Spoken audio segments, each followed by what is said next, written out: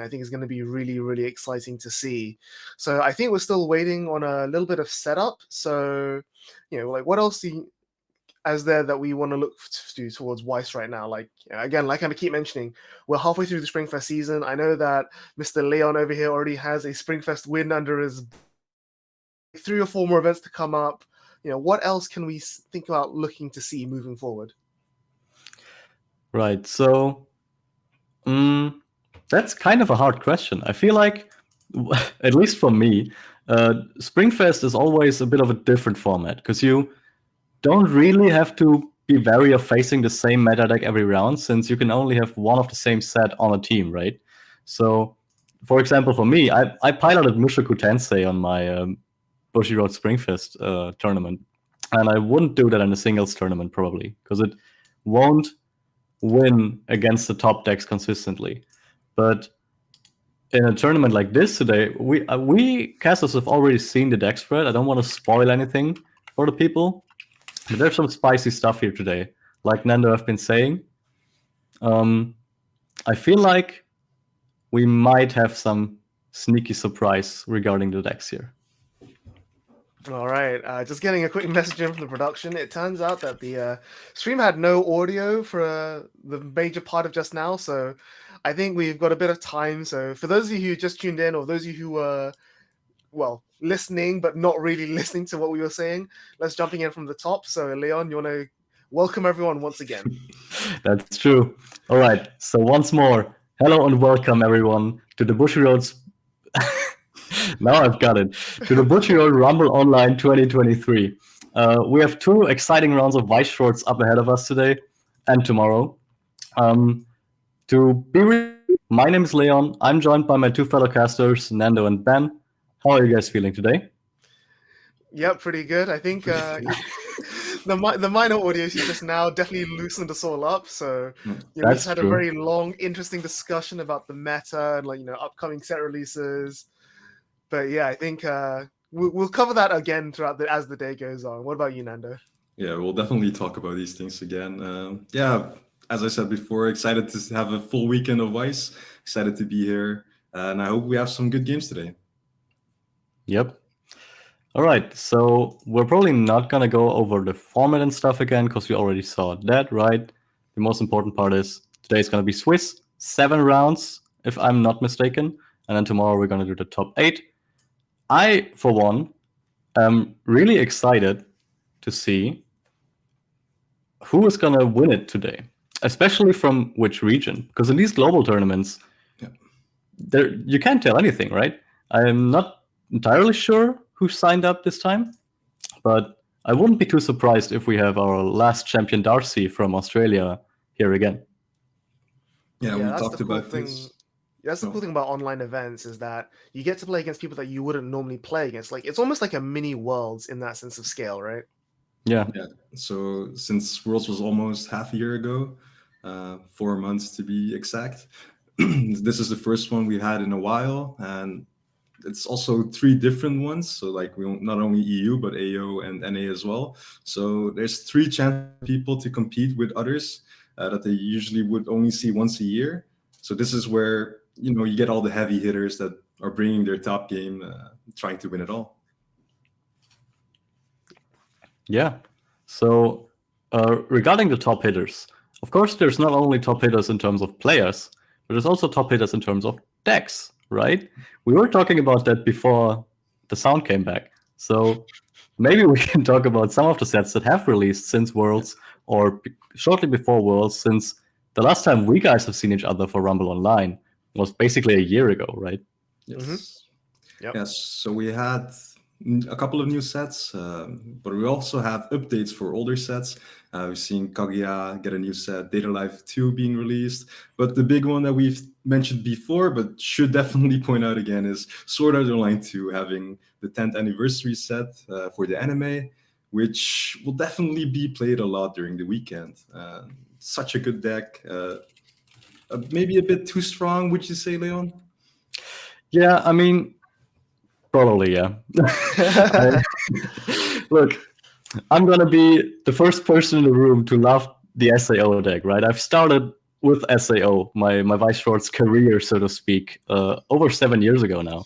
So I'll be the first guy to play it whenever I can. But Alice might be a bit too strong, you know. The way she presents a big board, but also gives you stock back. She also sculpts your hand. What can you do against that?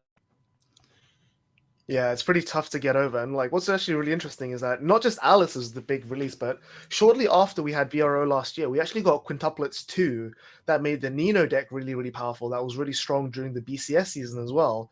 And that has since come and gone. Like, yes, it did win the World Finals, but that was after restriction. And now there's a second restriction on top.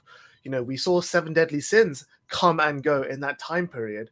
And you know, the fact that like the game just keeps changing, ebbing and flowing, like, you know, we move from like snapshot to snapshot to snapshot of like, oh, now here's this deck to worry about. Now here's that deck to worry about. Now here's 2-1 Alice. And, you know, like I mentioned before, it's not going to be, it's only a few weeks left to go, a few months left to go until we get HoloLive 2 with the 30 Soul Triggers deck to go. So it's going to be interesting to see how like that comes and goes. But I find it really interesting you bring up Sword Art Online previously, Leon, because, you know, again, like you, I started in the early days of Weiss, and one of my first memories of the metagame was, you know, 1-1 Birdcage backed up by the Kirito. So, like, you know, you're sitting watching Sword Art Online players with their massive unbreakable level 1 board. And now it's almost like we've come full circle where Sword Art Online with their massive unbreakable level 1 board. So, yeah, definitely going to be interesting to see how people, like, either play, like, maybe the Sword Art Mirror, the Alice against each other, or maybe they take, you know, other decks and, like, adjust them. You know, we saw that last year when Standby was really, really strong, players were moving towards wind combos or, you know, abandoning on reverse combos and playing things like Watame over Coronet for HoloLive just to like maintain that aggressive tempo. And I'm kind of interested to see, like, you know, is that going to be the case moving forward? Are they just going to like go with the flow, play what everyone else is playing, you know, see how things change? What do you think, Nando? Yeah, I think HoloLive definitely is a set that most players that do play it tend to stick to, since with all the different trial decks for each generation and now one booster, but soon a second complete booster set, people have so many options to adapt their list to anything the meta presents. Like you mentioned some of the outs with the Watame, but I'm sure that in the latest set, a lot more will show up that people can just slot in their favorite decks and still be able to compete at a high level. The card quality in that set is just really good. And for what it's worth, while Alice is pretty good right now, I think, we've talked about this before, I'm not sure if that was heard on stream, but as we transition into the stronger meta that is a bit present in the Japanese format, we will be having a few more outs against this Alice. So while it is a bit rough right now, I'm expecting that near the end of BSF or at the start of BCS, things will be evened out a bit more compared to, yeah, the domination that we might or might not see today. Yeah, that's true. And like we've also said earlier, and also unsure if it was heard, in contrast to the Japanese meta, we have some exclusives here in the West, some English exclusive that might be able to fight back against those strong decks that come from Japanese, where they've already been solved. But here, our English exclusive have not been solved. And in fact, I think a lot of players that really like these sets, like 7 Deadly Sins, are very keen on trying to build decks catered to beat the top deck in the format, which would be probably Alice. I think there's some talk about here to be made about Quints as well. The quintessential quintuplets is still going strong, even with the ban list, I think. But the deck you're looking to beat is quite definitely the SAO Alice deck. Yeah, of course. And you know, it's interesting that you bring up the difference between the Western and the Japanese metas, because again, to note is that in over here in English, we actually don't have the Sword Art Online 10th light novel anniversary booster. So the Alice deck isn't even at full power in English, and it's still very strong. But at the same time, we have English exclusives like you mentioned, Ruby, 7 Deadly Sins, all these sorts of things that aren't present in the Japanese game. And these factors can completely change how things work out. And of course, speaking of English exclusives, we also have Avatar: The Last Airbender coming out. You know, reveals for that are well underway. Some exciting cards already shown so far, and I can't. You know, I'm really excited to see like not just this weekend, but moving forward for the rest of Springfest into BCS season, how things change, how people adapt to the threat of Alice. But especially for today, I think we'll see a lot of Hololive trying to tackle Alice. We'll see Quince probably trying to use that as an answer, since the 2-2s will be able to contest Alice. Maybe not with the backups, but they'll definitely try. We'll see Tokyo Revengers just trying to ignore the Alice completely with dual lanes, and then hopefully be able to close out the game before they get to use their resources, which may or may not be tough on them. We'll have to see how that matchup goes. And also a lot of rogue decks I'm expecting, like people trying some spicy stuff that you might not think of when you think of Alice counter at first. So I'm hoping to see some surprising lists, and I'm always the one to root for the rogue deck, so I'm hoping there's one list that can take it all. Yeah, definitely. That's what we want to be seeing for sure. One thing I also want to mention, actually, something that I think we didn't touch on yet, is when you mentioned surprise factor. One of the strengths of the Alice deck is that because the 2-1-1-0 Alice engine is so simple and lean and efficient, you can actually play whatever top end you want. So we have some people playing red for the Gram event that prevents counters. We see some people playing the Mother's Rosario top end with the Mill 11 burn. We see some people even playing the Restand Link Strike package. There's so much different options that, just because your opponent's playing 2-1 Alice, that doesn't give you a lot of information. So again, that's another big test of player skill, like seeing how your opponent's playing the game, seeing what pieces they're searching for, seeing their climax lineup, and trying to decide how you're going to tackle that approach from there. Yeah, and not just Alice. I just want to mention that during BSF in Europe, at least, there was a fun list that was made from the SCO set that was a bit unique in its approach, with running mostly only level zeros. I think it was called the Mike Chang Special from the Presshouse channel. Very fun list. So I'm hoping people might experiment a bit more with SCO, so we don't just see 20 matches of Alice over the weekend, but also have some fun, different kind of builds to showcase that set, since it is such a versatile set with a lot of older cards that still are playable. Yeah, I really hope we see that deck. I'm very excited about that deck. I'm very glad you brought that up. I think with a set like SAO, there's so many cards from all those years, right? And there's always exciting stuff you can build around. Obviously, especially newer cards check for other traits as the older cards, but there's always going to be some cards that don't check for traits, like the mostly level 0 deck that just checks for little zeros, and then you can play a strong finisher with that. I really hope we see that today. Ben, do you have anything you're excited about in particular? The thing that I'm most excited about actually is the players. Again, like with a big event like this, you get players from like America, from Australia, from Asia, all over, and these really like well-known names in the community get to show off their prowess. Again, like you mentioned, last year we had Darcy from WCC Australia winning the EU event. I'm excited to see like some more of the NA guys turn up and do very well. Just like those names that you like see here and there. Just really like proving their chops, as it were. That's what I'm looking forward to. But I think before we cut to a quick break, we're just going to recap the this weekend. So you saw Leon covered the format of the day. So we have Swiss today, round day 1, day 2. Nando, why don't you take us through the prizes one more time? So yeah, as is expected of BRO, we have some awesome prizes presented by the lovely Shirko over here that the players will be competing over today. From 4th to 1st place, all players will receive a certificate of their well-deserved standing, where from 3rd place onwards, players will start receiving the Bro exclusive winner's PR card, the so-called Holy Grail for this weekend, which in this case is a gold stamped climax from the upcoming quintessential quintuplet set, with 3rd place receiving 1 copy of said card, 2nd place receiving 2, and 1st place receiving not 1 or 2, but a full playset of that card, being able to play it as a full set in their deck instantly. All players 3rd place onward will also receive 1 booster box display of the upcoming quintessential quintuplet set, which is a mouthful, which will be releasing in, I think, a month or 2. So a bit too late for BSF, but we'll definitely be seeing a lot of that in the upcoming seasons. Yep, and then of course this is not the only BRO event in the year. This is the second Bushiroad Rumble Online tournament. Earlier in the year we had Vanguard. This weekend is Weiss Schwarz, but we've got 2 more Vanguard tournaments coming up for you as the year goes on. So we've had one for each season. So we had I think Vanguard V Premium in spring. We've got Weiss Schwarz in the summer. And then at the end of summer, just the start of autumn, we've week 3 in August, we've got the Vanguard Standard Tournament. So that'll be very exciting as well. Tune back in for that. August with the same classes as last time. And of course, to round out the year at the end in the winter, we'll have week 4, which will be the Vanguard Premium Tournament. Very exciting because we'll have some new interesting sets coming out for Vanguard.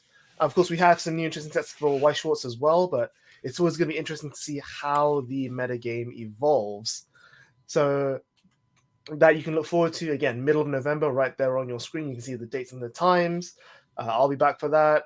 Maybe, who knows, I can maybe rope Nando and Leon, teach them some Vanguard. Maybe they'll join in the events. But yeah, for now, I think the players are just going through the announcements. We're going to start very, very soon. So I think we'll cut to a quick break while the players find their pairings and tables, and we'll be back for round 1 in just a moment. Take care. See you in just a few seconds. Cardfight Vanguard. Something is trying to cross over to this side. Chrono Drag, huh? How did it get here? Chrono Jet Dragon? Are G units back too? Special Series Stride deck set Chrono Jet. Bushiroad. Weiss Schwarz. It's time to show off the best performance on the stage of Weiss Schwarz. Intro deck and booster pack, Bang Dream, Girls Band Party, 5th anniversary. Now on sale. Bushiroad. Cardfight Vanguard. The Glitters have obtained great strength in response to each of their feelings. These heroes are back too. Booster Pack, Minerva Rising. Bushiroad. Weiss Schwarz. A romantic battle of the brains unfolds again on the stage of Weiss Schwarz. Booster Pack, Kaguya-sama, Love is War. Now on sale. Bushiroad.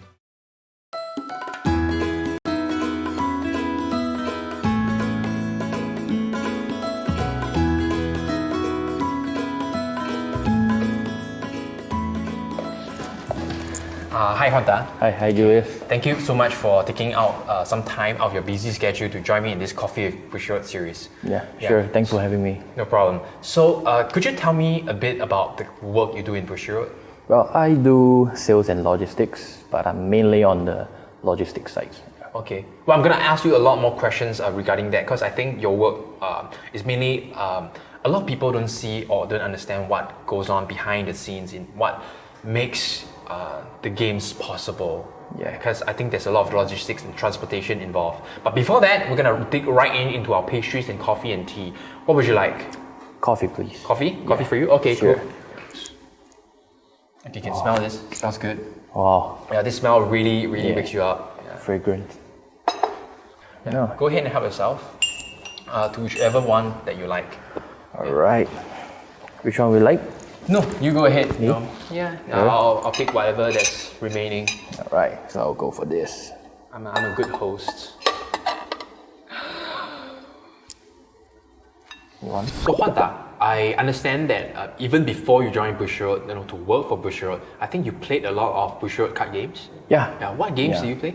I play mainly Weiss Schwarz, Vanguard, and a little bit of Buddy Fight. Oh, Yeah. so you actually play our 3 main titles. Yeah. Oh, when did you start playing? For Weiss, I started playing I think somewhere around 2008, 2009 kind of time when it first started out in Japan. Yeah. Wow, that's like almost 10 years ago. Yeah. Wow.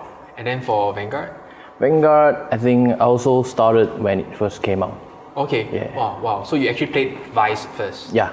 How do you get to know Weiss Schwarz? So there was kind of like a community get together to learn the game. Like they brought some Weiss products from Japan, so they brought it over to Singapore, and they actually promoted the event. Like come down to learn, and they actually sell some of the stuff they got in Japan. So yeah, that's how I got wine of Weiss, and I started learning, and I liked the game. So which Weiss Schwarz titles are you currently enjoying? I'm really enjoying the Fujimi Fantasia set right now, especially the deck with 8 standbys. It's very interesting. And also, I really like playing Goblin Slayer, especially the Goblin Slayer deck. The overall card advantage and the abilities is very flavorful. It's gonna be a huge. It has made a huge impact in the game itself, and soon English player can get their hands on the series. It's coming out in English. Yeah, for Goblin Slayer. Wow, I think players can really look forward to that. Yeah. Do you still remember your very first deck? What title was it? It was Fate Stain Night Crow deck. Wow. Yeah, it was so long ago. Yeah. And ever since then, you just continued Yeah. playing the game. And right now, you are actually working for Bushiroad. Yeah. Wow, this is kind of like, it's coming to a full circle. Yeah. What's your favorite Vanguard clan? My favorite clan would be Dark Irregulars. Oh.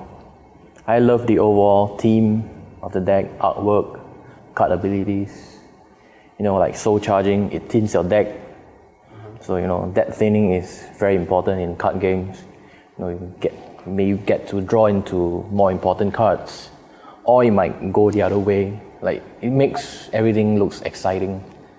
Yeah, that's about. That's your favorite. Yes. Ever. Yeah. Okay. No, back then when you are playing Bushiroad card games, do you actually think that you would, or maybe you hope that you will be able to work for Bushiroad?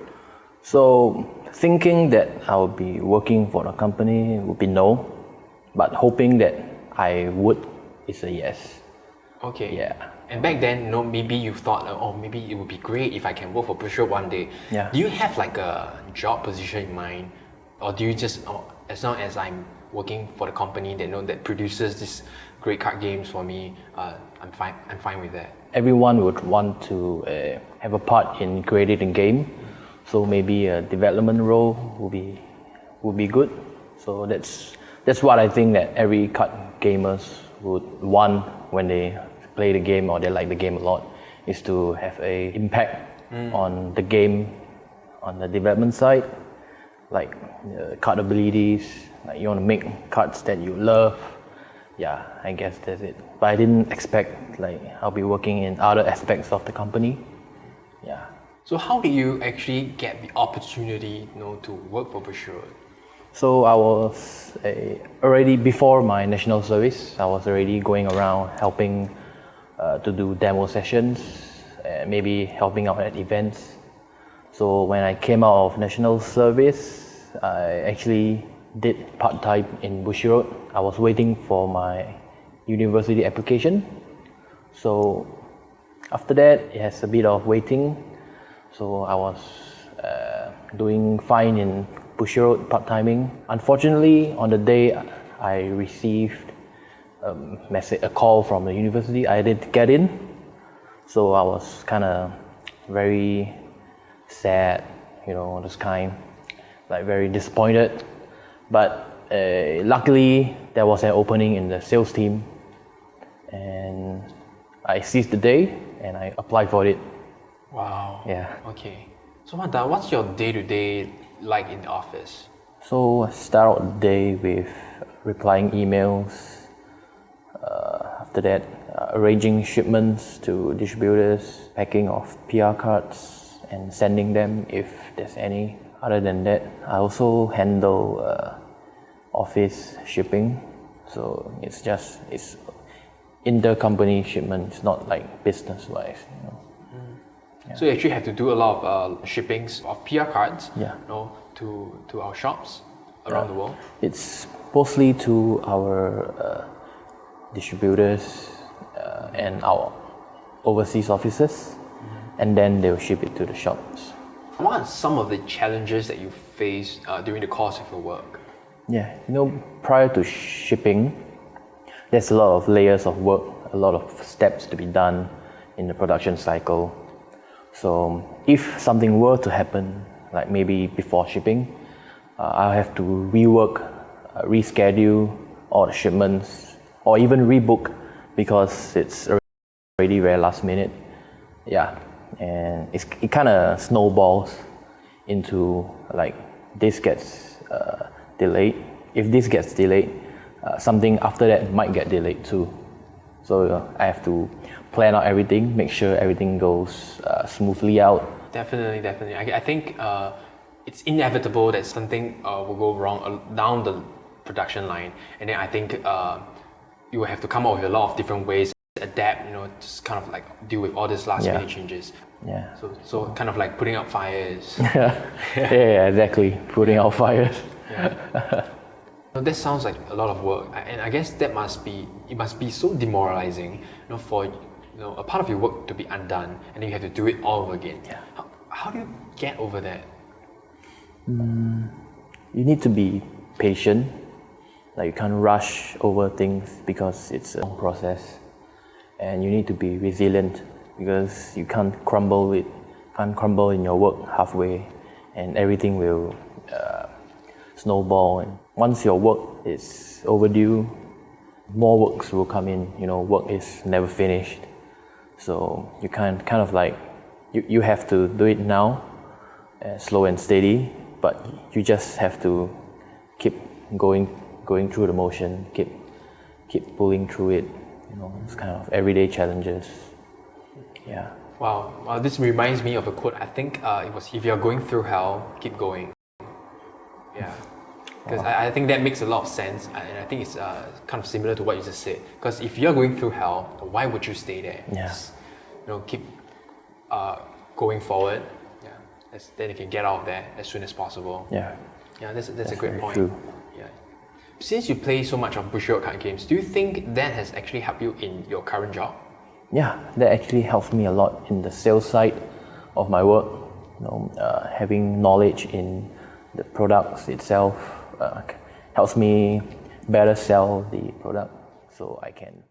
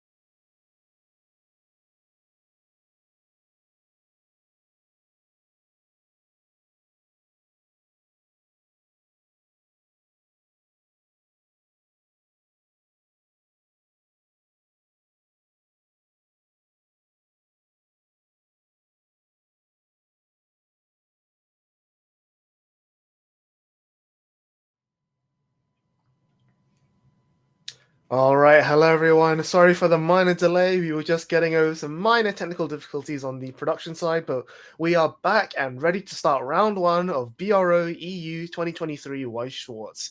So round one, we've got Alex versus Lamb, two non-European players. We've got NA versus Australia. Of course, we've talked at the beginning of the day about how Alice and Sword Art was the deck to play in this matter, and of course, I felt like we also want to show some rogue decks. So let's do two birds with one stone. So we've got GGO versus Alice.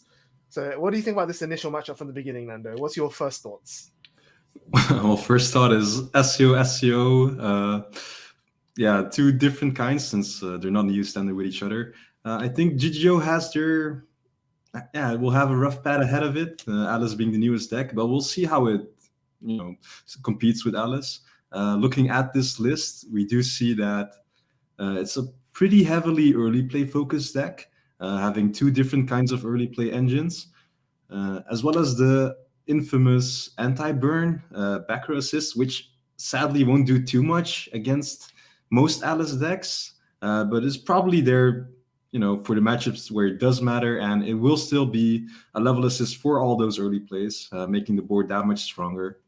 So maybe they could be able to wall out a potential Alice when they reach the mid game, but we'll have to see if they manage to get there. Yeah, I think it's a very good meta pick because GGO is a very top-end heavy deck. It's very backloaded in all of its pressure and cards. Like you mentioned, you've got the early play Fukujiro, which spawns the early play Len. You've got the other Len, which on its own is an early play heal. So you're at level 2, you're playing loads of big level 3s. What I find interesting is that despite playing all these level 3 early plays, the deck itself is not actually playing the level 0 Fukujiro, the one that, when it dies, discard a card top 4 at a level 1 or higher. So that might impact the consistency a little bit. And the other big weakness, I think, with GGO, there's someone at my locals who plays this deck almost religiously, is that it doesn't really have reach. It doesn't really have a way to, end the game or close out games beyond just swing a bunch of times with big soul bodies. So we'll see how it fares up against the opponent, which is, let's take a look against Lamb, who appears to be playing what looks like Red Sword Art Online. So let's have a look at their deck. So as I mentioned, the 2-1 Alice engine with the 1-0 that spawns it at the Brainstorm, very similar to Patchin from Tokyo Revengers. I think a lot of people got the inspiration from. And like I mentioned, this deck has a lot of different options for the top end, but we see here Lamb is going for the red build using Door combo with the Silica, just for access to the Gram event and for a little bit of mid-game consistency with the level 0 back row. So anything stand out about this list to you, Nando? It looks pretty much on par with what I've seen from most lists. Silica seems to be the top end of choice for most people. It's pretty strong finisher, but it might be a bit too costly, though Alice does generate a lot of resources over the game that I don't think you'll have too much trouble pulling off multiple. It does require the Gram being played, since even removing one Silica from the field with a memory counter does disable the combo of the others. So you do want to make sure that the opponent has no counterplay available to them, so you can guarantee that finish. Yeah, a lot of 1-ofs and a lot of 2-ofs. This list looks very heavily teched out, but one of the strengths of the Alice combo is that you can very easily retrieve your techs because you're deck thinning for that Brainstorm synergy already. But it looks like the players are ready, so I think we can jump straight into the game.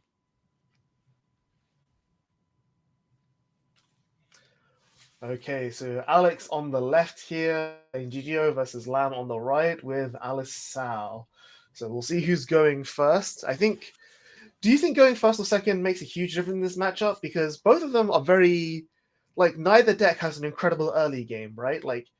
Gun-Gale gets the first move, but its level 0 is all about setting up for the early plays, whereas the Alice Sword Art level 0 is all about milling through the deck for that level 1 Alice combo, right?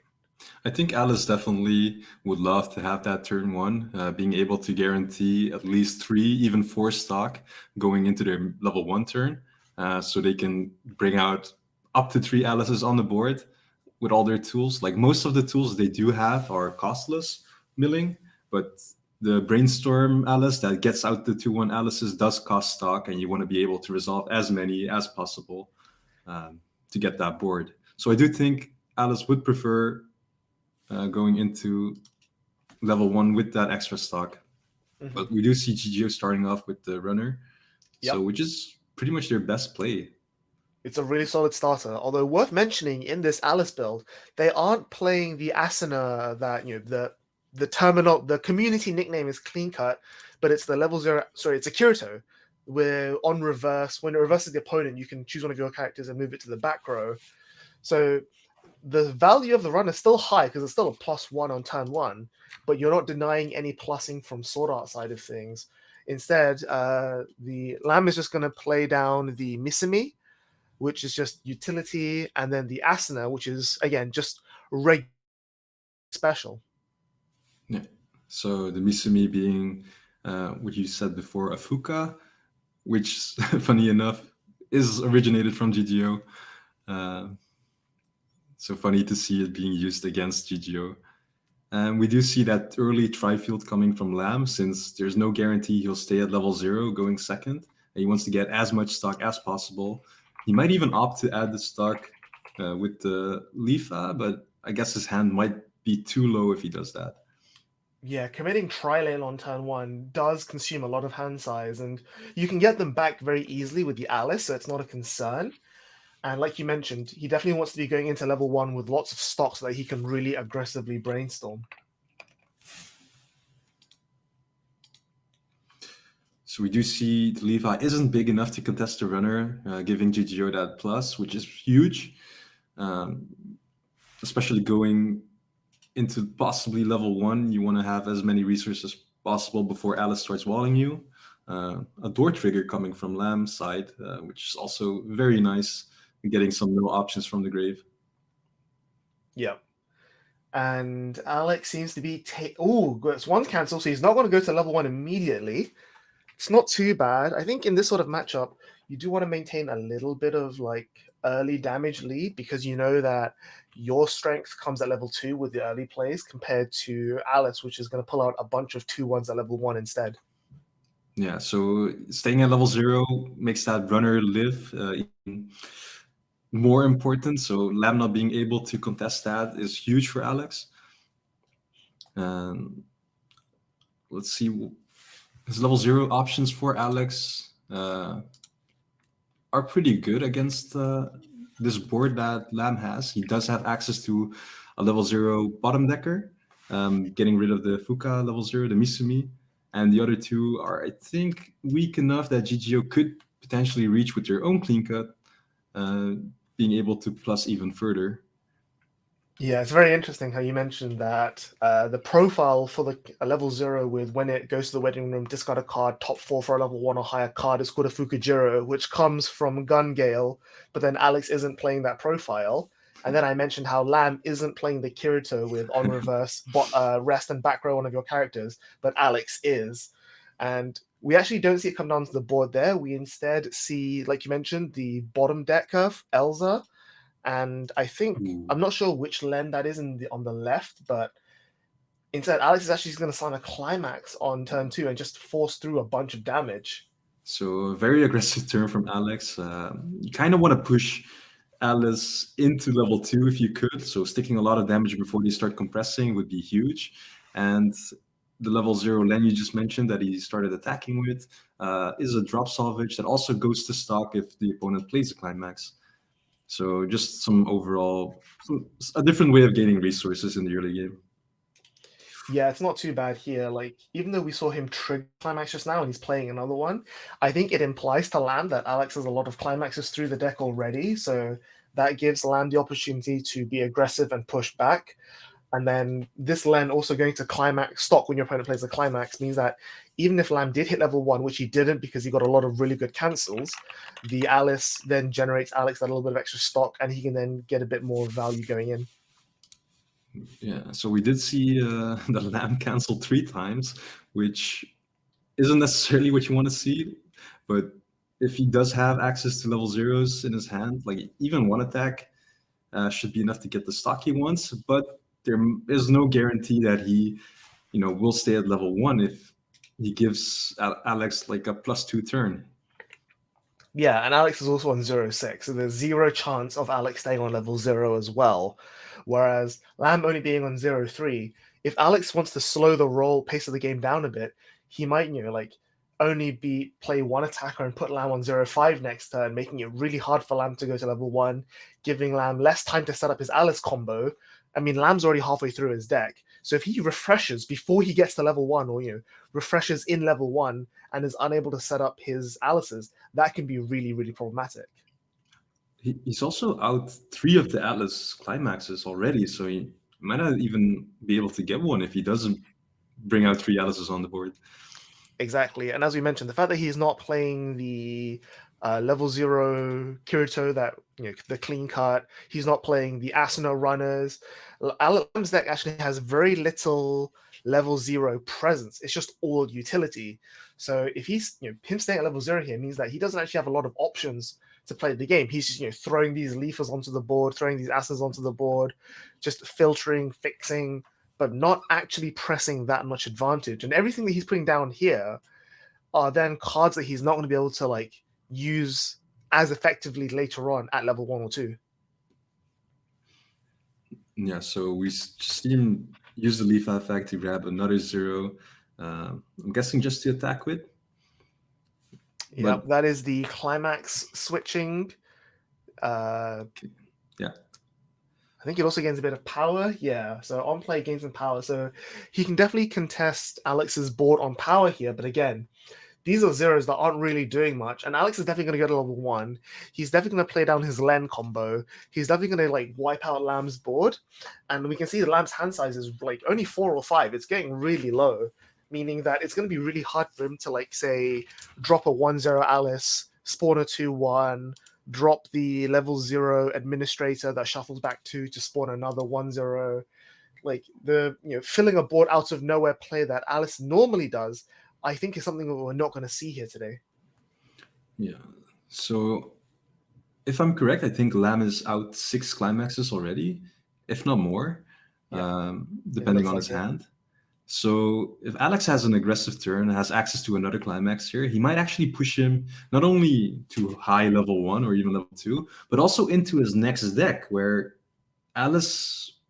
doing Alice at low waiting room in next deck is not really what you want to do. You want to be able to set Alice up in your first deck at a low deck size where you can pretty much guarantee getting out 2 or 3 copies. So him being able to skip into the next deck is something Alex wants to aim for. Yeah, absolutely. Because one of the other big strengths about the Alice is that you set up a lot of compression because you have a lot of cards in your clock, you have a lot of cards in your waiting room. You then play the climax, which then generates you stock from waiting room and generates you salvage hand size from the waiting room, so that you're pretty compressed on the refresh. But if Lamb just takes a bunch of damage here, he's going to refresh and level up, and all that level is going to go back in as well, which can be really problematic. Yeah, so we see the Len Brainstorm come down, which has a pretty cool effect when you're playing. When you play her down, you get to look at the top 2 cards of your opponent's deck. Bit awkward to do here, but they solved it by just revealing the cards. He gets to choose the order. I think it's put them back in the original order, but the rules for online play, things like the Len, things like level 3 Mocha, or climax combos that look at the top X cards of your opponent's deck and discard cards from among them. The rules for online have actually been changed. They just become revealed. They just become public information. So that's how they solve that there. It just means that Alex knows that he's got 2 clean damage coming in.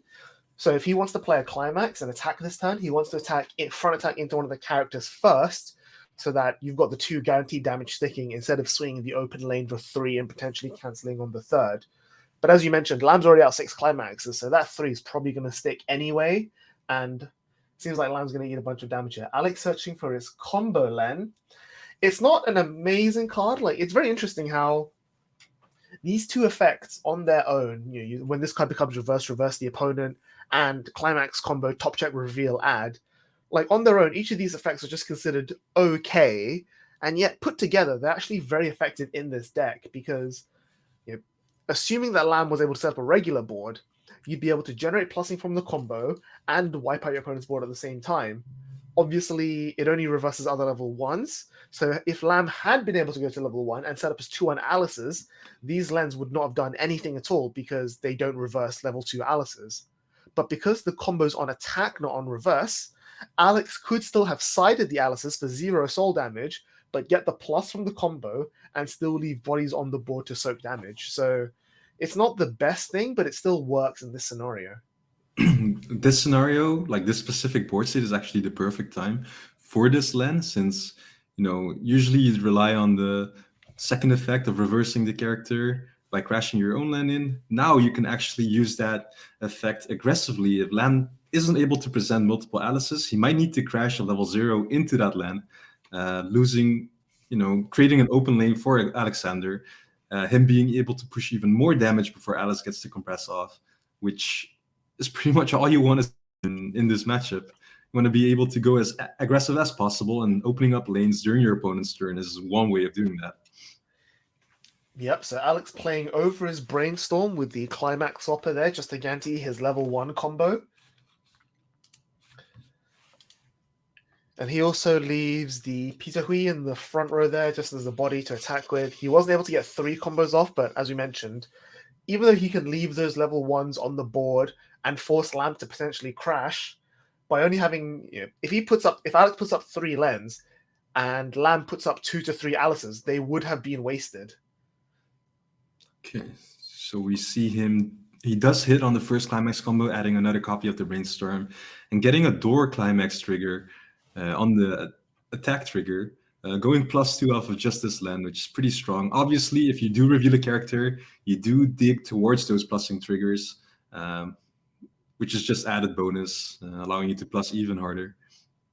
Yep. It's also worth mentioning, though, that Alex is also running through his climaxes at a pretty heavy rate as well. So Lamb eating a bunch of damage here, but Alex was already behind in damage going into this turn. And I feel like my worry is that he might not have enough tempo here to be able to recoup that loss in... Well, we'll see here with the Peter Hui having the double trigger. He might be able to do a big swing. And I think he's swinging for 4 damage here. Yeah, and Lamb gets a very, very good cancel. That is very well timed. That's exactly what he wants. He's on low enough deck that he could probably reliably Alice, but not too is going to refresh. Yeah, this is the perfect deck state to be in if you're playing Alice. Like close to 2 cards in deck, you want to be at around 2, so you can do multiple with the shuffle back. Yeah, so he even has enough cards to work with to clock if necessary. He might not even be, he might not even be required to clock here if his hand is perfectly set up. Exactly, like just maintaining that damage lead, like we see there, putting back the Alice's and getting them out. The only concern I have is, as you mentioned, Lamb's gone through a lot of his climaxes already. I think he's actually seen all 4 copies of the Alice climax because he cancelled with the last one. So he's not going to be able to generate as much plussing with the Alice here, but he will still be able to present a field of 10-5 bodies, and that is going to be really difficult for Alex to get over unless Alex can get into his early plays next turn. If I recall, he did add the yellow climax with the climax swap, swapping out the door for it, so he should be good to go this turn at least, but he might not be able to reliably iterate the climax since he can't keep on going through the refresh.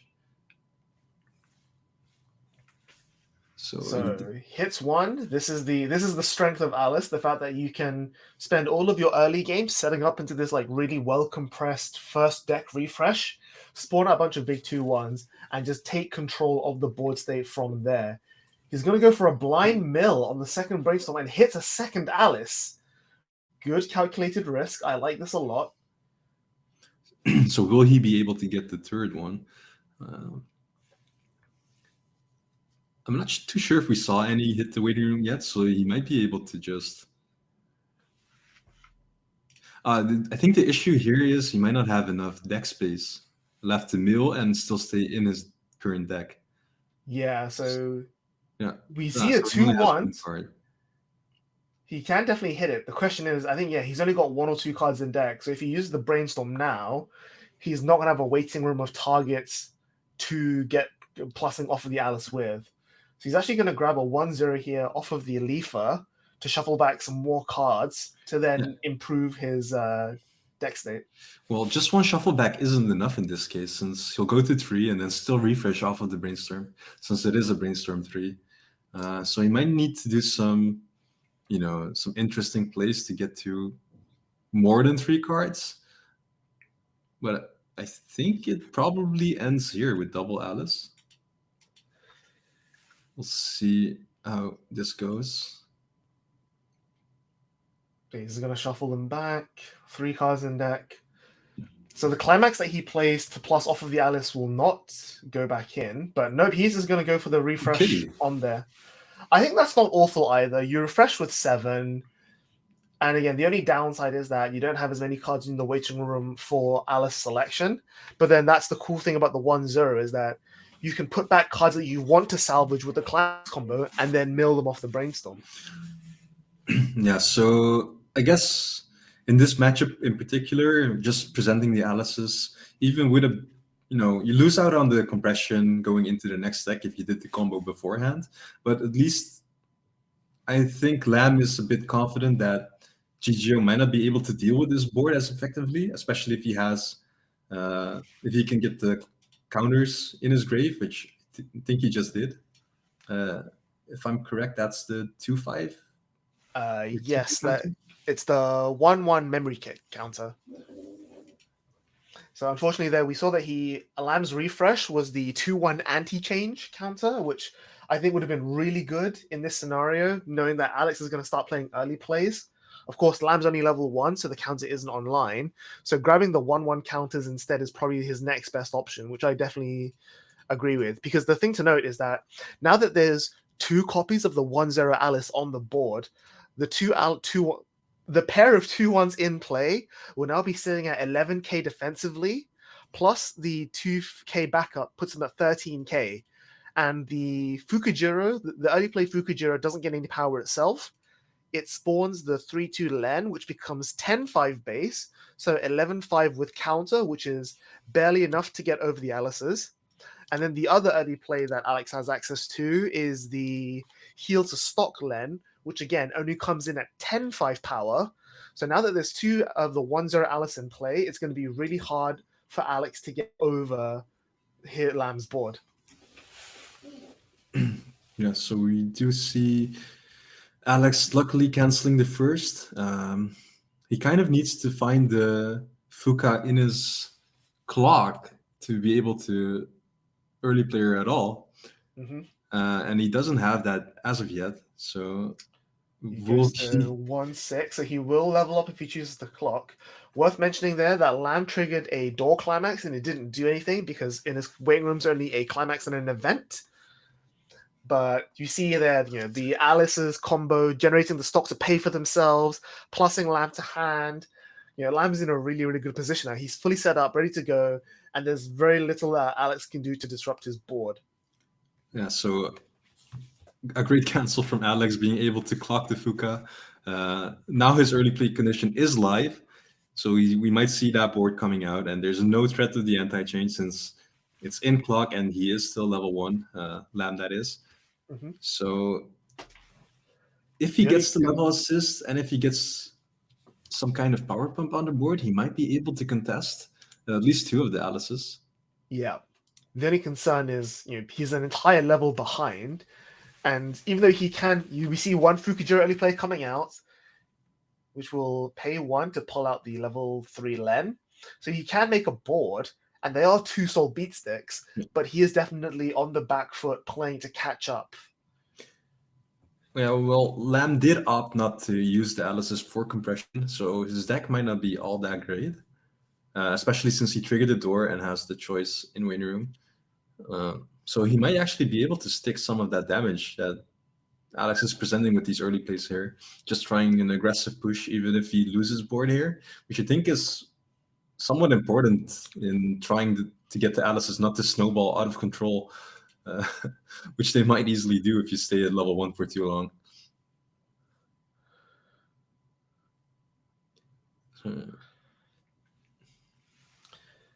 Worth mentioning as well that the clock and level up means that he loses some value of the heal from the Len, which is, it's not the end of the world, but again, like I mentioned, he is behind in damage, and you really want to try and even that out as soon as you can. But at the same time, I don't think he can afford to do the discard 2 burn 1 on the Len either. I think it might be a bit too early for that, especially when the concern right now is getting those Alices off the board and putting Lamb in the position where, you know, Lamb's like early level 2, late level 1, doesn't have Alices, and needs to like work to rebuild that board. So the Lamb comes down. So we get to see the top 2 of Lamb's cards again, which again looks clean. Mm-hmm. So that's at least 2 damage sticking from the 2 soul bodies. But I would like to see at least the level assist. The 2-1 level assist come down for Alex here. And I guess we won't see it since he does opt to brainstorm. Meaning that neither early play will be actually able to contest the Alices without the climax in this turn.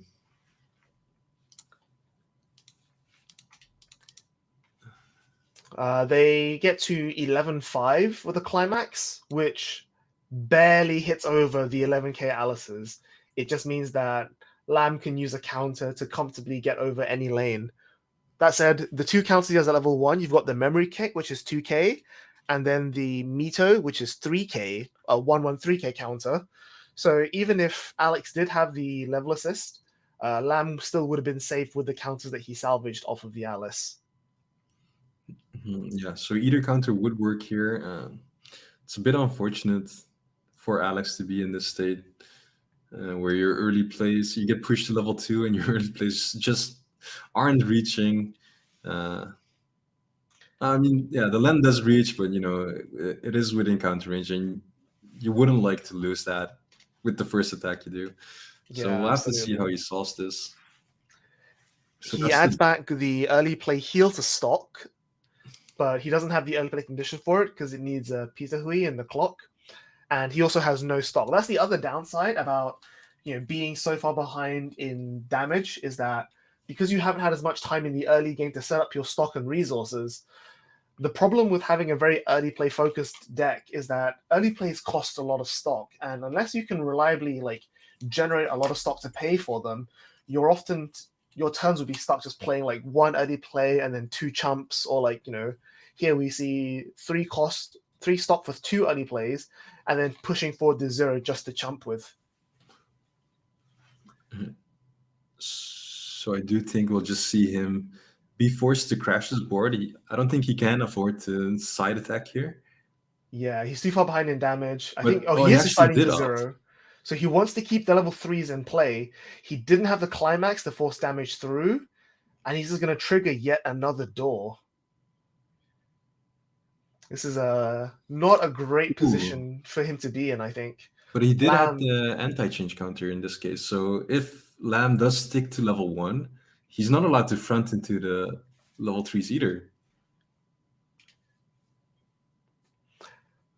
Yeah, the one downside with the anti-change, though, is that the cost is discarding 2 cards from hand. And Alex doesn't have... It's not small, but I wouldn't say it's comfortable enough that you can reliably discard 2 cards when you're this far behind. Well, in And this it's also case... It's also worth mentioning that the Alice climax combo is on climax play, not on attack. So even if Alex anti-changes one of the Alices, Lamb's already gotten the advantage from the climax combo. Yeah, that's definitely one of the strong points of Alice. But at least in this case, even if he does discard 2, he can pretty much guarantee that both of the level 3s do live, meaning that he might be able to finally push some damage after this turn. We do see a non-climax combo turn from Lamb, which is something you do want to see when you let all 3 Alices live. And the good thing is that Alice is only 1 soul, so it's not too much damage coming in. Alex gets a good cancel here, but again, he's now under threat of losing at least one of these 3 2s to this Alice. Yeah, I wouldn't be surprised seeing 2 side attacks here as well. Yeah, I think he's side for 0 twice. Because what Alex could do is that if Lamb had fronted with either of them, Alex could counter 1 to be bigger, and then discard 2 to anti-change the other one, which I think is exactly what we're going to see here, So this last one's front attacking. We're going to see a counter coming in. Are we going to see a discard 2 from Alex just to open up a lane? You don't deny an attack anymore, but I think you just take an Alice off the board, which I think is worth enough. So yeah, Alex is going to go for it. Just get one of those 11k bodies off the field. Just give me a safe slot to attack in. Yeah, so exactly as you said, we see him open up the lane and also win the lane that was front attacked. And Lamb's actually going to pay 3 stock to encore that Alice.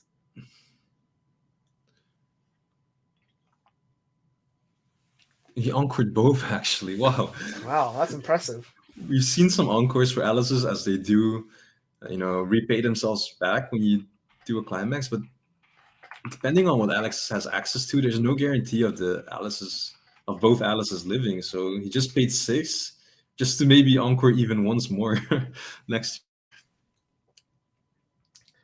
Yeah, and it's like the stock cost isn't too intense because he does have the damage lead and the advantage lead.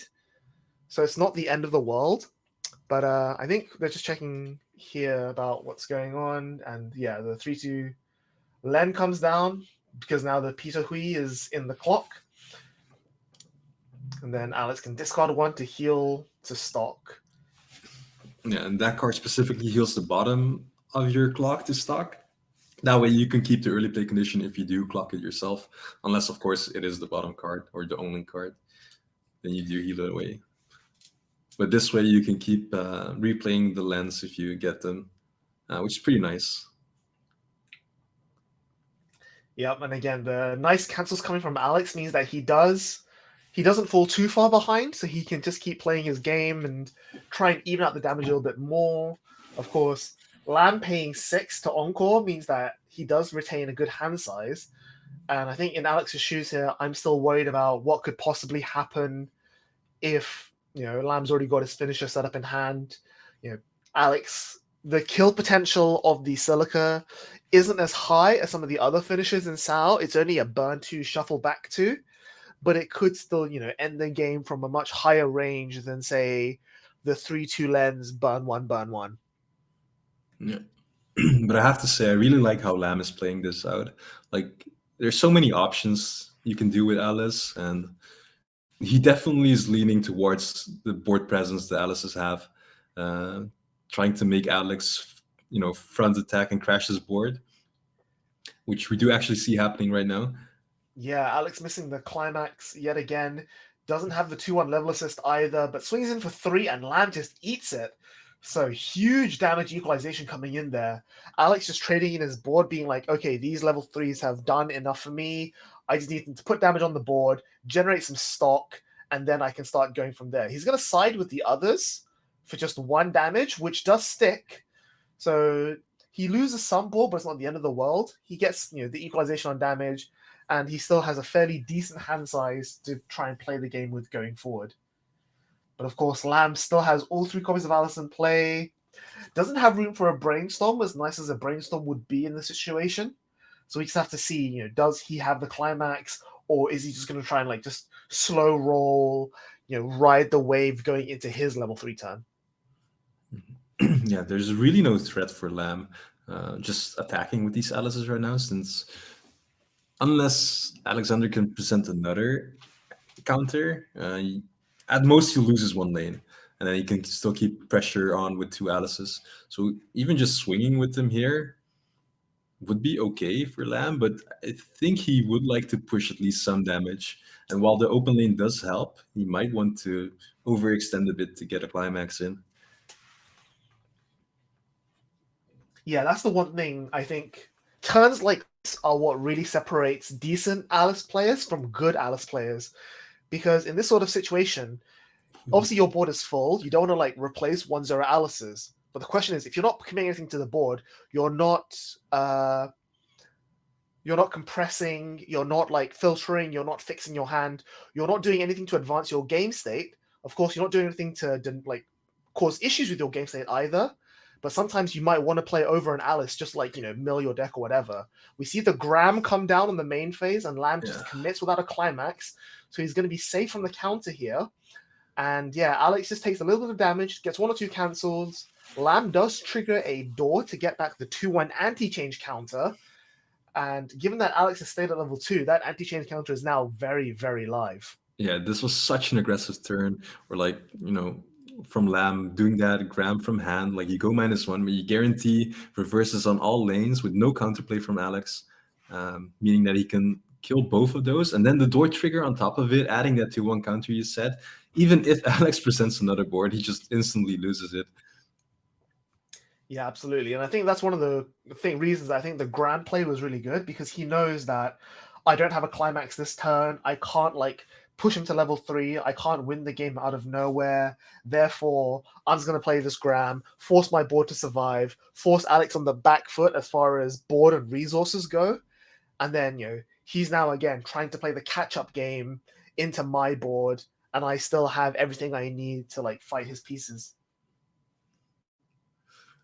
One thing I do like about Alex's top end that we might see soon, the land on top of the clock, is that he has the possibility of resolving multiple and then actually opening up lanes on Alice's side, meaning that he can play around a possible money counter that Lamb has in his hand.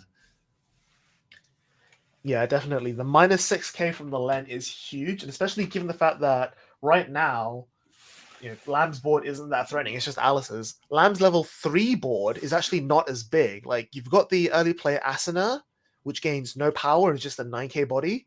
And then the Silica itself doesn't gain any power, and it's just a 10k body. So all of Lamb's level 3s can be easily set to 0 with just a pair of -6ks from Len. So Alex does have lines of play, but again, it requires him to be level 3 so that he doesn't get hit with an anti-change counter that we saw Lamb add back. But at the same time, if Lamb's at level 3 and going for level 3 plays, that means that he's already fallen behind. So Alex is going to be in a good situation there. Yes. So we see Alex contemplating some choices, some possibilities he has. He is in a pretty tough spot as is, since triple Alice was already kind of hard to deal with. And if he has to crash another turn worth of characters, then he might leave himself up for, a pretty explosive turn from Lamb without him even having to invest extra resources. So yeah, I figured he's trying to solve finally this with the comes climax. down. Yeah, so like you mentioned, even though he doesn't want to be in that situation right now, he is taking that crash lanes line of play just to force damage through. But his hand size is pretty small. I think he only had 3 or 4 cards in hand. So being able to set up and guarantee the triple Len is very dangerous here. The anti-change does come down from Lamb, taking out the early play Len. Oh. And I think, not attacking with it first, knowing that Lamb had it in hand, was maybe a mistake from Alex. He just lost a stop for no reason. But he does force a bit of damage through on these crashes. Twin Drive gets him no extra triggers, but 2 sticks. And I think the good position for Alex now is that he's got a completely open front row. Lamb is overswinging. And even though Alex is just about even on damage, it's going to be really hard for Lamb to either win the game from this position, or if Lamb doesn't win the game from this position, he's almost guaranteed to be forcing Alex to level 3, where Alex could actually, close out the game with refresh damage, with the ping ones, siding for 2 on the lens into the Alices. There's a lot actually now that Lamb has to play around and think about into how he manages his turn. Like I was saying before, the turn before, about you have your board of 5 Alices. Do you, quote unquote, overplay the game or not? But no, Lamb's is going to go straight, skip the main phase, go straight into attacks, put damage to Alex. Yeah, sometimes it's just as simple as turning cards sideways when your opponent presents an open board. It's almost as if you did slam that climax from hand. I'm guessing Lamb's deck is pretty compressed at the moment, since he did not use any util to go through it. I think he's only 3 out, 4 maybe with this trigger. So he's good to go if he can stay in this deck. Meanwhile, Alex is almost certainly going to be refreshing. And I think unless he cancels this, he's definitely going to go to level 3. But then Lamb is also on 3-6 with just a few 2-6, sorry, with just like 5 or 6 cards left in deck. So it's almost guaranteed that Lamb's going to be at level 3 next turn, if not, 3-7. So, but again, Alex only has 2 stock, 2 or 3 cards in hand. So the chance of him outright winning the game is also very, very low. Yeah, if you're Lamb, I think you see your opponent on 2 stock and I think 2 or 3 cards in hand, then you just want to push damage, make them suffer a bit more at level 3. Since the chance of them coming back from that is pretty slim. And then you also have access to, your own defensive counters if things somehow turn sideways. But you're not expecting that. So I think him staying at 5 stock and not spending anything is probably the correct play to go. Yeah, like there's, it would have been nice maybe if he had brainstormed, because at this point now, like knowing that your opponent's going to go into level 3 turn with the -6Ks from the Len or whatnot, like you don't need to keep the 2-1 Alices alive anymore, because again, like you're going to be at level 3 next turn anyway, and you're going to be replacing these 2-1 Alices with your finishers already. So at that point, maybe a little bit of utility would have been nice, but the fact that your opponent's just so far behind when it comes to like hand and stock, I think you don't really need to worry about that, what they could possibly do.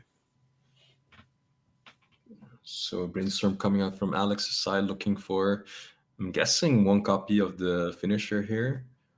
He hits 2, and I don't know if there is a level 3 in his waiting. That's the early play, not the actual finisher. Yeah, and then there's the level assist. So there's no finisher in Alex's waging room for him to salvage. So he did finally add the 2-1 assist. A bit too late, I'd say, but especially since he can't even play it from hand due to the lack of stock. Well, he's got the heal to stock from that early play. Right, so yeah, he does have the stock for the 2-1, but it means that he doesn't have... If he plays out and fills a board, he doesn't have hand for the ditch 2 burn 1, and the fact that he doesn't have the climax combo Len means that, even though he's level 3, he's not really doing much. He's just making a medium board, contesting a singular Alice, and just hoping that it gets there. Yeah, not looking good. So with the climax, he's barely 1k over the Alice, since that level 3 specifically only gains power. Actually, no, this one has the 1k plus if all of your guys are avatar net, I think. Yeah. It was the other one that's power if you have level 3. Correct. So this one should be at 13, yeah. With the climax, which I think he doesn't have. He doesn't even get to try field.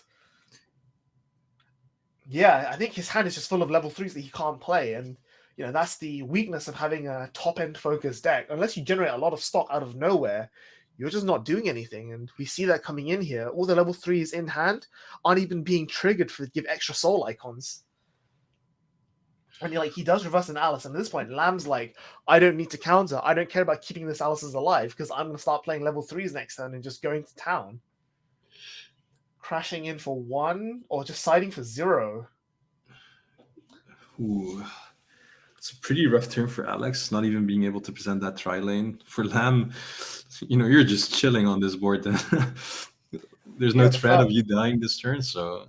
The fact that your Alice has stayed alive means that, you don't need to play Silica Buns to finish the game. You just play a level 3, heal down, and just beat him down with 2 souls and your superior compression. Yeah, and that'll get there.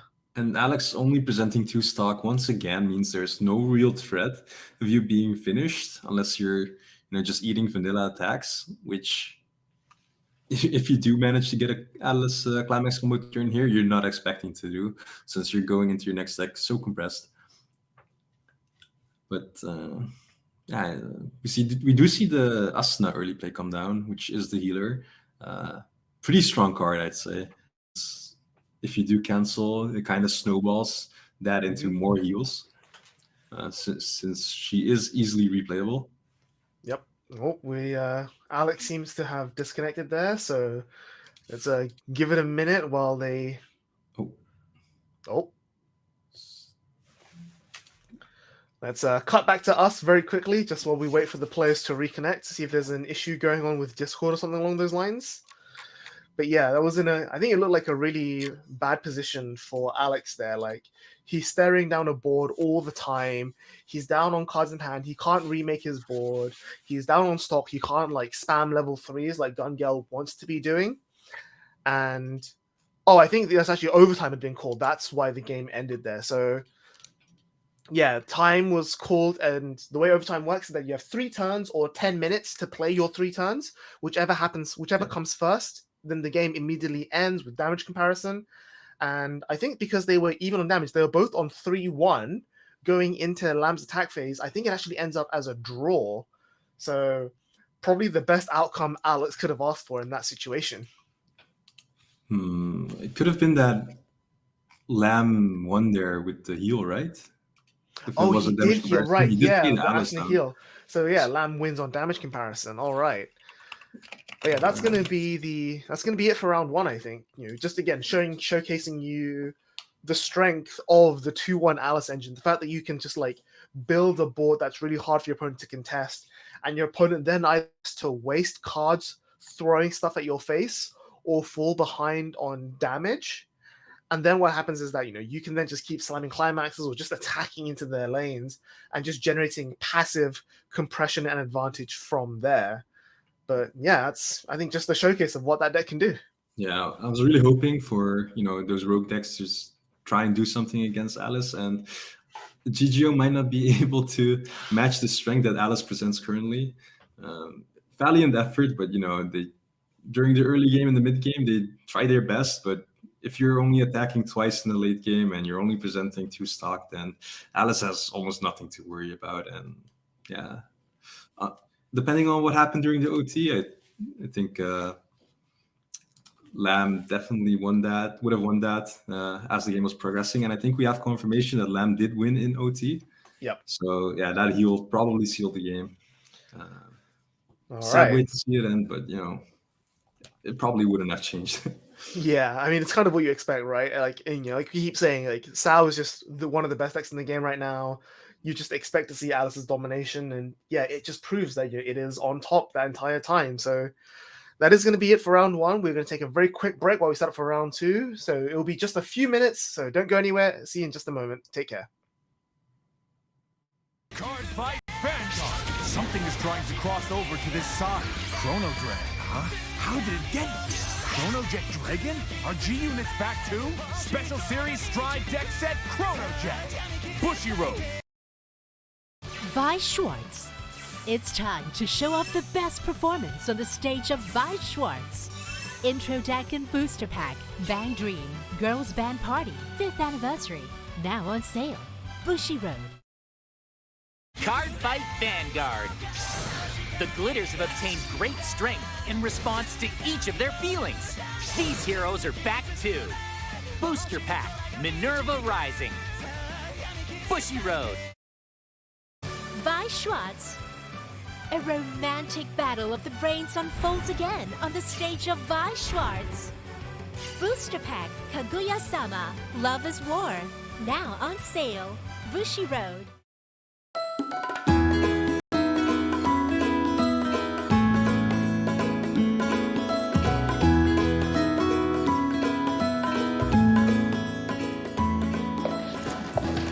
Hi, Honda. Hi, Julius. Thank you so much for taking out some time out of your busy schedule to join me in this Coffee with Bushiroad series. Yeah, sure. Thanks for having me. No problem. So, could you tell me a bit about the work you do in Bushiroad?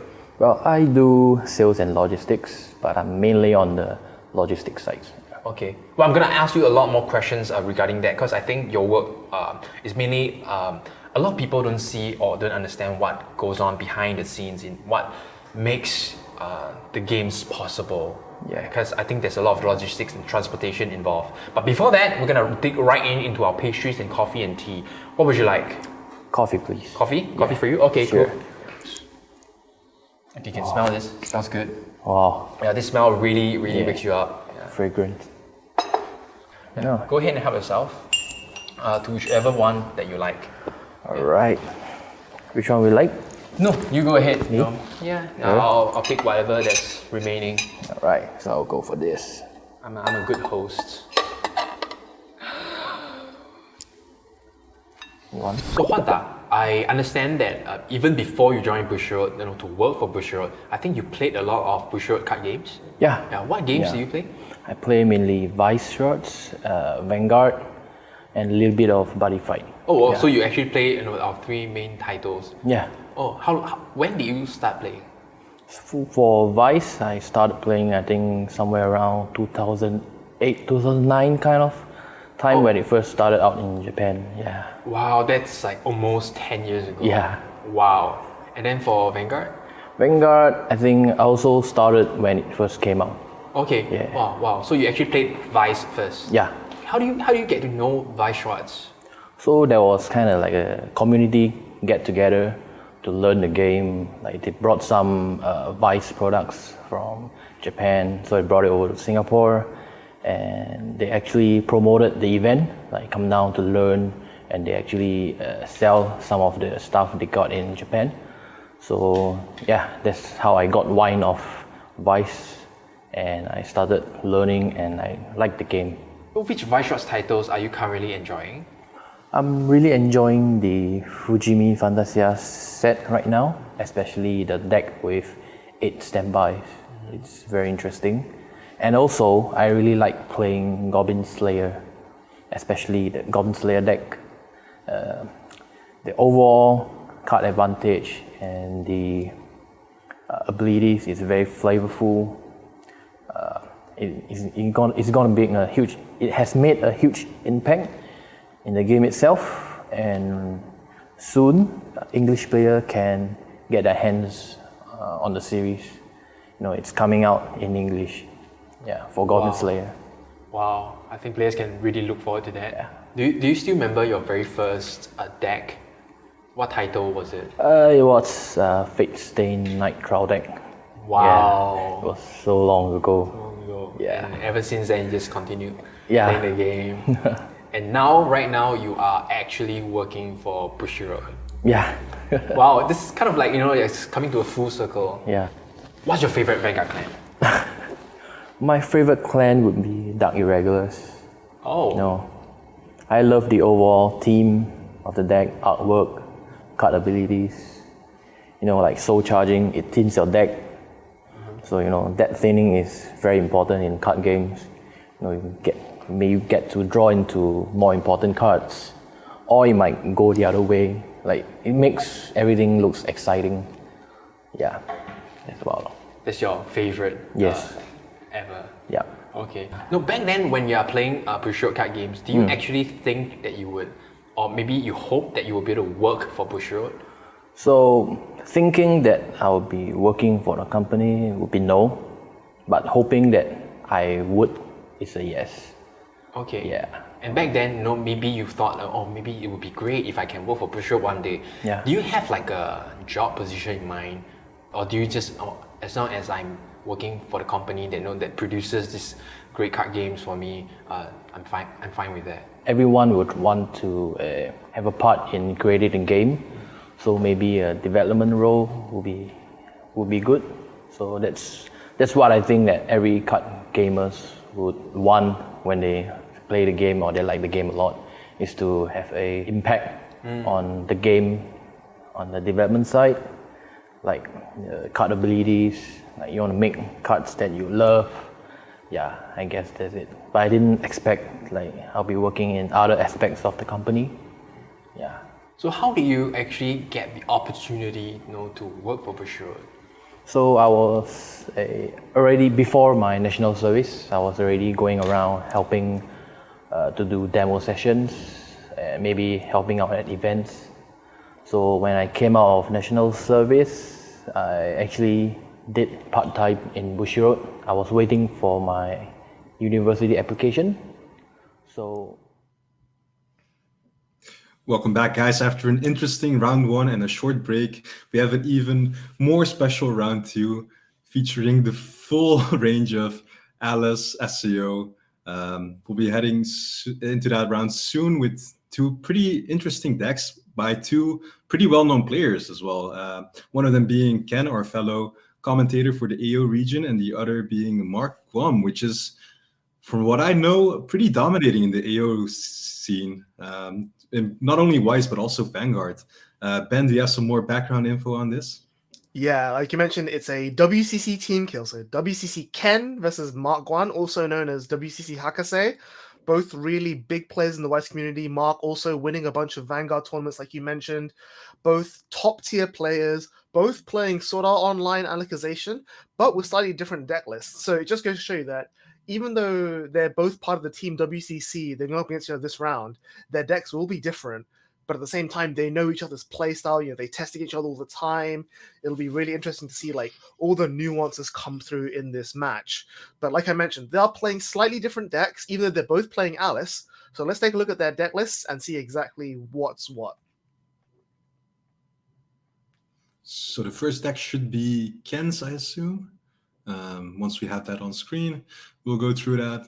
And yeah, we do see him run the Mother's Rosario top end instead of the Silica we saw last game, which is on a bar. The finisher is pretty strong, I'd say. And other than the top end, some of the unique cards we do see are the Shinon 2-1, which allows for some reach, which is a burn brainstorm, pretty interesting profile. Mm-hmm. And we do see a lack of events that, I guess a bit less space in this deck for events, as you do not have access to the Argo Brainstorm, and also not enough red to run Grom. Yeah, you still got the Ironcrad event, which is obviously really, really strong for milling and utility. It synergizes very well with the Alice package. But Ken here opting more for late game and like just explosive power. That the 3-2 Asuna Kirito Mother's Rosario combo is probably one of the highest reach finishes we've seen in the game. The effect, we'll put it back up on screen as the game goes on, but it's when your opponent cancels, you can mill 11, and for every climax you mill, your opponent burns too. So you could deal upwards of like 8 or 10 damage in a single attack if you get a little bit lucky and compress well. And we see here on the other side, Mark's deck, meanwhile, is going more for like low to the ground, not consistency, but more of like resiliency and just being able to do lots of different things. You've got search, you've got salvaging at every single stage of the game. The Kirito combo here doesn't deal as much damage as the Mother's Rosario combo, but it is on an arch door, gate, whatever you want to call it, as opposed to a bar. So you maintain a little bit better reliability on the Alice combo because you can get back the choice combo every single turn. And they're both trying to play into different strengths. Like Mark's deck here is trying to play towards the mid game, snowball with the Alice, and dominate from there. Whereas Ken is just using the Alice as a stepping stone, massive finishing combo potential of Rosario. Yeah, so while the Kirito level 3 might not be as explosive as you said the Mother Rosario combo was, he does have access to some different kind of effects you'd see on separate level 3s actually, with the level 0 Yu-Gi-Oh! And the level 3 Yu-Gi-Oh! And Alice being able to give him additional effects, like minus soul, and also some kind of milling to burn effect for extra reach, which we might see come to play in this match, actually.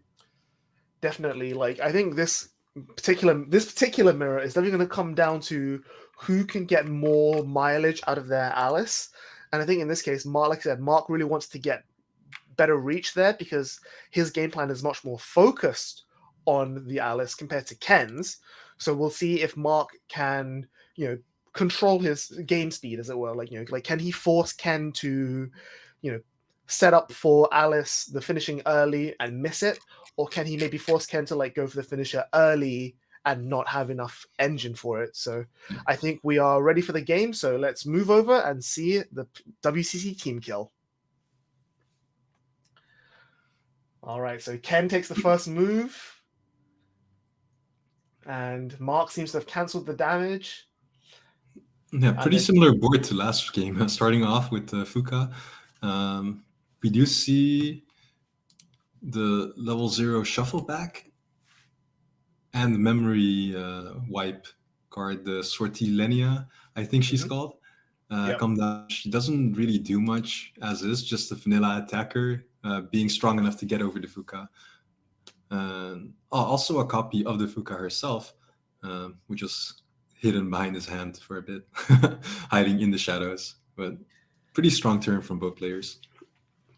Yep, Ken's Fuka finds him the early play Leafa. It's a card that came out quite a while ago in, I think, the second or third Sal booster. And it's seeing a bit of play again here because it's just a big on-color early play. And we'll see here, Ken's already gone quite far behind in damage. But I think this is good for him because even though we mentioned that Sword Art wants to play aggressive in the early game to build up stock for the Alices, you definitely want to be level 1 before your opponent so that you can start getting mileage out of your board before your opponent does. And we see here Ken actually going to slam down 2 copies of the Asuna, milling as much of his deck as possible, and just setting up into a position where he can just go into level 1, put down 2 copies of the 1-0 Alice, and just be off to the races. Whereas Mark needs a bit more milling, a bit more pieces to be able to get that going. Yeah, so just a small note that Lifa on top of his clock is actually the new card from the 10th Annie set that reuses that old art. Also still a year early play, but this time has the level 0 Lifa we see on the board as the early play condition, needing 2 of those engrave. And then just has extra board power, like on-field counter, 2k to all characters if you use an act, which, in the Alice Mirror might actually be relevant. Using 1 backup and then winning all lanes is pretty huge. Right, yeah, I forgot that the new set uses the same art for different cards. That's something that I didn't realize. Yeah, it's not too bad. Like, I'm just seeing now, whenever you use an act, all of your characters get 2,000 power. So it definitely helps in the Alice Mirror. 1 counter makes all of your Alices bigger, can definitely make the big difference there. Mark, again, getting a few good cancels, evening out on damage, but still not in the end worst position. But Ken there generating all of his resources he needs. No matter what Mark does now, Ken will be able to put forward a really strong Alice turn. Yeah, and Mark isn't, lacking in those resources either. If he can present multiple attackers this turn, he'll be at equal standing with Ken. It's just usually the one that goes for Alice first will probably be the more dominant player in this game, since you can only back up so many lanes. And getting those Alices for free on the board, uncontested, and being able to present them on defense is huge in the mirror. So unless Mark has ways of clocking himself here, which, he might be able to, he can still only do the Brainstorm 2, maybe 3 if he uses this Lifa effect, which, doesn't really guarantee that he can present that board. It also doesn't help that Mark's not that deep into his deck yet, so being able to mill a lot and then putting the Alices back is not a reliable position at the moment for him. So it is a bit concerning there. And the other thing to mention as well, the reason that whoever commits the Alice first tends to do better is because, once you play down the Alices, you play down the climax, use the combo, get back your counters, which you can then use against your opponent's Alices, unless they side attack you. But then if they side attack you, you're ahead on the damage race, which is good. So, whereas, if you play your Alice into their Alice, if you salvage your counters, you risk losing your Alices to their counters first. So that's the concern you have. Yeah, Mark, I think we just saw a count was on 13 or 14 cards in his deck. So I think it's a little bit too much to reliably go for the Alice play right now. So instead, he's just going to make a board full of zeros, go through a little bit more of his deck, milling 2 climaxes there. Really good for him. They're not going to be triggered. They're not going to be stuck in his clock. He would have maybe liked to trigger the actual gate effect to get back to choice, but I think we can assume he already has one in his hand. Yeah, and I think he would have liked to see those, stay in his deck as well, guaranteeing that he doesn't get pushed to level 2. We do see him push Ken to level 1, so Ken is ready to go. He just needs to have the Brainstorms in hand and then, 1 or 2 events to mill through his deck, but I'm pretty sure with what we saw so far, he has access to most of those cards, not requiring too much setup. And even if he does require something, he has enough stock to work with a drop salvage or 2. Yeah, that's the one benefit I think Ken has right now, is that he was very much aggressive in his early turn. Try fielding. Mark only has 4 stock, Ken has 5, and Ken is able to just do a lot more to get into the position of being able to play Alices. Of course, the downside is that if he wants to make a full board of Alice, he might have to play over these zeros, which means he loses a little bit of utility in plussing. Whereas when Ken reverses Mark's board, Mark's going to be replacing them with Alice's anyway, so he's not losing as much in this trade-off. Yeah, so what I do like about these two lists and how they interact is at level 1 they're pretty much even, but Ken does have access to a level 0 pseudo encore, we like to call, like the back row Kirito, that can give power to contest Alice's. So we might actually see some fronts on his side once both players have their Alice's down. And then as soon as they hit level 2 and the level 3 Levi comes down, then Ken is in a pretty dominating position, I'd say. So having this early lead and being able to guarantee that board presence when he hits level 2 is pretty big. But then as soon as Mark hits level 3, I think his finisher and the utility around it is actually pretty well suited against Ken. So it's mostly just the mid game he has to worry about, which is kind of in Ken's favor right now. Yeah, definitely. The Neg Soul onto the Kirito is really going to help soak up a lot of the damage from the Alice's. Obviously, it won't do much when it comes to the Mother's Rosario combo, but again, given that Ken's currently behind in damage here, it looks like Mark's going to be able to set that up really, really easily.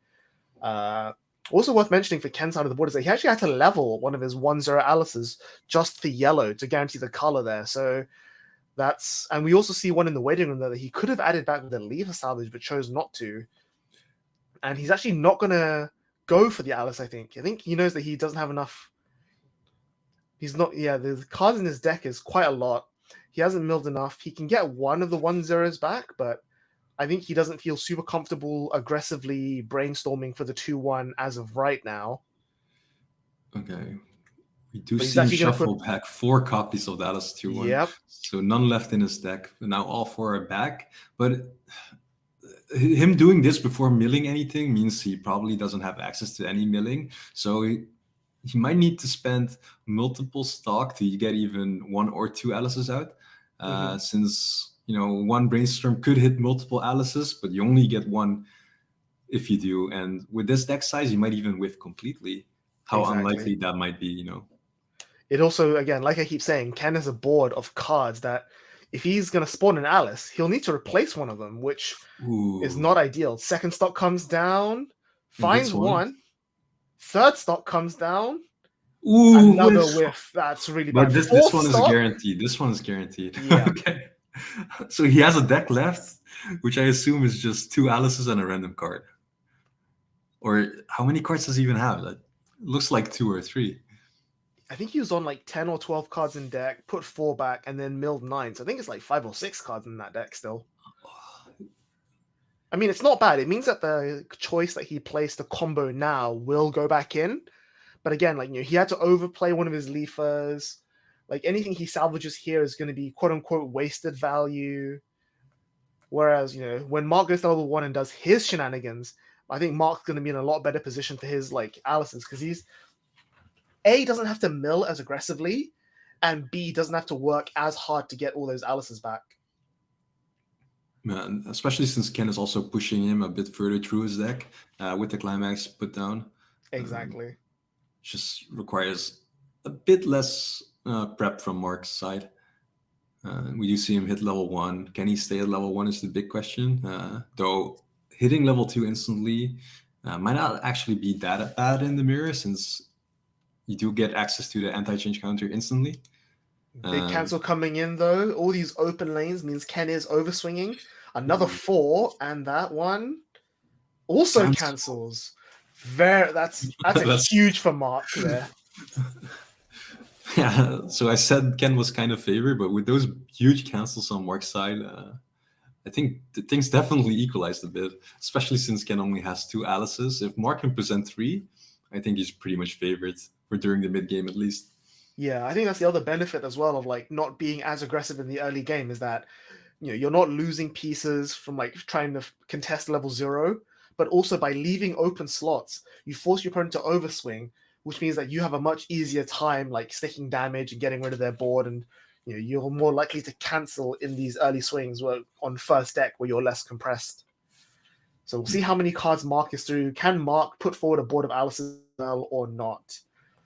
We know that Ken salvaged a 1 copy of the counter, and we know Ken also salvaged a 1-0 Alice, so you can try again next turn. So even if Mark does successfully deconstruct Ken's board here, it's not the end of the world. Okay, so we did see the Einkrad event come down, allowing him to mill cards from his deck. Usually you want to aim for 2 cards left in deck. That way you can shuffle back Alice's, hit one, shuffle back Alice's, and then hit another while staying in the deck. If you have more, that's even nicer, since then you can guarantee 3 Alice's, but usually somewhere around 2 to 5 cards left in deck is what you want to go for.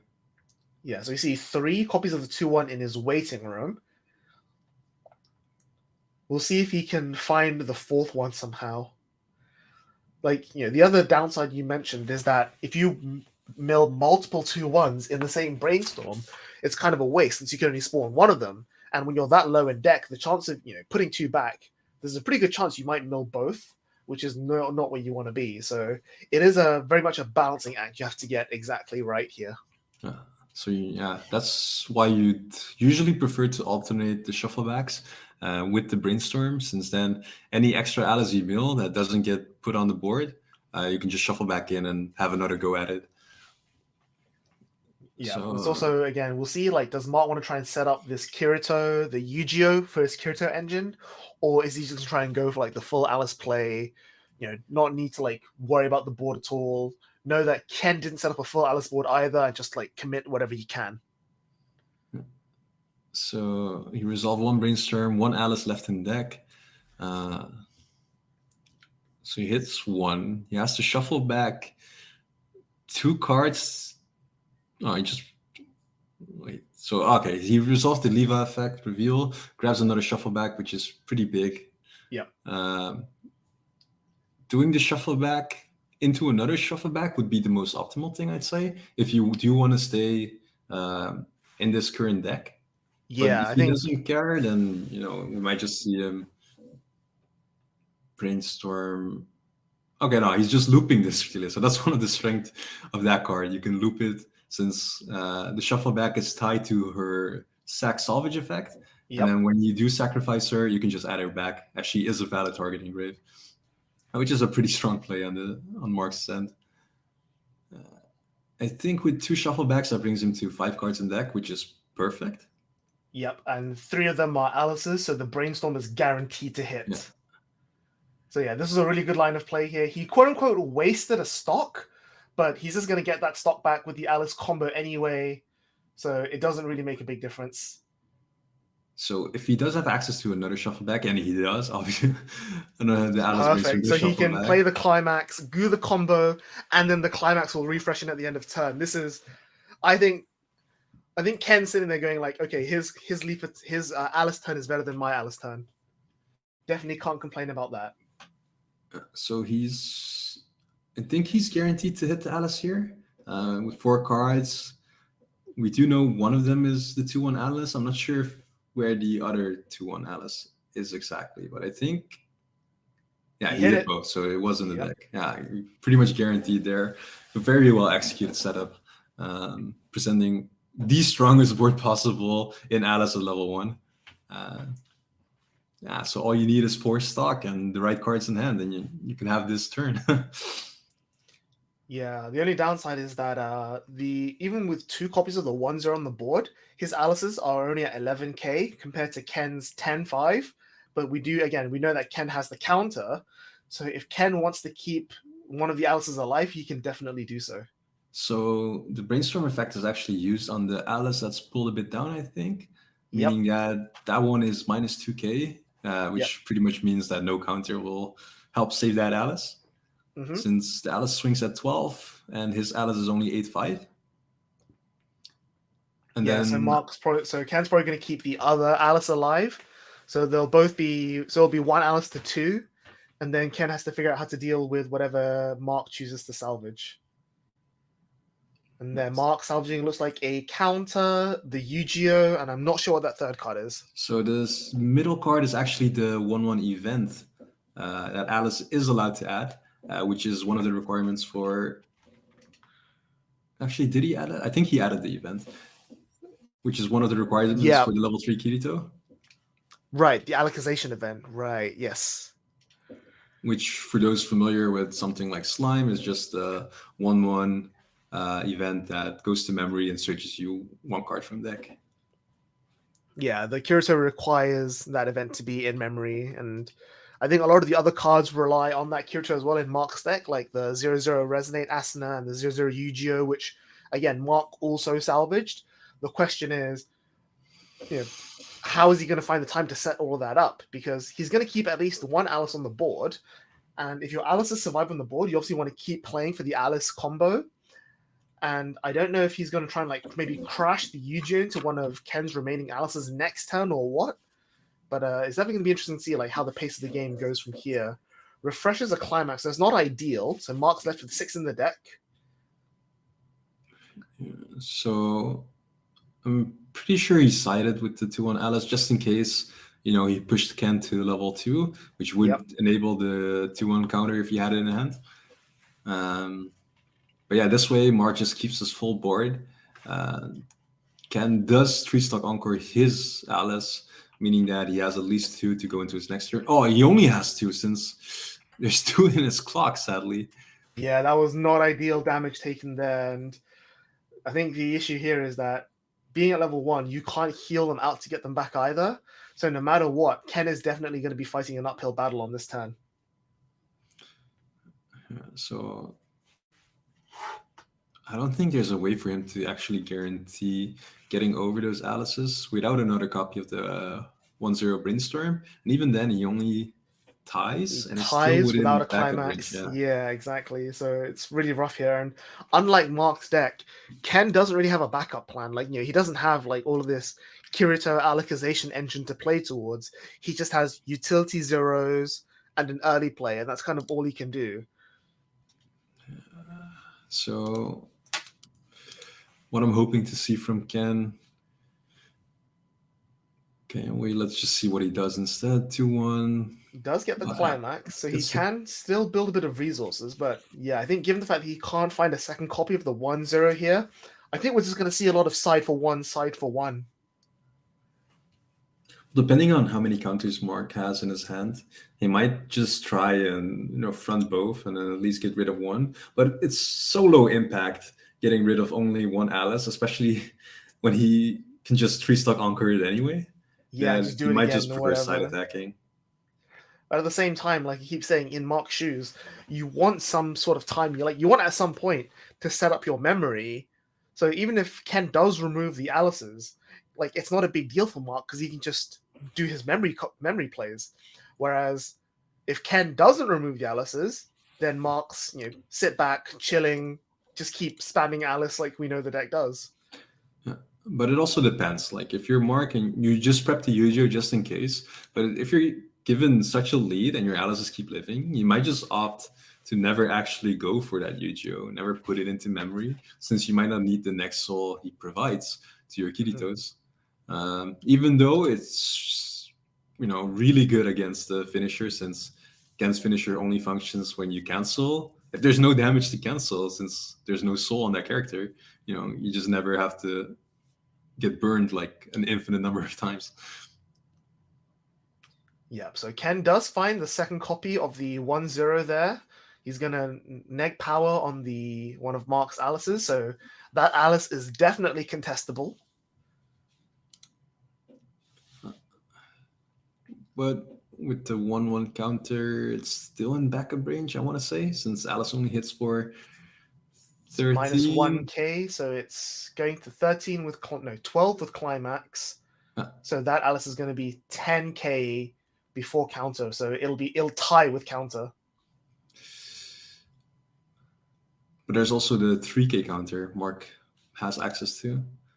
Yeah, so the question is Ken going to want to take that risk? So Ken adds back the anti-change counter, just prepping because he knows he's going to be level 2 soon, and also the Leafer for fixing. And yeah, we'll go into attack and we'll see, does Mark have the big counter to fully take control of the board here? We know the climax op is definitely crashing, so it's only the middle lane that really matters here. Choice trigger coming down. He's just going to add the stock, and he sided, I think. Yeah, I think I was a side. Yeah, Mark he was going for damage, right? Yep, still afraid of that thing, but he sided everywhere. And it makes sense since, if Ken does hit level 2, he has the counter. You kind of want to have a full board so you can use that counter. Uh, you could argue that a level 0 doesn't really force him to front. You can always cite that, but at least you negate a bit of damage by having a body on the field, which I think is fine. But yeah, they're pretty equal in damage otherwise, so... Yeah, I think it's still early stages in the game. Like, siding here is not the end of the world. It's like, you're losing 1 or 2 damage, but you're now forcing Mark to play into your counter, which is exactly what you want to be doing. And then being able to hit 1 or 2 soul icons off of that, forcing in 1 or 2 damage, maintaining the tempo is important. But you don't want to have, given how hard Ken worked to put those Alices onto the board, you don't want to be losing them now and having to work just as hard to get them back again later on. Yeah, so I definitely think that in this case, the first person to be the aggressor is probably the one that will lose. So I think neither player will be fronting for the foreseeable future, hoping to find soul triggers, that so they can get over the Alice with a scythe, pushing 1, maybe 2 chip damage. At least Mark has the side option on the 0, or even the front, as long as he doesn't hit level 2. So, yeah, the important thing as well is to mention is that, though, you don't want to be level 2 when your opponent is level... Sorry. You don't want to, as the Alice player, you don't want to be level 1 when your opponent is level 2, because you don't want to give them the option of anti-changing your Alices. Because if they anti-change on one column, that's a 2-for-1, because you can counter one lane and then anti-change the other lane, and then you're down 2 Alices, which is really bad. So we do see him just resolve another combo pretty good as far as Mark is concerned. Regaining 3 stock, regaining 3 hand. Yeah, triple Alice is just really disgusting. The fact that you can just confirm everything you need going into next turn, regardless of whether you Alice again next turn or you just sit back and chump, you still have plays you can make, which is really, really good. So Ken canceling the first attack, and I assume these are both sides, and since he's not revealing anything, they were. So yeah, just both players playing very safe, only going for the easy play or the easy columns, and not risking anything in the Alice columns.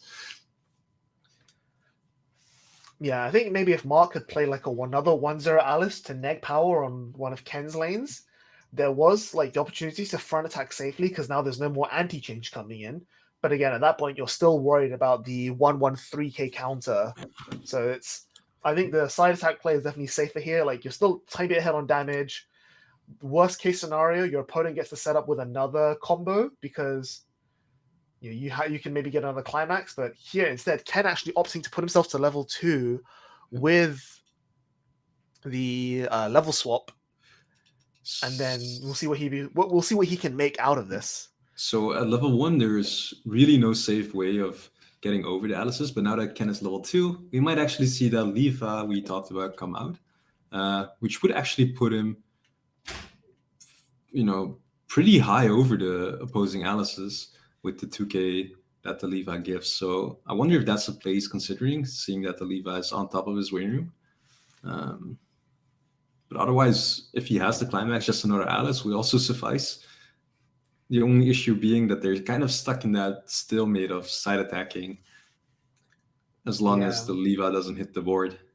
And the other issue is that because Mark has triple Alice to Ken's 2, Mark is generating way better compression, which obviously is good because it means that Mark's going to cancel, so Ken will be able to pull off his combo a bit more reliably. But again, Ken doesn't want to be in a position where he has to combo to win the game.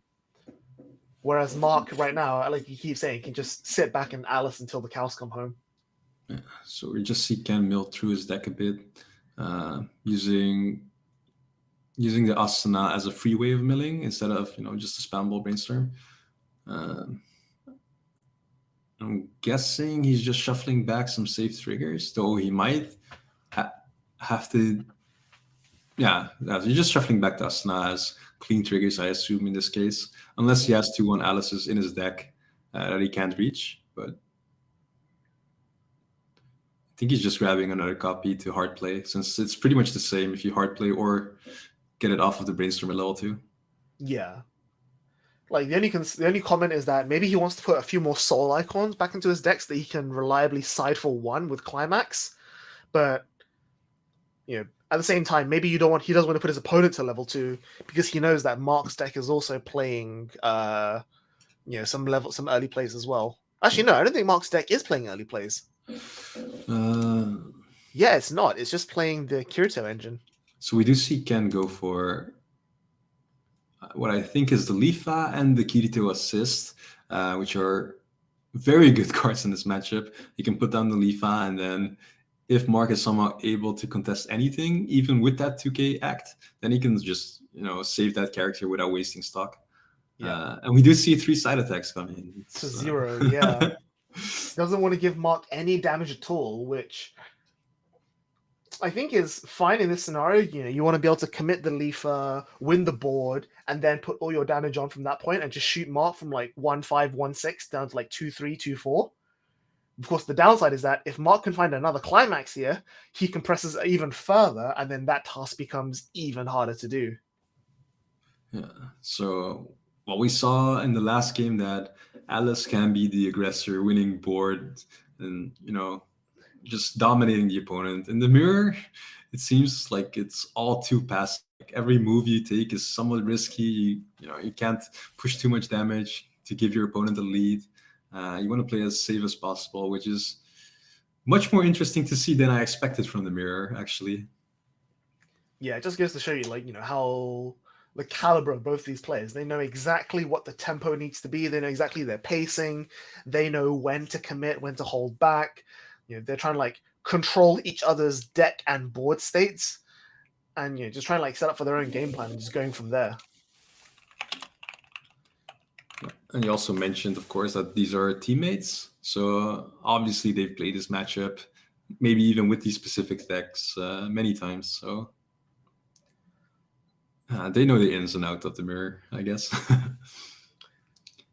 Yeah, both players are getting to the position where they're both very compressed and they've got everything they need. Mark finds a Climax swapper to get his Climax again. Another triple Alice turn. Ken is now definitely falling behind in this arms race.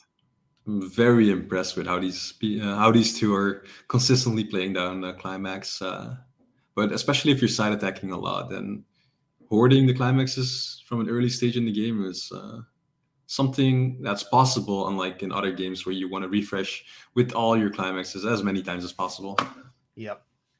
The Asuna coming down to Resonate, which gives Mark a little bit more milling and a bit more setting up for his engine. He adds a second copy of the 3-2 Kirito. We saw one earlier being added off of the 1-1 Alicization event. So Mark now saying, doesn't matter, I don't care what you do anymore, feel free to break the Alice stalemate, feel free not to, but I'm going to play towards my game plan.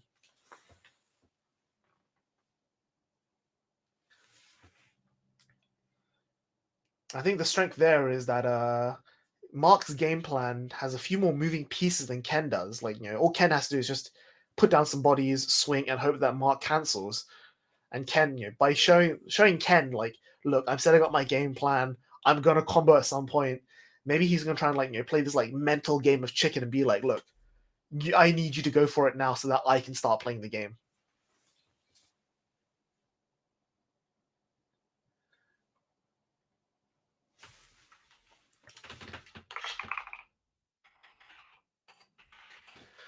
Let's see, what's going on here. Mark is just going through his deck a bit more milling, a bit more compression. Yeah, similarly to what Ken did last turn, he's just setting up the deck with some clean triggers. Maybe we did see him add a soul trigger there, so he is actually probably going to try and push damage even with the side attacks. But he does opt to mill a bit through a deck, adding a bit too much, I guess. I'm not sure what the idea here is exactly, since he did use multiple of the shuffle back there. Okay.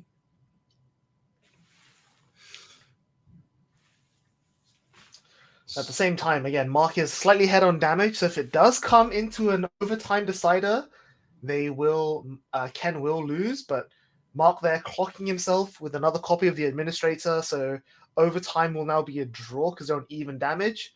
So now Mark's going to be pressured into just putting damage onto the board here. Maybe just crushing his Alice's, leaving open lanes for Ken to overswing into. So what I do like about this play is forcing himself to level 2 means that the anti-change counter isn't live. So he can actually finally try and deal some damage to Ken here. Maybe even push him to level 3, since I'm pretty sure both of those cards on Ken's deck, left in Ken's deck, are clean. Meaning that's at least 2 damage he can stick there. Yep, plus the refresh point. But again, because they've both spent the last 2 or 3 turns doing Alice combo and siding, they are both fairly well compressed. So I'd be surprised if Ken doesn't cancel at least once after the refresh. So from what I see, overtime was called, I think, during Mark's turn. Yep, the judges called turn 0. So we've got just under 10 minutes to play the next 3 turns. I'm guessing this is something we'll be seeing a lot of in Alice Mirrors, games just being a stalemate at level 2, since neither player can actually risk going all in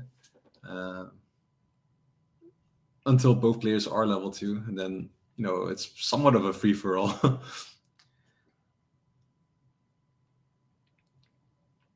Mark generating a bunch of stock, a bunch of hand. And yeah, we'll see whether or not Ken can get some good cancels here.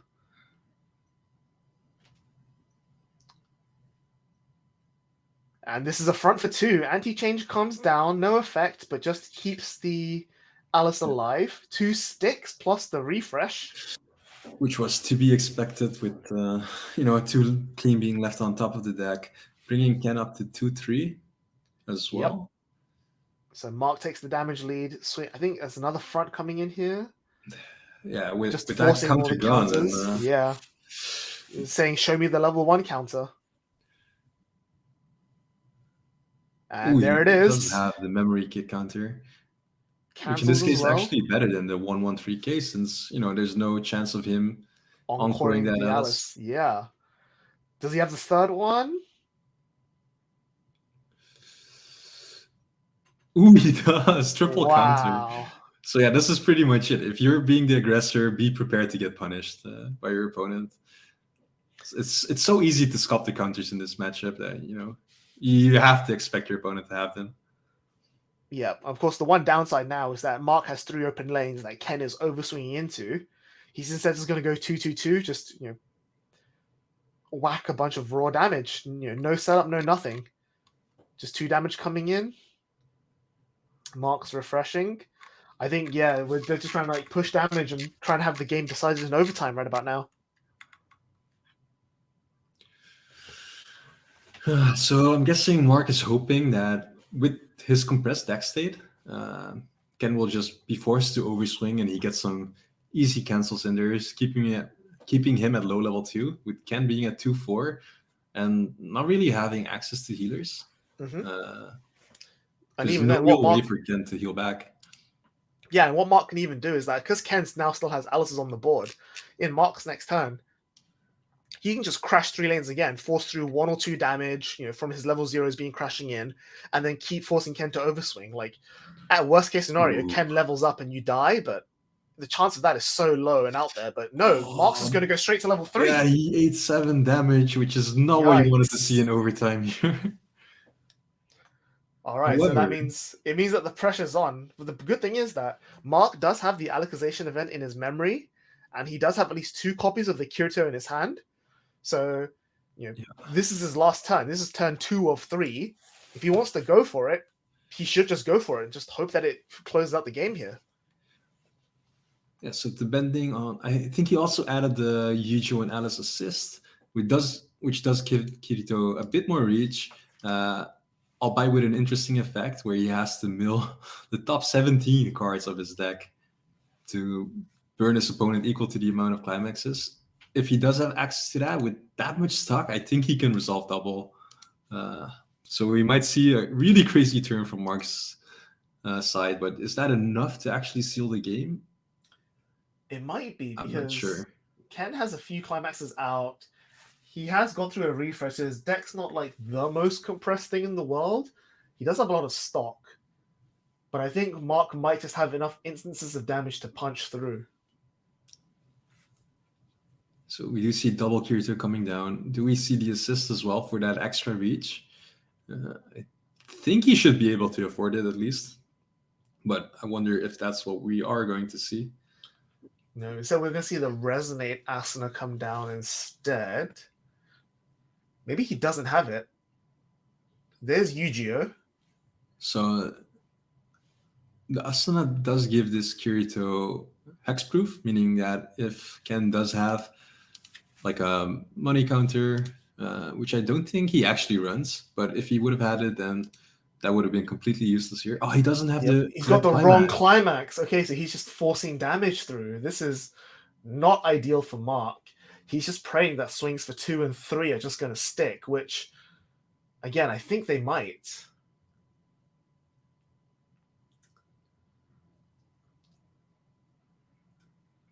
There's the trigger that he needed, but he's just going to choose not to add there. Ooh, double climax trigger is not what you want to see here.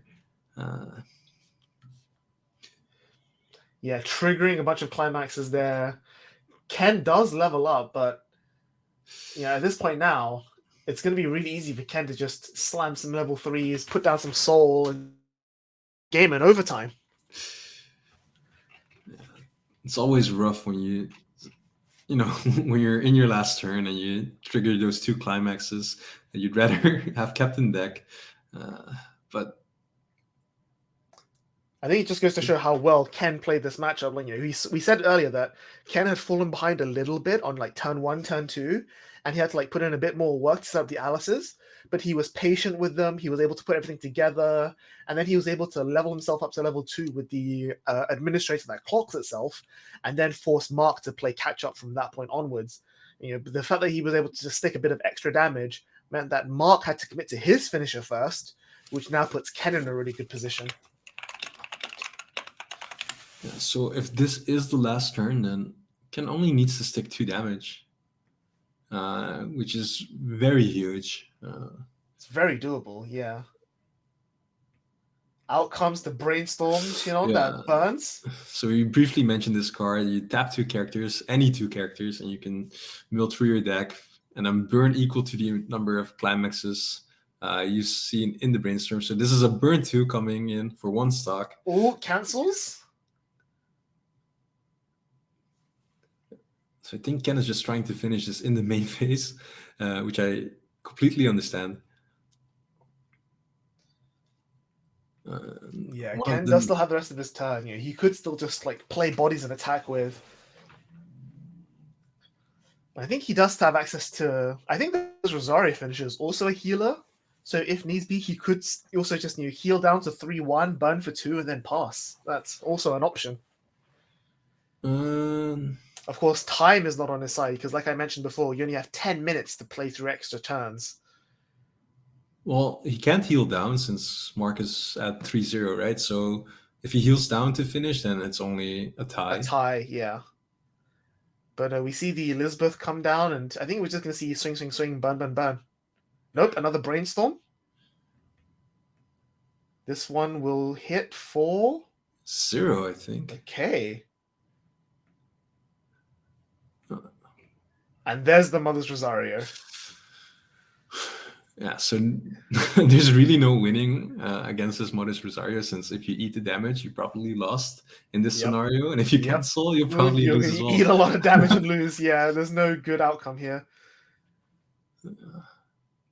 But we do see the the counter come through. Who cancels, even after the stock swap? Pay 3, ditch 2. Swinging for at least 4. So yeah, this is now bad for Mark, because if he doesn't cancel, he eats 4 and loses on overtime damage comparison. And if he cancels, he resolves Mother's Rosario, and then has to cancel at least 2 to 3 instances of burn 2 coming in. Yeah, so Mark is definitely hoping to see 0 climaxes in Ken's 11, which I think is pretty unlikely after that Burn Brainstorm Whiffed. But yeah, I definitely think he has his fingers crossed for that. It's And yeah, the pretty fact that the exciting Mother's stuff. Rosario does indeed heal means that Ken only needs to hit 1 or 2 of these to go through. But unfortunately, the 10 minutes of overtime did reach. We weren't able to resolve the attack from Mother's Rosario, and Ken loses on damage comparison. Ooh. You hate to see games end that way, but you know, when both players are spending like 2 or 3 turns siding for 0 every time, it's kind of what you expect, right? Yeah, it was a difficult turn for Ken since I'm pretty sure the Kiritos resolved the Yu-Gi-Oh effect given, so two of his lanes were next sold. Yep. So we only really had one strong attack to finish that, and I think Yeah. that was the Modest Rosario lane. And sadly, Didn't have the enough game time to ended. resolve it. Yeah. Oh, very unfortunate. But yeah, this is something that's going to happen in a lot of Alice mirrors. We'll see the game be a complete stalemate in the mid game. Someone just has to bite the bullet and then go for it. And if they don't, then I think most games will end in overtime, sadly. Yeah, but again, that's another strength of Alice, is that it's so good at controlling the pace of the game, so good at controlling things that you can choose like whether or not games end at, you know, like at level 2 in overtime or not, or you can just push for a finisher out of nowhere. Like being able to control that, and again, even the game ended in overtime with Ken's loss. Big props to him. Like he was able to control that pacing. Like, okay, I'm going to be patient and wait. Okay, now I'm going to clock. Now I'm going to be level 2. Now I'm going to force him to do this, force him to do that. And, you know, a few good cancels here and there, but I think he just played a little bit too aggressively at the end, dealt a bit too much damage to himself, and wasn't able to equalize that at the very last stages. So really unfortunate there, but that is going to be the end of round 2. Props to Mark for winning, but also I think as soon as overtime called, we saw the gear shift in Mark's head, and he pretty much figured out, okay, now I have to be the aggressor. And then set up that Yu-Gi-Oh, set up that next soul, make it as hard as possible for Ken to finish. Yeah, and, absolutely. you know, it wasn't even really stalling or anything. Both players just played fast as they could. That matchup is just very slow and a lot of things to think about and very hard to stick damage when your opponent presents multiple next soul lanes. So yeah, props to both players. Very fun match to watch. Yeah, many more to see, I think. Yeah, we'll see. Hopefully we won't have Sal, Alice on stream for next round, but yeah, we're going to take a very quick break, and then it'll be myself and Leon bringing you round 3. Don't go anywhere. Cardfight Vanguard. Something is trying to cross over to this side. Chrono Drag, huh? How did it get here? Chrono Jet Dragon? Are G units back too? Special Series Stride deck set Chrono Jet. Bushiroad. Weiss Schwarz. It's time to show off the best performance on the stage of Weiss Schwarz. Intro deck and booster pack, Bang Dream, Girls Band Party, 5th anniversary, now on sale. Bushiroad. Cardfight Vanguard. The glitters have obtained great strength in response to each of their feelings. These heroes are back too. Booster pack, Minerva Rising. Bushiroad. Weiss Schwarz. A romantic battle of the brains unfolds again on the stage of Weiss Schwarz. Booster pack, Kaguya-sama, Love is War, now on sale. Bushiroad.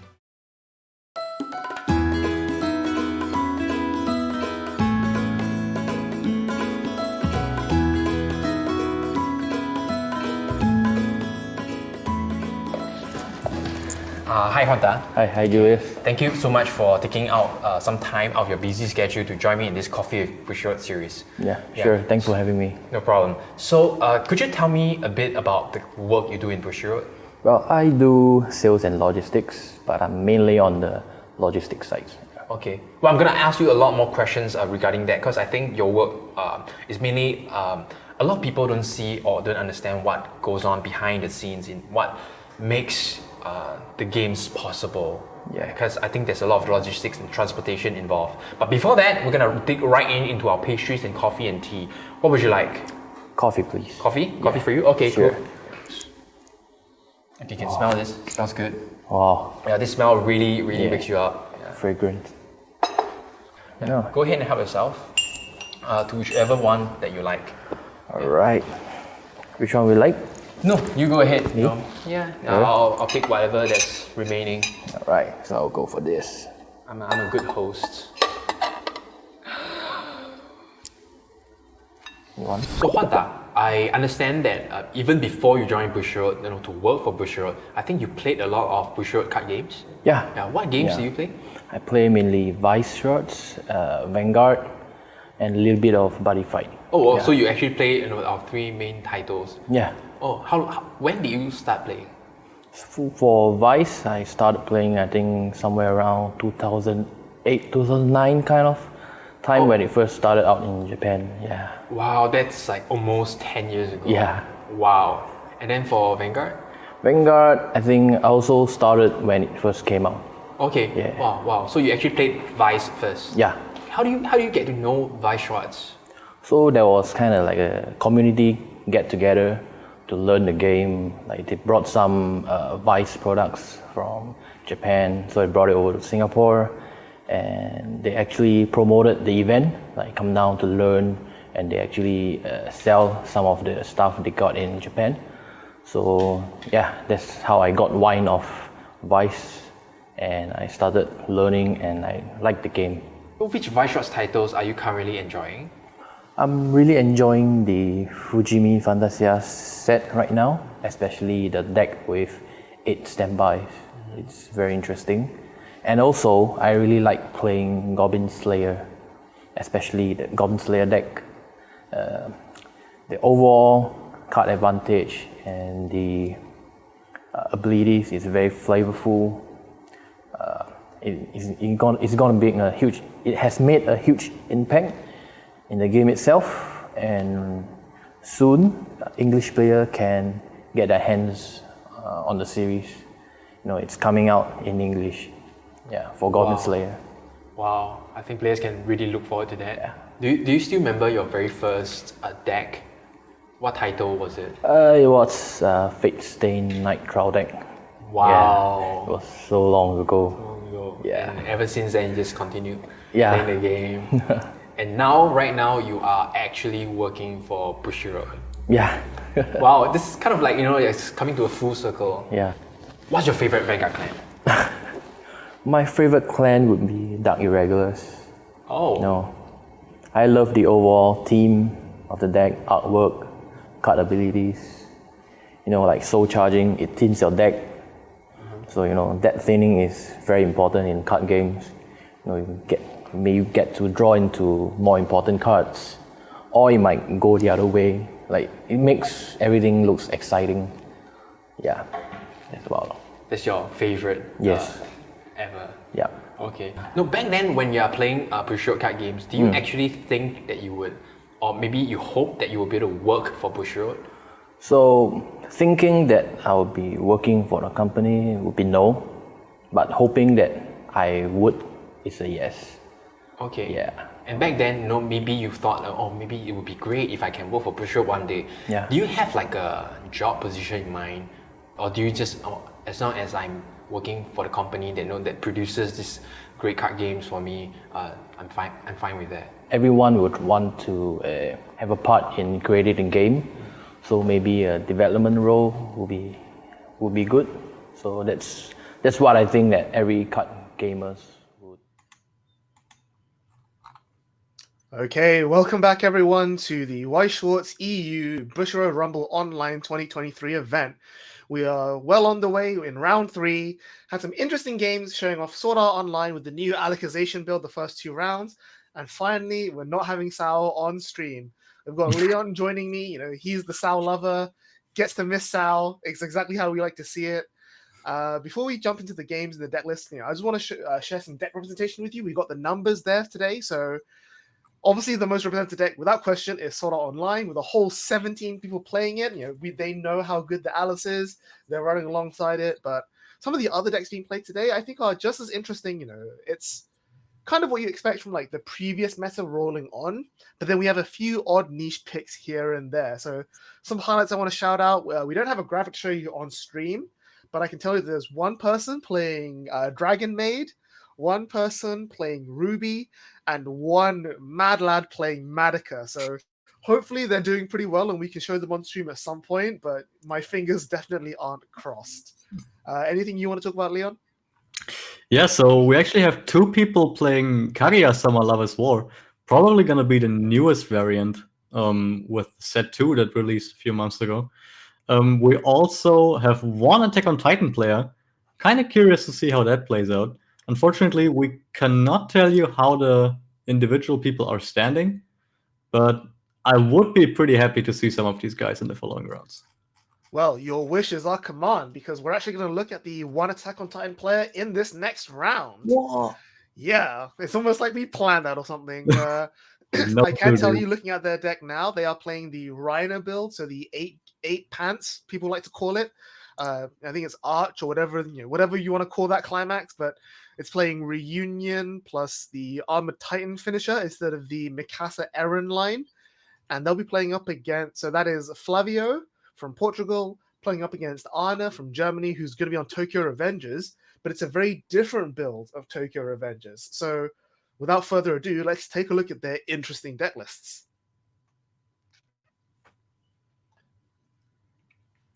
So we are going to be starting off with Arna's Tokyo Revengers deck. And as you can see, there's no dual lane here.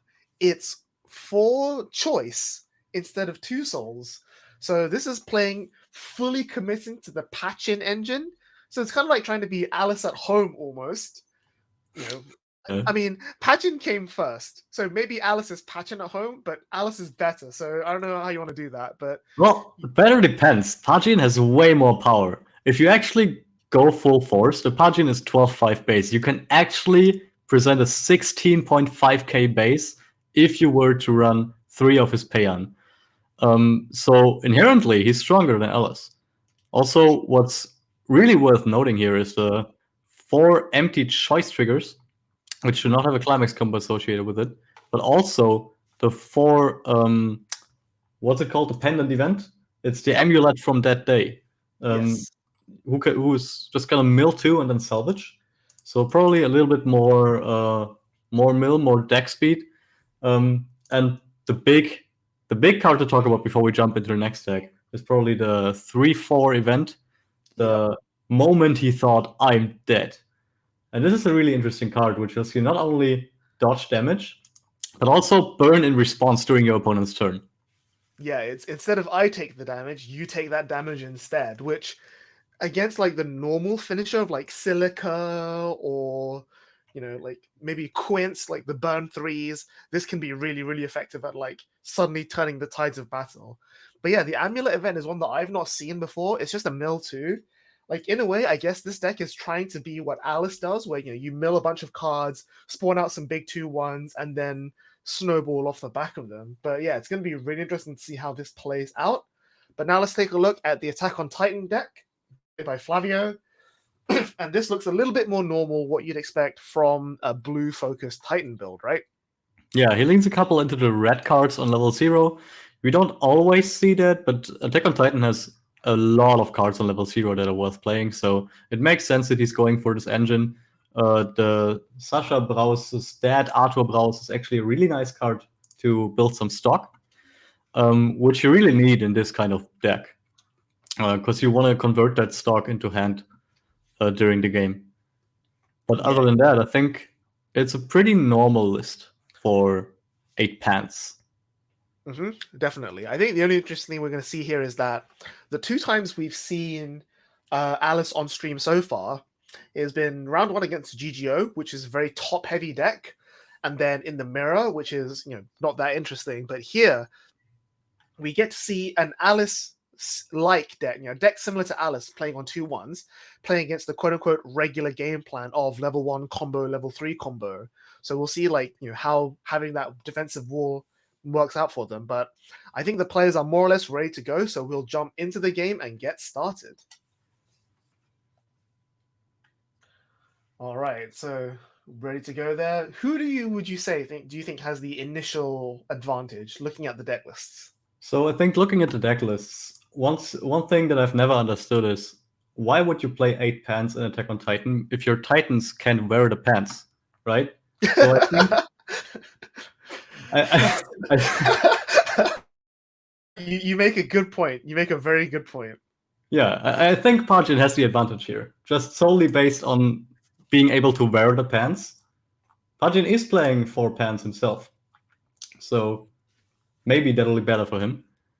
However, I think level 3 is going to be really explosive. To go back and be a bit more serious here, on level 3, both decks present a really, really good finisher. So I think while the early turns are going to be a little bit more methodic, maybe, more trying to play for the board, the later turns are going to be very, very explosive. Yeah, it's worth mentioning that even though he doesn't have the insane stock generation of the dual lane build, the fact that you're playing choice means that you can generate lots of stock with patch-ins once you deck compress and thin out a bit. So you can still very easily reach for the Badgie combo. And as we all know, Badgie is one of the most solid finishers in the game right now. And Arna is just biding his time, knows that this build of Attack on Titan is strong, but it doesn't have the guaranteed damage out of nowhere. It's playing a very similar style where you're milling a bunch of cards and you're just hitting for a big damage rather than lots of death by 1,000 cut style, which is what you need in this sort of matchup. Yeah, so we've seen Arne's level 0 Mitsuya unfortunately not hitting its effect, which would have been able to put the top 2 cards in the waiting room at the start of turn, and if there's a level 2 or higher, you can then bounce it to hand. Unfortunately, did not make it, so did get destroyed by the Beast Titan here. The Beast Titan is a variation of the effect you probably know from Hololive. The Aqua has that. The Beast Titan gains power on play, but during the opponent's turn, it's just going to be 1/5 base. Yeah, and the effect is that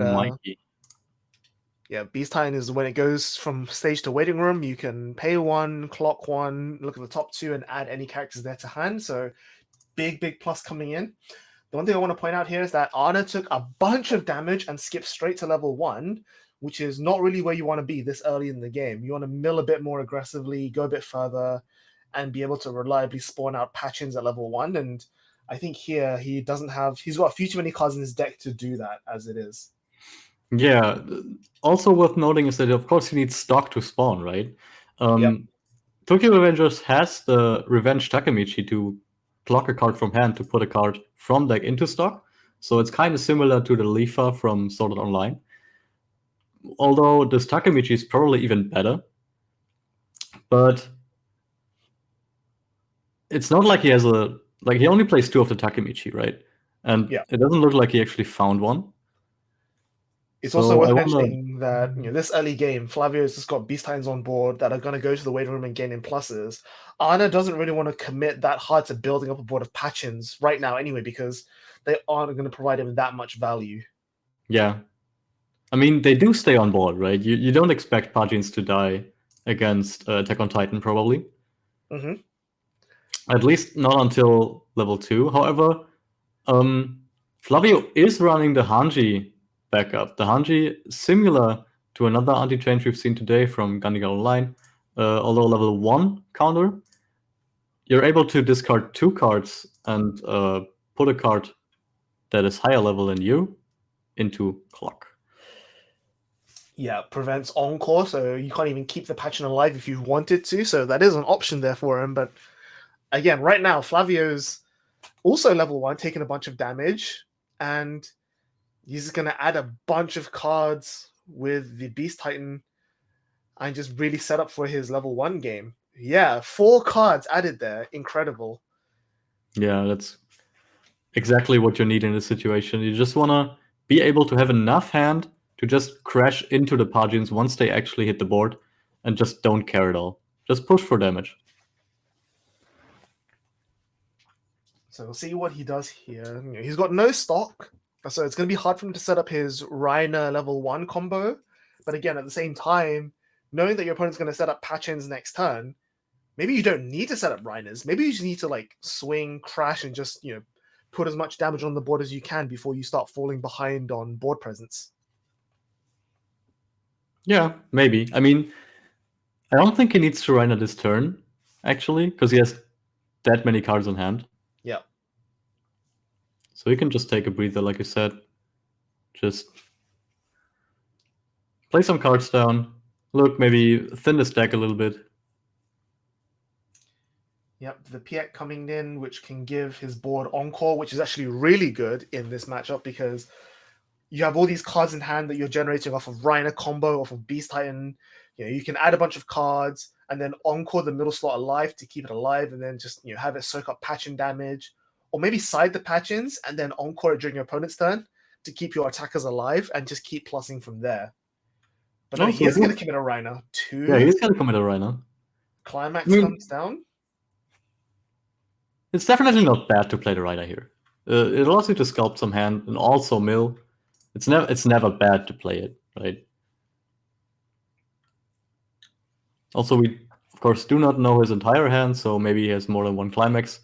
One thing that is kind of rough for this deck is discarding cards if you don't have the Reiner. Yeah. It's probably also why he plays the Historia and the Aaron Titan on level 0. Just to have a little bit more... To be able to... what's it called? I'm lost. Put cards away. Right, yeah. I think he definitely has another Climax in hand, because what he's done here is that instead of going for the clear board for Arna's side, Flavio has actually put one of the Reiners in the center slot, which means that during Arna's turn, when he makes Patchins and reverses Flavio's board, Flavio is going to be able to Encore that Reiner, keep it alive, and combo again next turn, I think is what he's going for. Yeah, that's definitely what you want in this matchup, or in this deck specifically. It's just basically do the same thing every turn, slam a Climax. You play 8 pans, so you definitely want to trigger 1 per turn, or at least draw 1 per turn. It's just maximize the chance of you having a Climax to play, and just hope your opponent eats the damage, because you're probably not going to win board, at least not on level 1. Yep. And here, Flavio not finding his engine pieces, but just finding a bit of utility, which is fine. I think it does exactly enough. The Historia goes into stock, though. It would have been really nice to add that to hand, just to deal with Patchins, but that's not going to happen until next turn at least. Yeah. All right, so it does help that the Brainstorm he's playing is a salvage Brainstorm, and it's the top card of his deck, so Flavio can just immediately Brainstorm next turn and salvage on hit. But of course, that means that Patchin's already been around for at least 1 turn, which means that it's already generated a ridiculous amount of value for Arna. Yeah. Although the Patchin, of course, is just more of a passive value, like passive income, right? You play it on board, it stays there. If it stays there, cool. It doesn't provide you stock or cards in hand other than by staying on board, though. It's not just, right? This is why you said it earlier, right? You think Patchin is Alice at home, and it might be because of that. Because apart from all the power, it doesn't do anything by itself. Yeah, the Climax combos we saw in the last game, being able to triple Alice every turn just generates you a ridiculous amount of compression, whereas 16k is kind of compression, but it's not guaranteed compression. We see here Arna putting back 3 Patchins and 1 Kids Meal Mikey. Goes for the Brainstorm. And looks like he whiffs, which is not ideal. Well, I think he's in a situation where... Oh, he hit a he hit a Patchin. There's 1. There's 1. Can he hit another one? Oh, yep, there it is. Good player. This guy is insane. Can he find the 3rd? He doesn't... Oh, he has 1 more stock. He has the stock, but he's going to refresh and be level 2. He milled 1 Payan at least. He has 2 on board. Yep. If he can find another Payan or has 1 in hand, then he should just be able to play it. Oh, this is going to be a blind Brainstorm, and he hits it. Oh, 2 more. So he was guaranteed. The concern now, though, is that he's going to be He's going to be almost an entire level behind. It means that the Patchins can't be anti-changed, but at the same time, he's got less time to build up that board presence and capitalize on that compression than he would have if he was still say 1-2 or 1-3. So even though Arna is now getting his game plan off the ground, he's got 0 stock. You need 11 at least for Badgie to do its thing. And I think he's just now he's got the board, but he's behind on every other resource compared to Flavio, who's got all the cards in hand, can Encore the middle Reiner to go again next turn, and can just do whatever he wants. Yeah, that's true, but I do think that this board is still, it presents so much of a threat. Like, even if you sit on this for only 2 turns, maybe 3, your opponent is going to spend resources every turn. Flavio will really have to not miss a beat here. If he misses a climax 1 turn, then he's not continuing to plus.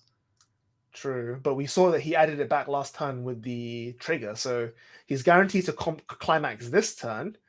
But of course, these are now 16-5 patchings that Flavio has to deal with next turn. Bunch of damage coming down, no cancels. Oh boy, this is going to be a fast game. Everyone's just eating all the damage. Yeah, those 16.5k barchins, those really are a breather.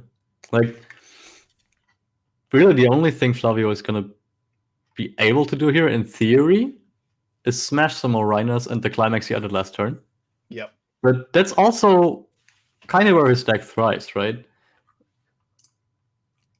Yeah, being able to just like throw cards at your opponent until you can get into a position where you can Armor Titan for game is kind of the game plan of this deck. Like, it doesn't really gain power from anywhere else, and even the early plays that Flavio is playing don't even get close to 16-5. Like, he's got maybe the 1-0 Connie, the yellow 1-0, but again, that's not really going to do much here. Like, against any other deck, it would be great, but in this particular matchup, it's kind of pointless almost. Yeah, that poor fellow is not going to do much. However, there is one card that could help, and that's the Card Titan fending off at 2-1.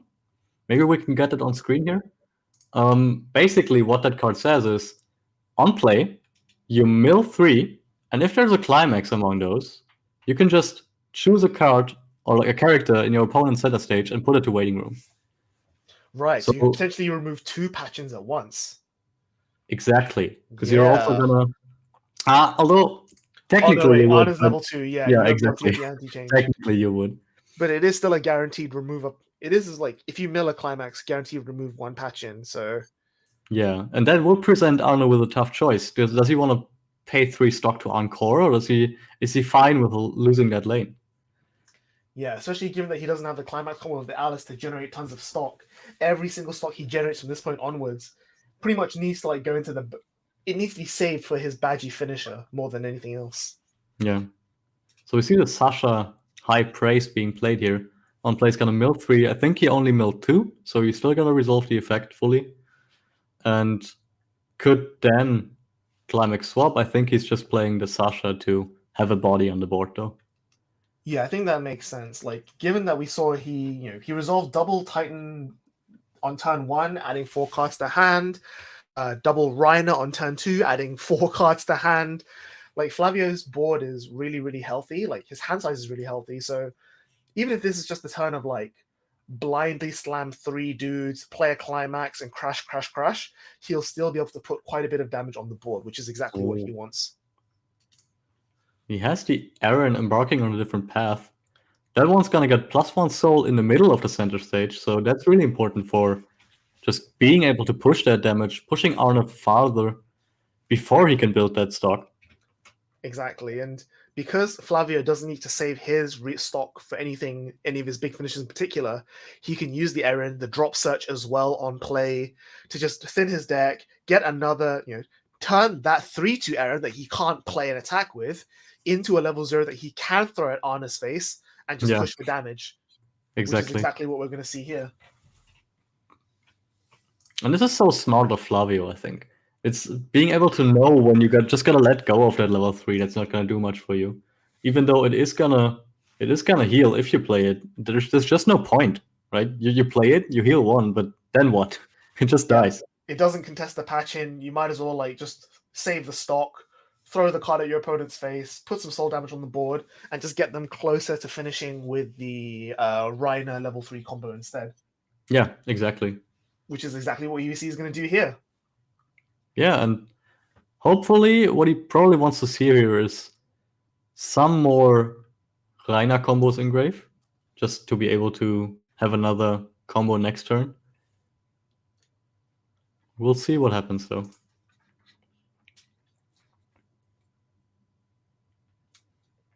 Triggering a level 3 Titan. So crashing the Sasha, but the damage is cancelled. This one, I think he can actually side for 1. He No, could. he's just gonna Yeah. He's just gonna all in, chump, and just put as much damage on the board as physically possible. Yeah, I think if you're Flavio here, obviously siding and leaving a body there so that you take less damage is favorable, generally. But in this matchup, I think if you just stick damage and be able to present your opponent in a state where you can finish him next turn, maybe. Yeah. Like that's the worst case you gotta assume, right? If you're at 2-3, you probably assume, okay, maybe what if I hit level 3 next turn? Gets the climax. And he milled a 1-0 Reiner as well. So if he stays at level 2 this turn, if Arne doesn't punish him for leaving an empty board, Flavio can just do the same thing again next turn no matter what. This is really good for him. Yeah. Arne not wasting any time, again, skipping main phase, just like we see Alice do. Like, I have my board, I'm just going to start attacking, building stock, and trying to equalize on damage. And Flavio gets a cancel, that's nice. Can we see another one? 2, and that one sticks. So it evens out on damage. And the last one is a one 2-6 already. If your opponent hits level 3, it might get scary. Yeah, exactly. And you know that he definitely has the climax in hand that he added off of the trigger last turn. So he's definitely going to be able to at least put down 1 Armor Titan, at least. Yeah. 1 Armor Titan. Maybe he can find some line where he can play 2 and resolve 2 with the Arthur Brau's back row as well. But who knows? Maybe he's also gonna just not go for a combo here. If you look at Arne's stock, he's at 6 stock.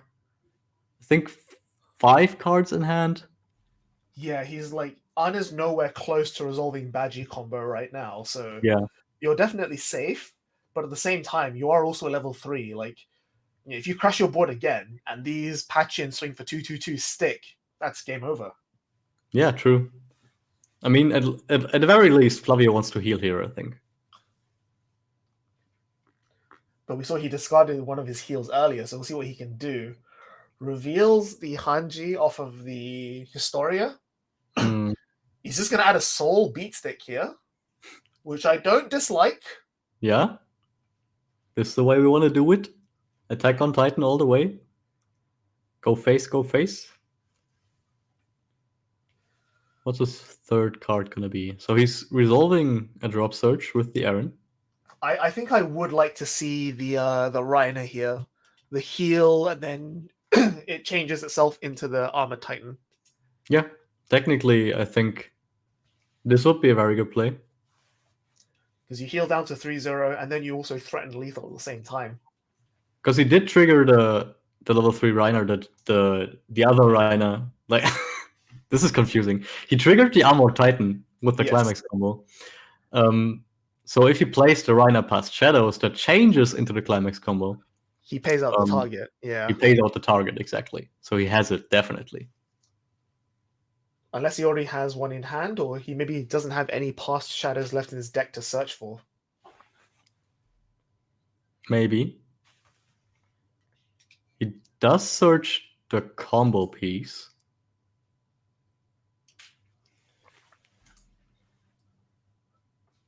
Maybe the downside of searching for the fast Shadows is that it's bad compression, so you're less likely to hit off the mill 9. I think is the only argument you can make here. But again, I think Flavio has enough just raw damage output here to maybe round out the game that it might not be a big deal. Yeah. Oh, Brainstorm. Okay, he did have past Shadows in the deck, and I guess he just chose not to search for them.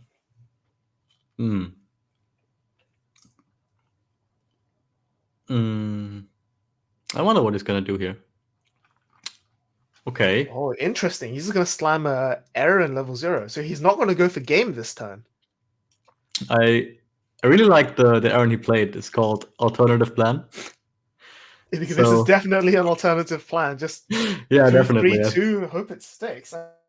I don't mind this either, because again, you're leaving your board open, you're forcing Arne to overswing, and the only downside is that here, Patchin is 1 soul. It's not really overswinging, it's lethal swinging.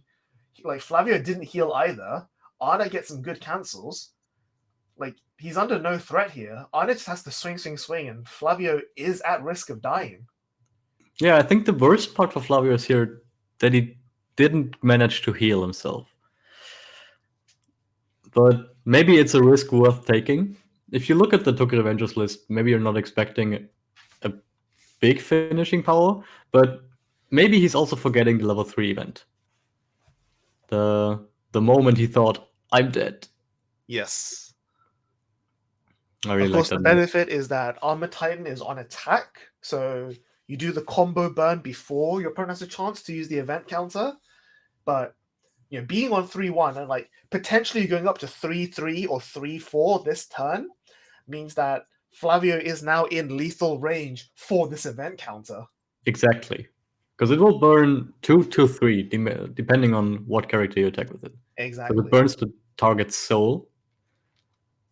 But, well, first of all, Arna is going to have to attack.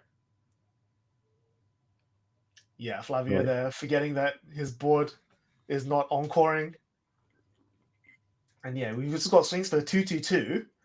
And depending on Arna's soul triggers, this, again, could just be lethal. But he might even just play a climax and go 3-3-3 and have lethal swings and one chance of cancelling. And that's exactly what we're going to see. Yeah. Swinging in for 3-3. Does it stick? It does not. That's fine. 3. Doesn't stick. Okay, so Flavio definitely survives. And the last 3 does stick. So yeah, like I said, Flavio is now 3-4. He's in lethal range of event counter. And Arna now sitting there with 9 stock. If Flavio doesn't win the game this turn and doesn't die to event counter, he's definitely going to be staring down a Badgie. Yeah. However, worth noting that you can also choose to side with the Armored Titan and still burn and still attack for at least 1 to 2. Yep. So it's not the end of the world. You just gotta have in mind that Arna is playing that event. Yes. So yeah, I think this is definitely all Flavio's game now. Ball is in his court. How does he want to navigate this turn? Like now, I think Does he have the pants? Yeah, I think definitely like the one benefit to playing a very gentle turn last turn of just zeros instead of going for it is that now he's got 5 stock. Now he can do level 3 heal to stock, double past shadows into double armor titan into whatever he wants to do. So there's heal to stock. So he is playing the Seek early play. Yep. It pulls him out of lethal range for the event counter. No, not exactly. He did clock beforehand. Right, yeah, now he's going to And he's gonna refresh. 3-5. Okay, questionable. And this needs to mill the past shadows and a climax for him to be able to actually keep going here. Because now he's only got 3 stock. Yeah, 3 stock is kind of rough, but it's enough for 1 Armored Titan at least. Yes. I mean, if you watch the show, you know that Rainer likes to live dangerously, So maybe the situation is perfect. Yeah, he's just channeling the Rainer energy. Yeah. That is very true. But I think this is definitely the make or break turn. But the one benefit Flavio has is that if he forces the event counter from Arna and survives the event counter, Arna won't have the resources needed to go for his Badgie combo. There's the brainstorm, there's the climax, but no past shadows. That's true, but he does find the Armin, Eren, the Soul. Yep. So he can at least Eren for the past shadows and then heal. Yes. Yeah, heal, past shadows, change into Armored Titan. Nope, he's not even going to drop search. He's just going to hard play the Armor Titan. He doesn't need to heal. Fair enough. I guess that's fair. I think because 3-4 versus 3-5, actually, it does make a difference because now he can afford to front with the No, because Eren's 3 no matter what. So yeah, 3-4, 3-5 doesn't make a difference. Event counter kills him no matter what. Yeah, he just has to hope. All right, come on, Arna. Nope, cancels. Nope. No event counter. Interesting. Pay 2, ditch 1. Make or break. Will Flavio win here? So this is the reveal 9 and burn 2 times X. At the moment, it's Going two 2 times 2. climaxes milled, so It's not a mill, it's a real, so that's pretty good for Flavio, because he's not losing the climaxes. yep. First one cancels, the second one goes through. Second one and then taken. the attack is going to be for at least 3, maybe 4. So the cool thing Very about little range here. the cool thing about the attack being for potentially 4 here is that both 3 and 4 is overswinging if Arne uses the event calendar. So that gives Flavio a little bit of a higher chance to survive. That's So yeah, true. that's why he chose not to search for the heal. It was all calculated. Ah, yes. See, we only have the best players here in Europe. I still wonder though. Maybe Arne actually has the event and is just thinking maybe he doesn't need it. Because if he had cancelled everything, right, then there's no point. Yeah. And okay, so Flavio's sided here. Interesting. Oh, that makes sense because He can side the other lane, right? He could, but he would need a double trigger to actually. Oh, and he doesn't play double be able to triggers. kill Yeah, Arne. so he needs the front for Yeah. he needs the front for lethal. But again, He needs to front but here. now he's thinking, Really am I rough. going to lose to event counter? Yeah, but I think at this point you just have to take that gamble. There's absolutely no reason to side here because you're at on 3-5. 3-5. Your opponent has 9 stock. He can badge you no matter what. You're losing next turn no matter what. I think is the situation that Flavio's in. Yeah, and Flavio knows that, so I think he's just gonna front here. Oh, the overswing for 4, not ideal. Not ideal, but it is gonna be good if he has the event and he's gonna play it. Counter. Discarding 2, Ditch paying 2. 4. That's the moment that Flavio thought, I'm dead. But of course, this is also swing for 4, which is overswinging on Flavio's side as well. 1, 2, cancels! See? This is why he chose to trigger here. Yeah, so they both survive on the skin of their teeth. And now... But again, here's the problem. Flavio's on 2-5, and Arne has 3 swings of 2 soul. So he can do whatever he wants. What's this? What happened? So the middle lane sided, and I think he sided in both lanes. Or did he encore the last one? Don't think so. I think he just sided for 1, right? The last lane he fronted. The second, the Armored Titan the Armored Titan he sided, and the Zeke he fronted. Yeah. Did he front with the Eren? Or did Probably not. I wonder. Okay, so Arne shuffling. Yeah, this is going to be Arne's turn now for him to just go to town on Flavio. And like I said, he's got at least 1 2-soul swing there with the patching into the open lane. Yeah, this is really rough for Flavio now. And Arne is in a perfect position Arne still to deal has too. stock, so all Arne could just do is just play a pair of level 3s and just have 3 swings of 2 soul. Yeah, exactly. And if you manage to find a Mikey, a Kidsmeal Mikey, that's even better. Because you don't exactly need the Baji combo to pull it off. Oh, but he does have one. Yeah, this is really rough for Flavio. I don't want to be devil's advocate here, but I think with a Baji on the board, with what you're staring down here, I wonder if Flavio is going to be able to pull it off.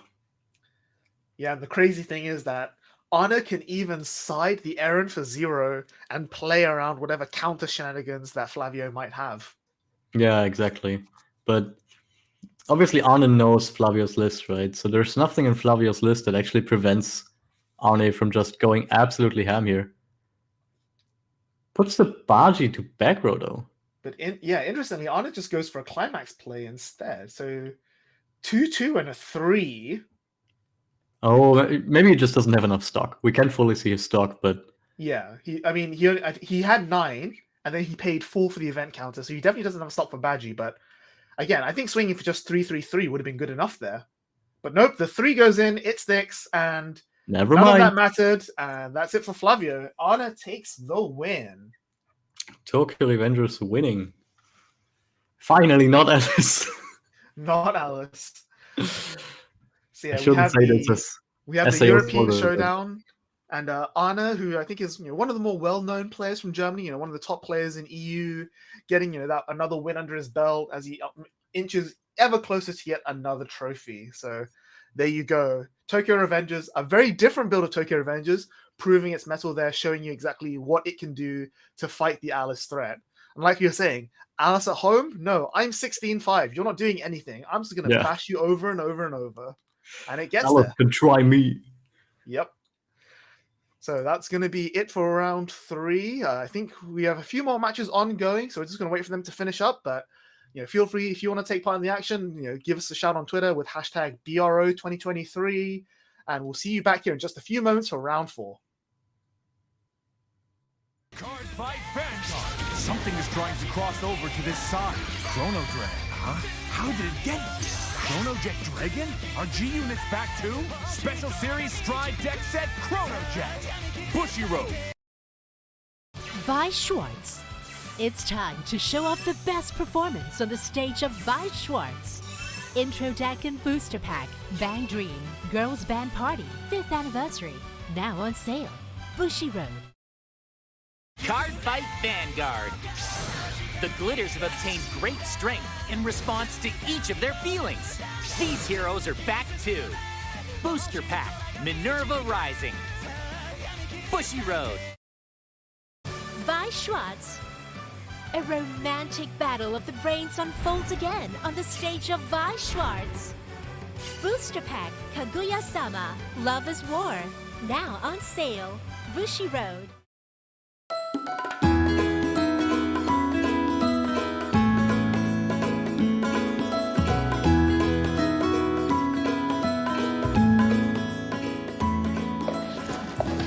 Hi, Honda. Hi, Julius. Thank you so much for taking out some time out of your busy schedule to join me in this Coffee with Bushiroad series. Yeah, sure. Thanks for having me. No problem. So, could you tell me a bit about the work you do in Bushiroad?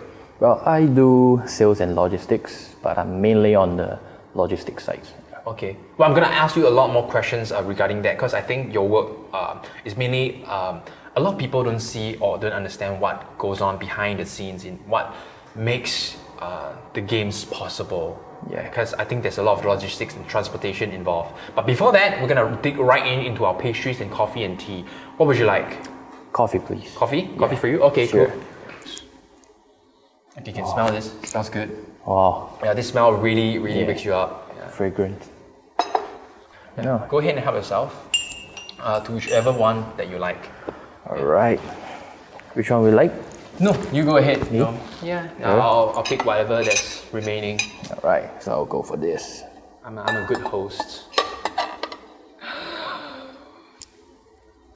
One. So Honda, I understand that even before you joined Bushiroad, to work for Bushiroad, I think you played a lot of Bushiroad card games. Yeah. What games do you play? I play mainly Weiss Schwarz, Vanguard, and a little bit of Buddy Fight. Oh, yeah. so you actually play our 3 main titles. Yeah. Oh, when did you start playing? For Weiss, I started playing, I think, somewhere around 2008, 2009 kind of time when it first started out in Japan. Yeah. Wow, that's like almost 10 years ago. Yeah. Wow. And then for Vanguard? Vanguard, I think I also started when it first came out. Okay. Yeah. Wow. So you actually played Weiss first. Yeah. How do you get to know Weiss Schwarz? So there was kind of like a community get together to learn the game. Like they brought some Weiss products from Japan, so they brought it over to Singapore, and they actually promoted the event, like come down to learn, and they actually sell some of the stuff they got in Japan. So yeah, that's how I got wine of Weiss, and I started learning, and I liked the game. Which Weiss Schwarz titles are you currently enjoying? I'm really enjoying the Fujimi Fantasia set right now, especially the deck with 8 standbys. It's very interesting. And also, I really like playing Goblin Slayer, especially the Goblin Slayer deck. The overall card advantage and the abilities is very flavorful. It has made a huge impact in the game itself, and soon English player can get their hands on the series. It's coming out in English. Yeah, for Goblin Slayer. Wow, I think players can really look forward to that. Yeah. Do you still remember your very first deck? What title was it? It was Fate Stain Night Trial deck. Wow. Yeah, it was so long ago. Yeah. And ever since then, you just continued Yeah. playing the game. And now, right now, you are actually working for Bushiroad. Yeah. Wow, this is kind of like, it's coming to a full circle. Yeah. What's your favorite Vanguard clan? My favorite clan would be Dark Irregulars. Oh. No. I love the overall theme of the deck, artwork, card abilities. Like soul charging, it thins your deck. So, deck thinning is very important in card games. You get to draw into more important cards, or you might go the other way. Like, it makes everything looks exciting. Yeah, that's about. That's your favorite? Yes. Ever? Yeah. Okay. No, back then when you are playing Bushiroad card games, do you actually think that you would, or maybe you hope that you will be able to work for Bushiroad? So, thinking that I would be working for the company would be no, but hoping that I would is a yes. Okay. Yeah.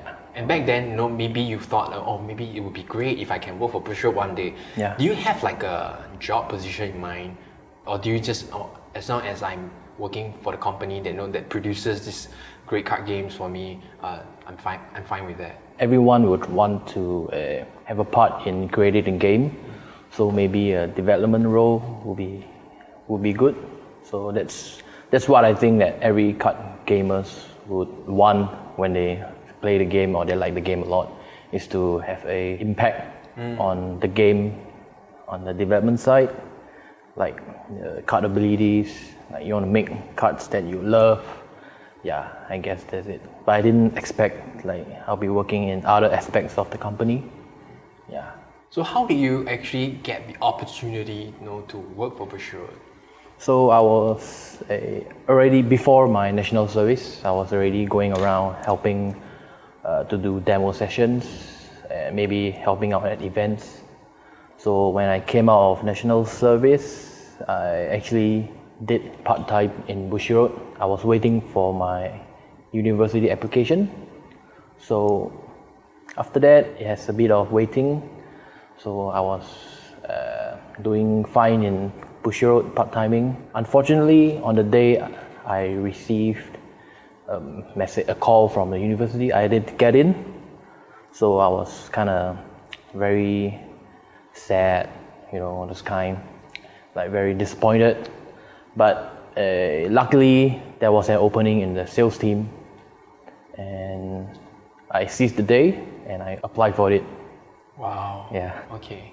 So Manta, what's your day-to-day like in the office? So I start out the day with replying emails.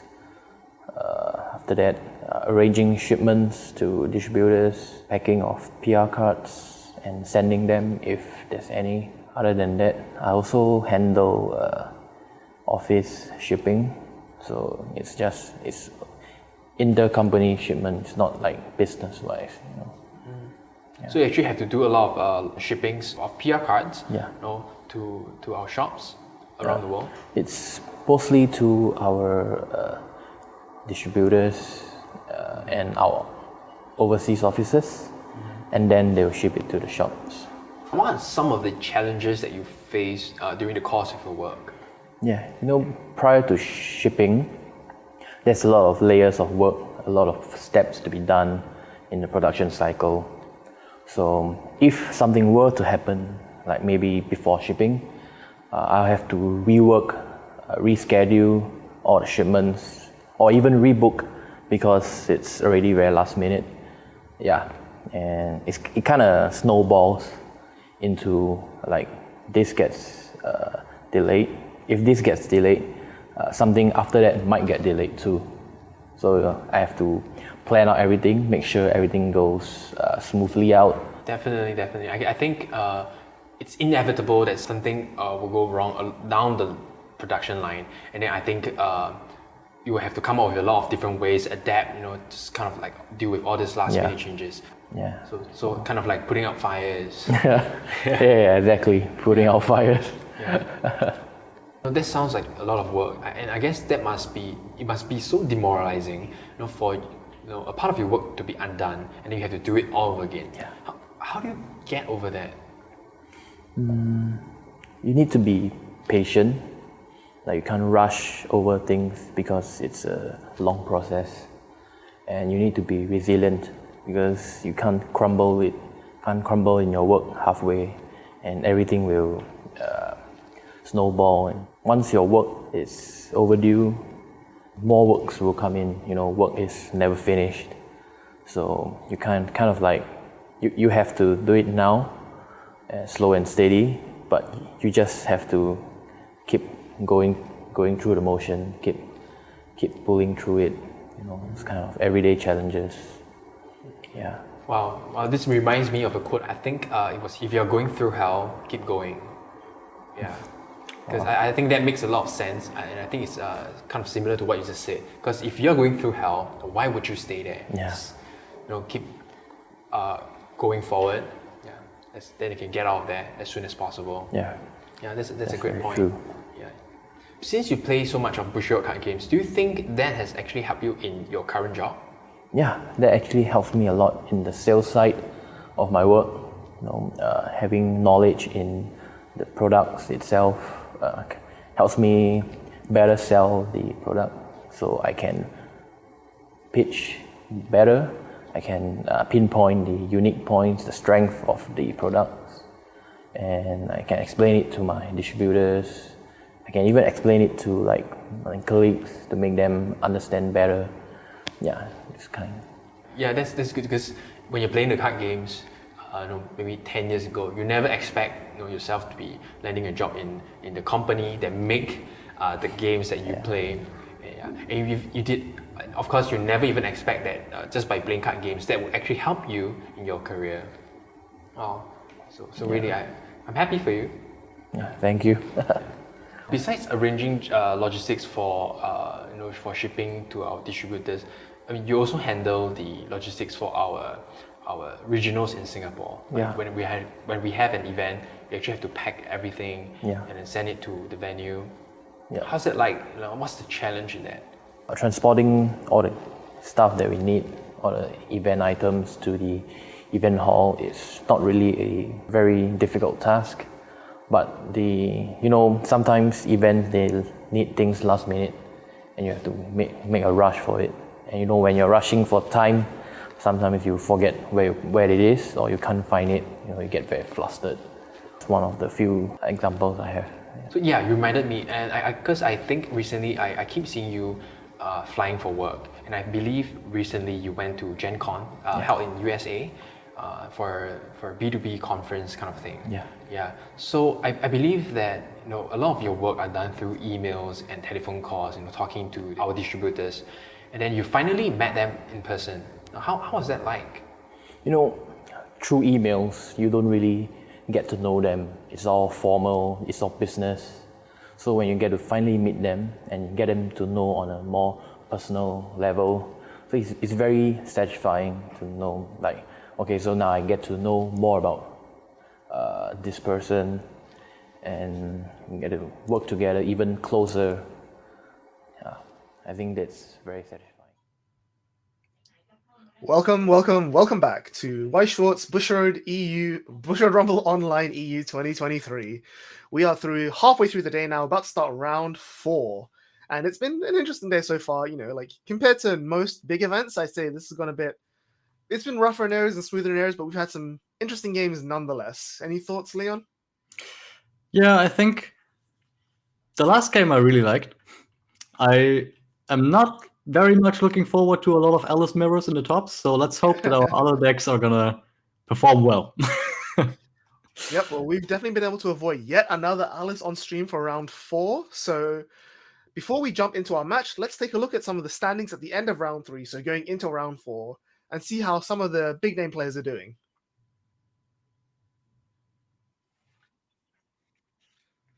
Oh, so sorry, round 2 standing. So going into the last round, we have a few people on tour, quite a lot actually. A few names there. We saw Arna on stream just now versus Lamb. And then Tim Sluman, another Dutchie, well-known top player. He's also still currently doing quite well. I think Tiantai is from the Southeast Asia region, but they're also a fairly well-known player. And then moving on to page 2, we have, I think, a few more 2-0s. So, we don't have a page 2. So while we wait for the round 3 or round 4 standings, let's talk a little about the players in question. So for round 4, we're going to be showing off Look, it's round Avis. 3 standings.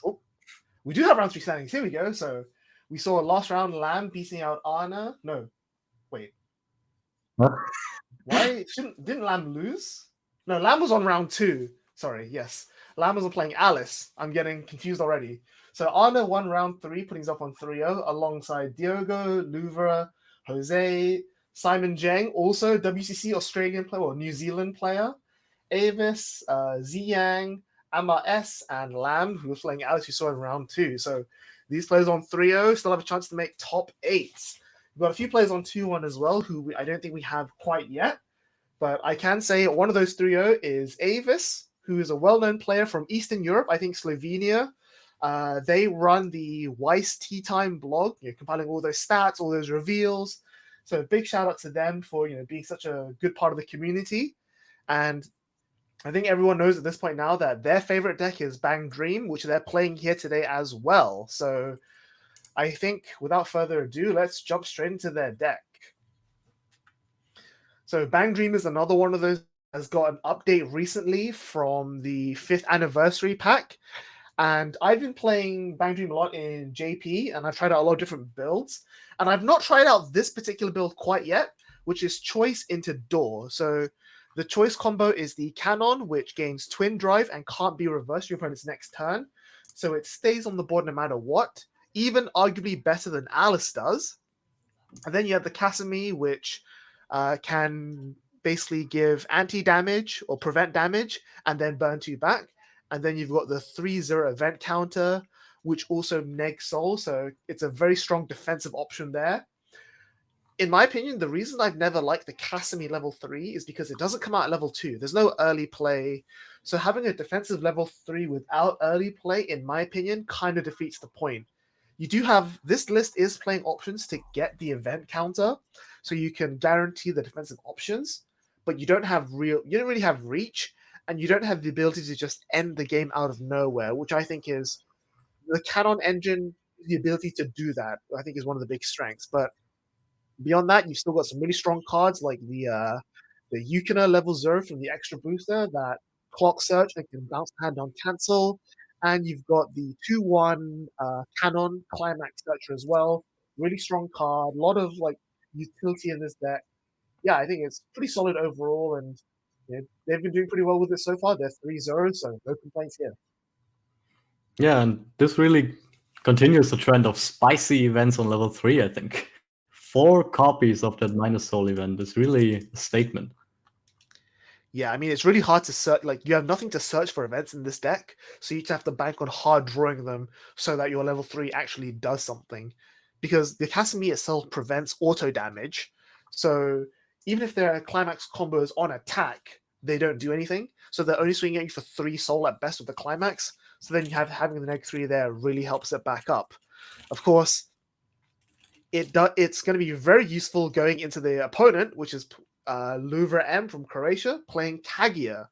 So again, another deck that's been updated recently. Let's take a look at this. So this is nostalgic. Yeah, it's we see the level 3 Kaguya combo from set 1 still very, very strong. Of course, preventing auto damage from the Casimir means that a lot of the Kaguya strength goes away. And we don't have the yellow Ishigami event from set 2, the give, on, cancel, mill, and burn. So a lot of the reach of this has just gone away. Instead, Louvre is opting to play the new blue package at level 1 and 2. So you've got the new Kaguya level 1 combo plus the event counter, which is a mill 4 add 1. Pretty solid event. Kind of reminds you a little bit of like Persona 5 back in the day, just with a bit more consistency. So this deck is trying less to go for reach and more just being able to mill, compress, and stay in the game for as long as possible. Yeah, I think there's not really much to add here. Maybe we just jump straight into the game. Yep, I think the players are ready, so let's see if this interesting build will work out for them or not. Will the Bang Dream be real? So pretty aggressive mulligan from Louvre. I think definitely looking at Avis's deck list, I think her level 0 is a little bit weaker. She's not playing as many of the power cards at level 0 that Bang Dream has access to. She's got 4 copies of the Plus Soul Kokoro in the center slot, but nothing to really gain power, nothing to really fight for board presence. I think here her bit list is relying more on compressing, setting up level 1, maybe bouncing the Eucharist to hand, and then being able to just play level 1 from there and just stick cannons forever. So we see a marching band eye come down. Let's get that on screen. Oh. So it's got 2 effects. It's basically a runner and a drop draw, clock draw, sorry, which he doesn't have the stock for. So it's just going to be a free runner, get some early damage in, nice plussing 0. The deck has access to 6 runners, 2 copies of the I and 4 copies of the K from set 1 that recently came off the restriction list. So Kaguya did have a 3 choose 1 restriction between the Hayasaka you need for the level 3 Kaguya, the level 0 K, and the level 0 Chika. And here, Louvre's choosing to play the K and the Kaguya and abandoning the Chika. And yeah, like I mentioned before, here we see Avis's weak level 0 game really showing itself up. She's putting a Brainstorm in the front row just to attack with. Yeah, but I think for a deck like Bang Dream that has so much utility, it's not the end of the world if this is how you start off. Yep, so It's this only- Kasumi just swinging, not doing nothing. It's a reverser and can also filter, change events into other events. But again, you don't have any real way of getting events other than drawing. Yeah. She did draw 2 one-offs here. So maybe kind of rough if she's missing those later. Yep. But of course, the good thing about Bang Dream is that where it loses out in power, it has very good selection and utility. So she'll definitely be able to pull up whatever cards she needs later on. Alright, so let's see how Louvre responds here. He did keep the eye, so that's good for him. Straight Yep. plus, that's what you want to see out of a runner. Mm-hmm. Playing the Miko down. The Miko is interesting because it can't side, but in this situation it doesn't matter much because Avis's level 0 is kind of weak when it comes to power anyway. Yeah, so even 3K is going to be really difficult to reverse. Yeah, exactly. And also down comes the K, which can rest and move another character to the back row, which I don't think he needs. It's a mandatory effect, but yeah, I mean, he doesn't need it, but it's still good to have. Oh no, because the you Kasumi's a reverser, so he can crash the Ino, the Miko, and then keep it alive with the K. That's actually a pretty solid line. I like that a lot. Yeah, that's true. But even if Avis doesn't have a reverser here, I think just having the clean cut and being able to put that card into back row for next turn is still good. Yep. Getting the soul icon and Avis eating all of that damage, leveling up straight away. It's pretty rough, but yellow does come in. Yeah, which is good because their level 1 combo is going to be sufficient now. We'll just see whether or not they have all the pieces they need for the combo. So one of the other big strengths of the Canon engine that I think doesn't get talked about enough is the level 0 Canon, the Step of Determination. It's a Brainstorm, but the main effect is that if you have the Choice Climax in play, the card itself, the Brainstorm itself, gets Choice Icon. So when you trigger it, your stock becomes clean. No Climax is going to stock, but you still get to get a +1 off of that trigger icon regardless, which is really, really powerful. Yeah, very true. And there's other sets as well that have this kind of effect. For example, there's Tokyo Revengers. There is a funny build where you, I think, play like 28 choice triggers because of how that effect works. Yep, there's a 2/1 that gives 4 other cards in your deck choice effect trigger. We also see it also on quintuplets. The level 3 Nino get standby while you have the standby out. So It's a very cool design space that's being used. So here, Yeah, Ava's exactly. actually going to spend all her stock just playing 2 searches and just Oof. searching for combo and what looks like a climax swapper. I couldn't quite tell what that was. Well, we'll see. This is the combo. So there's 3 copies of combo. Okay. Okay, the Canon. So she definitely has the climax. So it gains twin drive. The first one won't be able to twin drive because she doesn't have the stock for it. So she'll end the turn with 3 stock, and the effect for them to not be reversed, basically. Which actually, in this particular matchup, doesn't make a huge difference. So if Louvre was playing a traditional build of Kaguya, which was relying on the 1-0 red Kaguya with standby combo That'd be from set 1, insane. yeah, that relies on reversing to plus. Whereas this, because it doesn't need to reverse anymore, Louvre can still get his plussing from his combo and not be denied here. So really, really, quote unquote interesting deck choice has worked out in their benefit.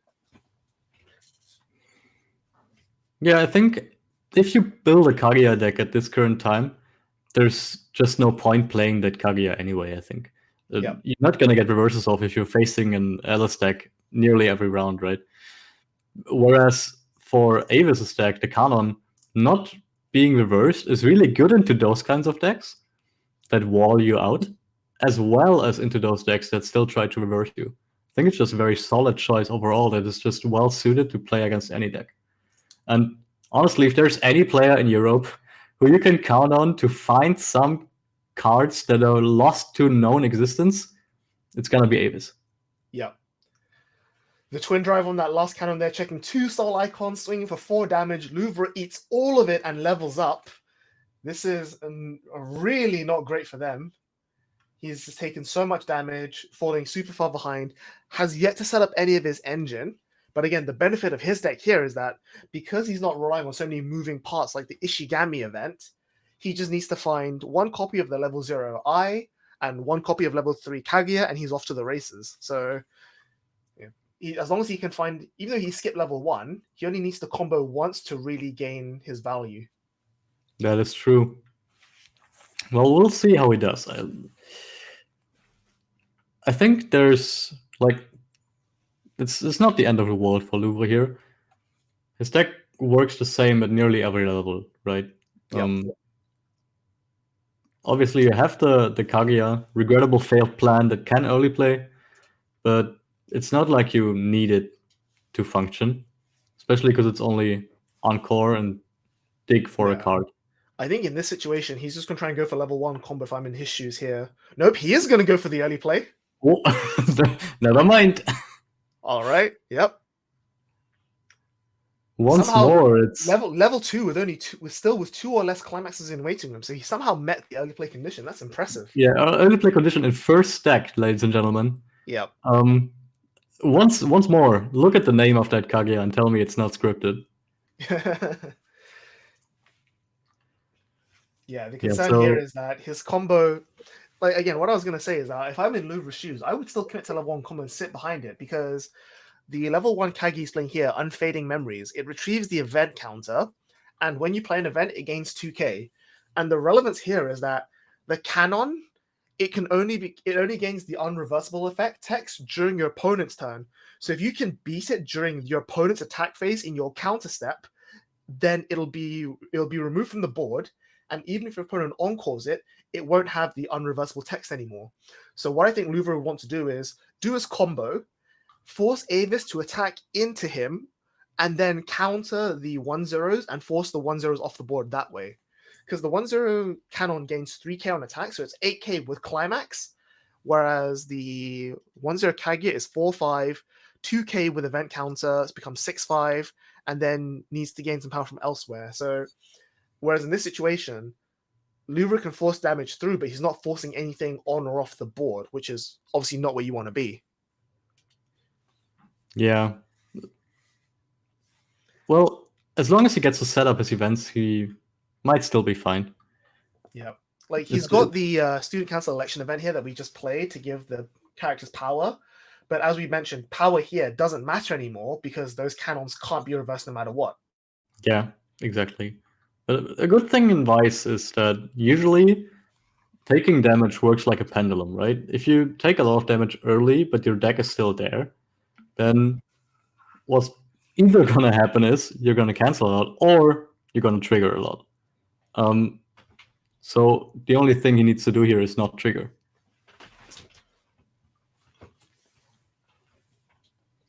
So we saw he discarded one of the blue climaxes from hand for the Miko to get back in another event. And then another one comes down from hand to play for the climax combo. He does have the Nagisa in play, which can keep one of his pieces of his board alive if needs be. But it's definitely... like, right now, he's just playing his own game plan. You know, he's got his combo, he's got his events, he's setting up for level 3, despite being a level behind. Yeah. So it'll be interesting to see like how he can sort of, you know, either equalize the damage or maybe disrupt Avis's game plan.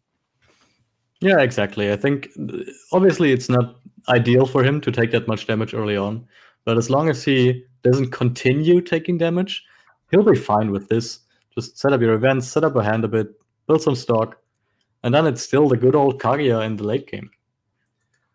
But again, this Kaguya is entirely turned off by the Kasumi, so the question is, can Louvre get to level 3 and put together his finishing plan before Avis sets up her Kasumi defensive wall? But again, like I keep mentioning before, the big weakness I think of Kasumi is that she doesn't have any way of early playing. She has no way of coming out a turn early. So if you can like push your opponent from that could be what you need. You know, the deck then just doesn't get the opportunity to play its game plan. That's how Louvre has to navigate it here. We see Avis taking quite a bit of damage here. I think one whole level, if I'm not mistaken. Yep. So, you know, definitely Louvre's managed to equalize on damage, which is great. But like I keep mentioning, Avis's game plan is still just to sit behind these cannons, compress, set up, get the Casimir's into rotation, and then just push from there. So yeah. This game plan is that fast. What are they really going to do against that? But that's what I think is shaky, right? Like, this is the sort of scenario where you definitely want to be slamming down Casimir's at this point so that you can start tanking up before your opponent can do anything. And that option is just not available to Avis. Like, the only thing she can really do here is play the 2-1 cannon to search for another climax, and then just keep sitting back behind these 1-0s. And then eventually, Louvre will be able to keep punching through these 1-0s, dealing damage, and then the 3-2 Casimir just won't matter anymore. Yeah, I mean, we see her playing a Kokoro here, drop searching for the level 3 Kazumi. So maybe her plan is to just sandbag a bit, hope to reach level 3 first. We'll see. We'll see if she plays a climax. I think this is a really interesting part of this turn. Mm-hmm. Yep. Well, I think that's, playing a climax out. Okay. So in a way, it's kind of all like the Alice or Passion builds, where you just make this big level 1 board that can't be removed, and then just keep going. Double triggering climaxes here is not ideal. But she does manage to salvage the second Kasumi with the door. But even if the level 1 Kazumi stay, they can't be reversed by the Kaguya. So all you're really going to get is ping 1 on attack. Exactly, yeah. I totally missed that until now. That's pretty good. Huh. Yeah, being unable to be reversed means that even level 3 on reverse combos don't get to do anything. Yeah. This is just really rough here. Plays the watching the stars event. It doesn't make it big enough to survive, though, so... Yeah, unfortunately, the Kaguya is only going to reach 6-5, I believe? 7k with the level 0 back row. Ah, yes. But yeah, it doesn't do enough here. So it's still going to be reversed, but he's just doing it for a good refresh, which, given he's had some good cancels so far, I think could still continue. And I think if Louvre can spend like multiple turns at level 2, that'll give him the time he needs to, like, you know, build up the stock, set up, and get his pieces together for level 3, and just chip Avis down that way.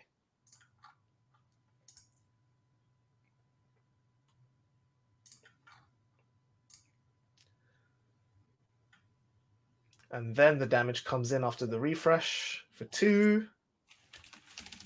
No cancel, though. So jumping up to 2-5.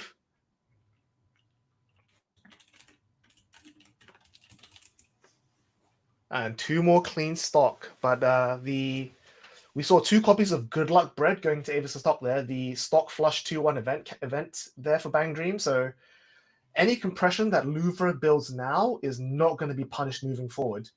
But Louvre does jump up to level 3, and Avis is on 2-4 with very few cards in deck. So like I was saying before about how, like, if he wants to commit to the big finishing turn now and just chip her down, this is his chance.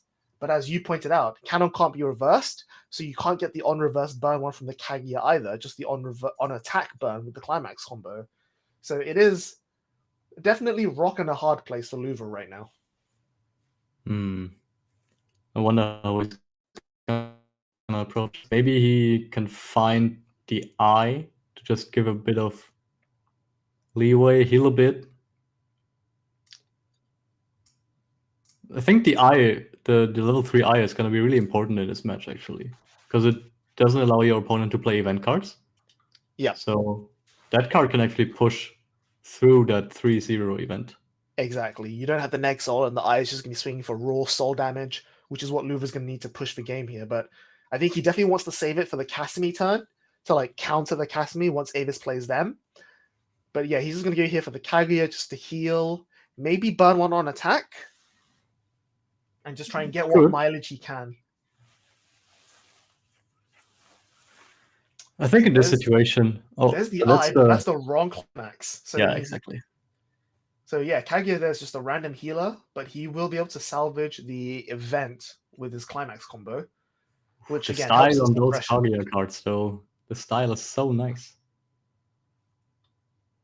And she's holding a little Weiss card.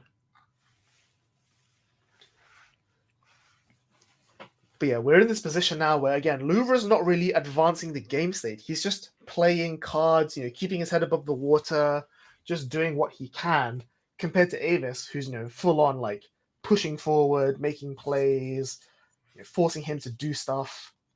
It's a very... I think, like, even though Louvre's, like, doing active stuff right now, I would say Avis is definitely in control of this game, and it's definitely his chance to, like, try and change that. And I don't think he has a lot of options.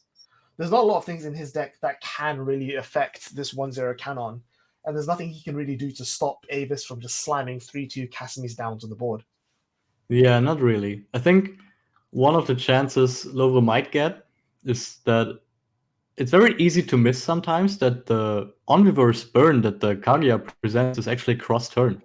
So maybe there's a world where Avis misses that and crashes into it.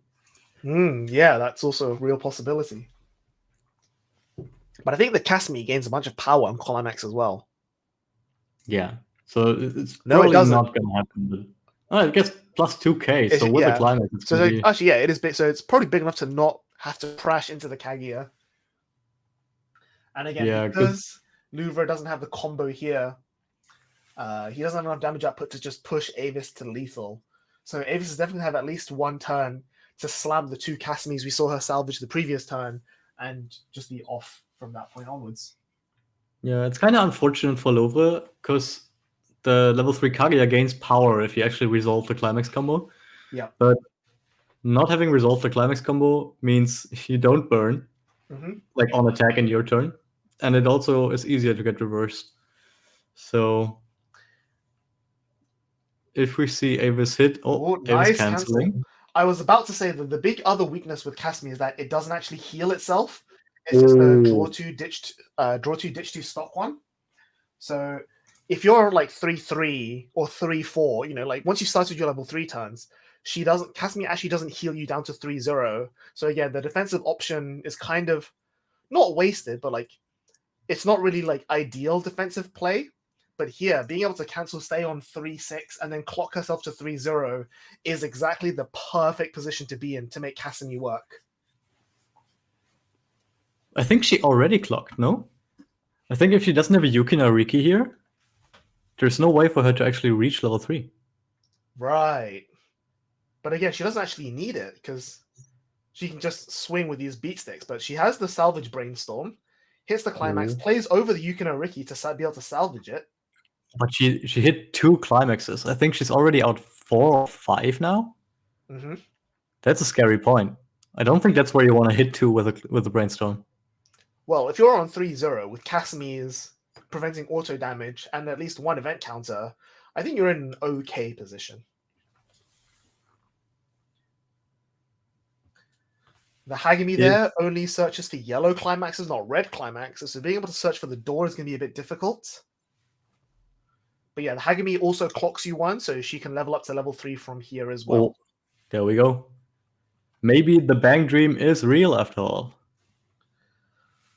So we'll see if she has a climax swapper in hand, though, to turn that choice into a door. But we know she definitely has at least 2 Casimirs in hand from the salvages last turn. So worst case scenario, she can always try and just like draw into them and then discard the choices later on. Yeah, I don't think she's pressed for time, as long as she can get to thin her deck. And again, because Louvre didn't combo with the right climax last turn, that Kaguya is not really providing much threat as it is right now. Discarding the event, interestingly enough. So that's very interesting. She's not going to be able to like turn the. She's not going to be able to play the event switching Casimir to turn the 2-1 into the 3-0. But maybe but she's grabbing the tie that can ditch cards to burn 3. Yep. So this is the only real source of healing she has in the deck. This is an on-play heal to stock, and then pay 3, ditch 2, burn 3. It's not a huge amount of reach, but it is some damage. And I guess maybe in this situation, she just wants that damage, seeing that Louvre's at level 3, and she just wants to push him to lethal before he has the chance to play the eye that prevents events, or before he can dig for Kaguya climax. Place the tie. Maybe she's planning to finish here. Yeah, I think what this signals to me is that she didn't have the climax switcher. So even though she was able to search for the yellow climax with the Hagami, she wasn't able to turn it into the red climax for the Casimir itself. And Casimir without the event counter for backup just isn't as... It's not as solid as you'd imagine. Like, you're still at risk of just eating 3 soul damage and dying.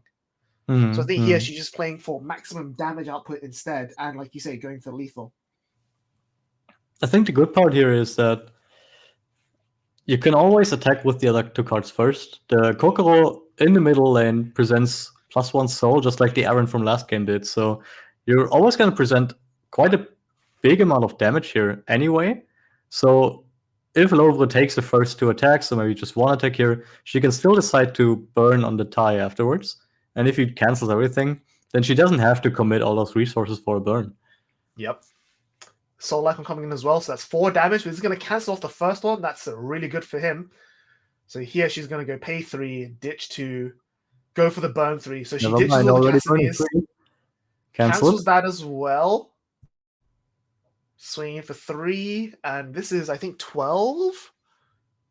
Gains 2-5. Yeah, 13 because she has no back row support, so pretty big. We know he has an event counter in hand, but he also has the level 2 Miko counter, which is a memory kick. Memory kick 3k. Cancels the 3, goes to memory. Yeah, gonna get her to 12-5. Stronger than the tie, yeah.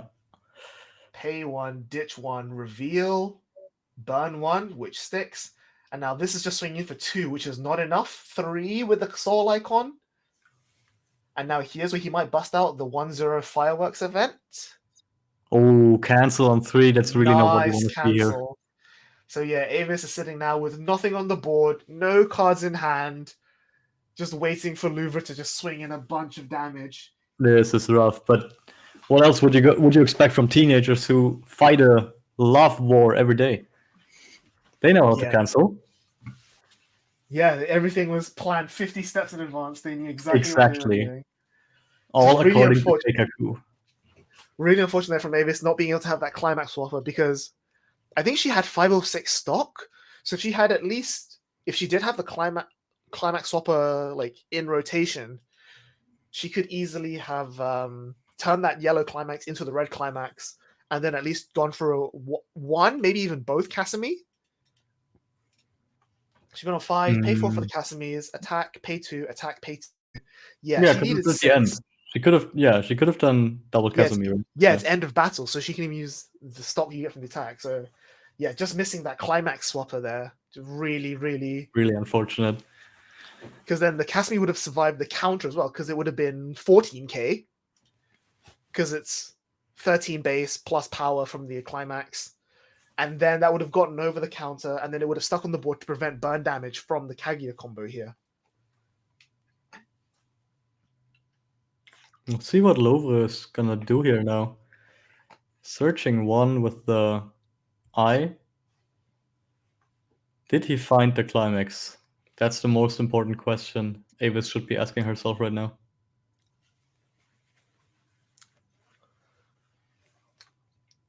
He's added the Chica Brainstorm, which is when you play an event, you can draw one, ditch one. So I think he's going to try and just, play the blue event that he salvaged last turn and just try and top deck the door like an absolute god.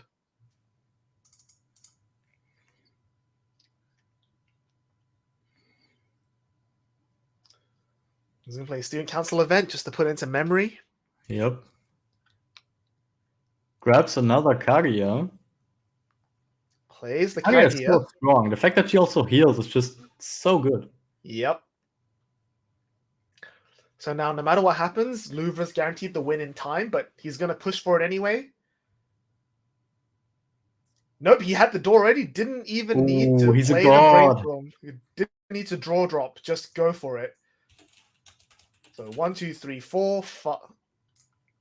Cancels. Then burn one. Sticks, and then swinging for 4, which is potential lethal. And it sticks. Yikes. So now she has to cancel this with the 1, and she doesn't do it, and that's game.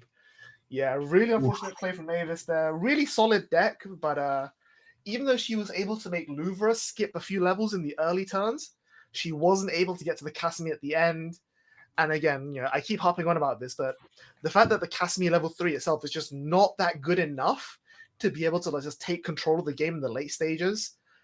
Even if she had found the climax swapper, she would have just died to just the raw soul damage from that turn no matter what anyway, and it's just not quite enough to really equalize there. So really unfortunate play, but well played to both players. Still doing very well. 3-1 is not a bad record to have in a 7-round tournament. Still got the chance to make top 8, but that's going to be Louvre with updated Kaguya, a very unorthodox build of updated Kaguya, taking the win. It's true, yeah. I mean, if you're Avis and you go to the point of, okay, do I take this gamble? Do I want to pay all those resources to burn 3 and it doesn't work out? At that point, you basically make amends, right? You already know what you're getting into if it doesn't stick. And that's what happened here. But like you said, well played to both players. I think we're going to have a short break. Yep. And then afterwards, I'm going to welcome you again with Nando. And Ben is going to have a well-deserved break as well. Yep, hopefully round 5 is, I'll be off and we get Sword Art back on and I don't have to talk about Alice anymore. But we'll see you all in just a few moments. Take care. Curses.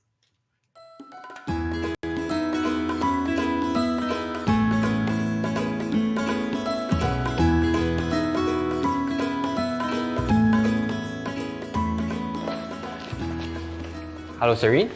Thanks for joining me in this Coffee of Bushiroad series.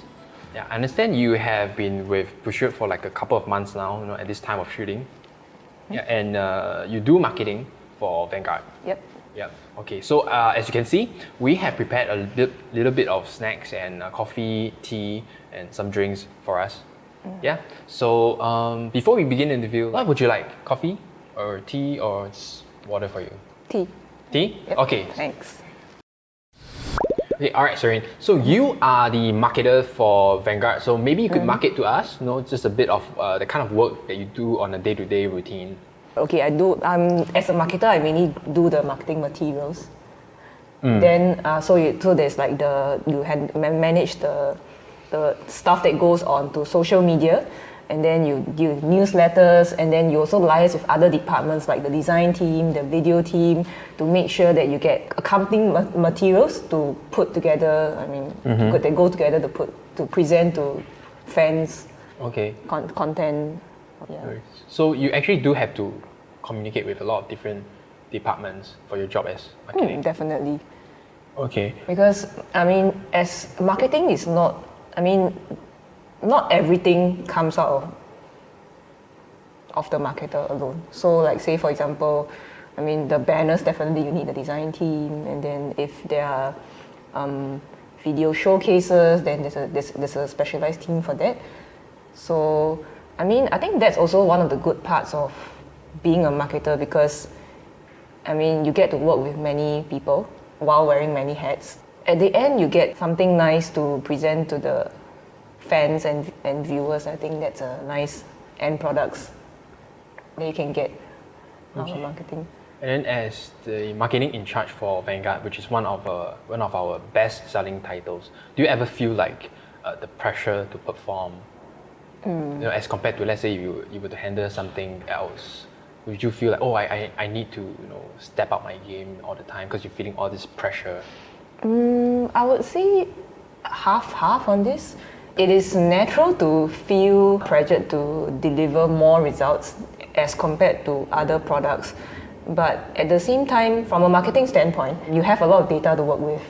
So it's good that I'm thankful that I have more data and insights to look at and to see, okay, so from there, how can I improve, or what kind of new things I can present to everyone. Yeah.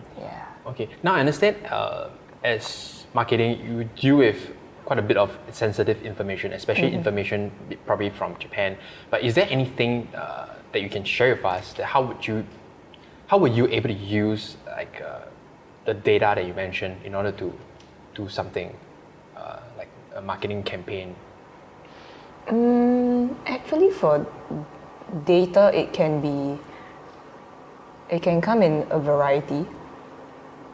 So say for example, you can use like sales statistics to look at how did each past product perform, and then for other initiatives you can look at, so what kind of campaigns have been done before, how did they perform. They are not materials that spoon feed you answers, but it is something good for you to infer from and work something from there. Yeah. Okay, so I guess as marketing, you actually have to work a lot on data as well. Okay, at least for this industry, it is not entirely e-commerce based. So I would say the reliance on data is still there, just that I personally, in my opinion, it is not as much as, So like say for example, if you're an e-commerce based company, most likely even your sales, everything, it's all online, and those data you have to rely on more as compared to non-e-commerce platforms. Your data is separated and you need to piece them together and figure out something. Actually, you raise a very good point, because our industry, they don't deal directly with digital goods or even ordering online on a website. Because if we do that, you know, you can easily track all the data, and then we find out how we can improve our services to our players and customers directly, you know, from the data that we can gather. I guess there is a challenge in our industry, like how to get the data from physical goods. Yeah, it can be said that way. I understand you held a previous job prior to joining Bushiroad as a marketing position as well. Are there any main differences between that and this one?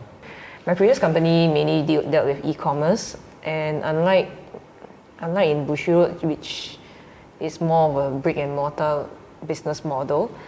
So I mean, as a marketer, definitely it is something that I will adapt to and work out and see what kind of marketing strategies that I can execute to make sure that it is suitable and appropriate.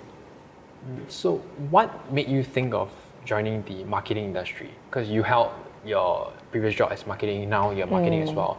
And I guess you believe you are on the right track, or at least the right career path. So what made you decide to join the marketing industry? I would say marketing has been something that interests me for a long time already.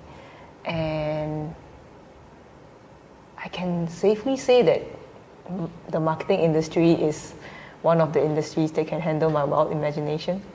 By wild imagination, you mean like you come up with a lot of creative ways to do like different marketing campaigns, hold different, I don't know, promotions or something like this. Could you define like what a few instances where your imaginations actually help you with your career? In this sense, I would say it is easier when ideas come to you pretty easily. Of course, not all are usable. I mean, they can be just really random ideas, but who knows? I mean, one day they can be useful. And I mean, of course, I try not to limit myself to certain methods of delivery and the kind of content that I can present. But of course, I mean, there are many factors into play here. So, I mean, I can be creative for all I want, but I still have to conform to the rules and standards set by the company as well. Oh, definitely. So I suppose how one would imagine it is like that the company guideline kind of like draws the boundaries, and then as long as you're within that boundaries, you're free to run wild, in that boundary. Yeah, it can be said that way. And I do agree that I think the marketing industry is a bit less strict and rigid regarding how far you can take your certain projects to. Like, it doesn't restrict too much on how you can do a certain thing. Yeah. So I think that is one aspect that I like about the marketing industry. And then why Bushiroad? Like, what made you think of joining like Bushiroad as a marketing? I would say Bushiroad to me is it plays a big part in my life, even before joining the company. Because I've been playing Bushiroad's games way before, just many years before joining the company. So, of course, when I got to know about this opportunity, I was like, ooh, why not? What were the Bushiroad games that you played before you joined? Love Life, School Idol Festival, and Bank Dream.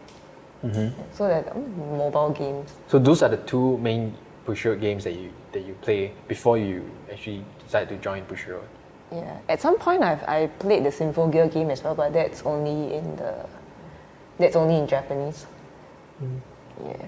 Then I realized I have too many games to handle and decided to filter a bit. At some point, I would say I'm quite crazy about it. Okay. I can safely say that Bushiroad can be my national anthem. Wow. Because when you start the game and then Bushimo, and so it's something that you hear every day, multiple times a day. Wow, that's impressive. Vanguard is it's something that I have seen people play, but I have not tried it myself. But ever since I have started on this role, I developed more interest into the card game, and I actually called up a few friends to pick up the game properly. Also, you actually had friends who were playing Vanguard. Yeah, I do. Wow. They don't only play Vanguard, they play Weiss as well. Weiss. But of course, that's a lot to digest in a day of Crash Course. So slowly got to sync to the new playstyle, and yeah, I'm doing my best. Do you learn Japanese because of work, or do you learn out of a hobby thing? I started learning Japanese roughly 7 to 8 years ago, purely because of interest. Just that I think right now I can count myself lucky that I'm working in a Japanese company because I get lots of practice at work. Okay, so actually you started learning a new ability, a new language out of purely interest, and now you're able to actually implement that, or in fact you managed to find a job precisely because you learned that. I would say it's a bonus.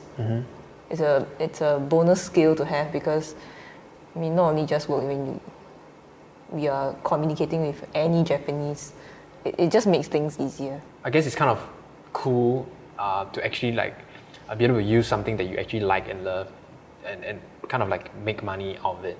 I suppose that's a good feeling. Yeah. Yeah. Can we say that way? Yeah, you never know, because I don't think you actually thought of, I'm going to find a job 5-10 years later that deals with Japanese. You just learn it because you really liked the culture and the language. You learn it, and then 7-8 years later, you actually found it to be very, very useful. Yeah. Yep.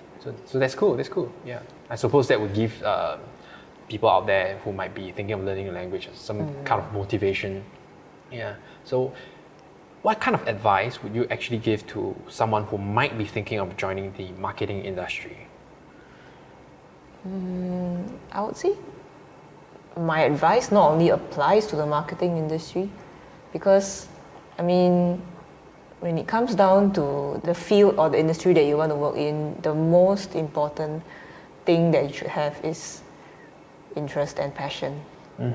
Otherwise, I mean, it's not going to work as well as when you have it. Of course, don't forget to have fun while you're at it.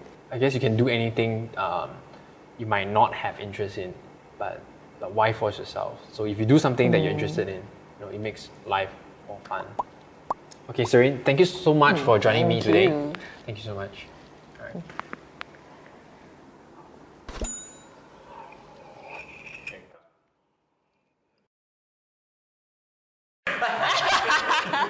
That's not funny, by the way. You're gonna be sent to the group.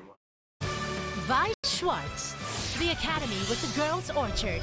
The popular visual novel series joins the stage of Weiss Schwarz. The fruit of Grisaya Trial Deck and Booster Pack. Coming soon. Bushiroad. Cardfight Vanguard. Something is trying to cross over to this side. Chrono Drag, huh? How did it get here? Chrono Jet Dragon? Are G units back too? Special Series Stride Deck Set Chrono Jet. Bushiroad. Weiss Schwarz. 10 years journey with Sword Art Online. Now on the stage of Weiss Schwarz. Booster Pack Animation Sword Art Online 10th anniversary. Now on sale. Bushiroad.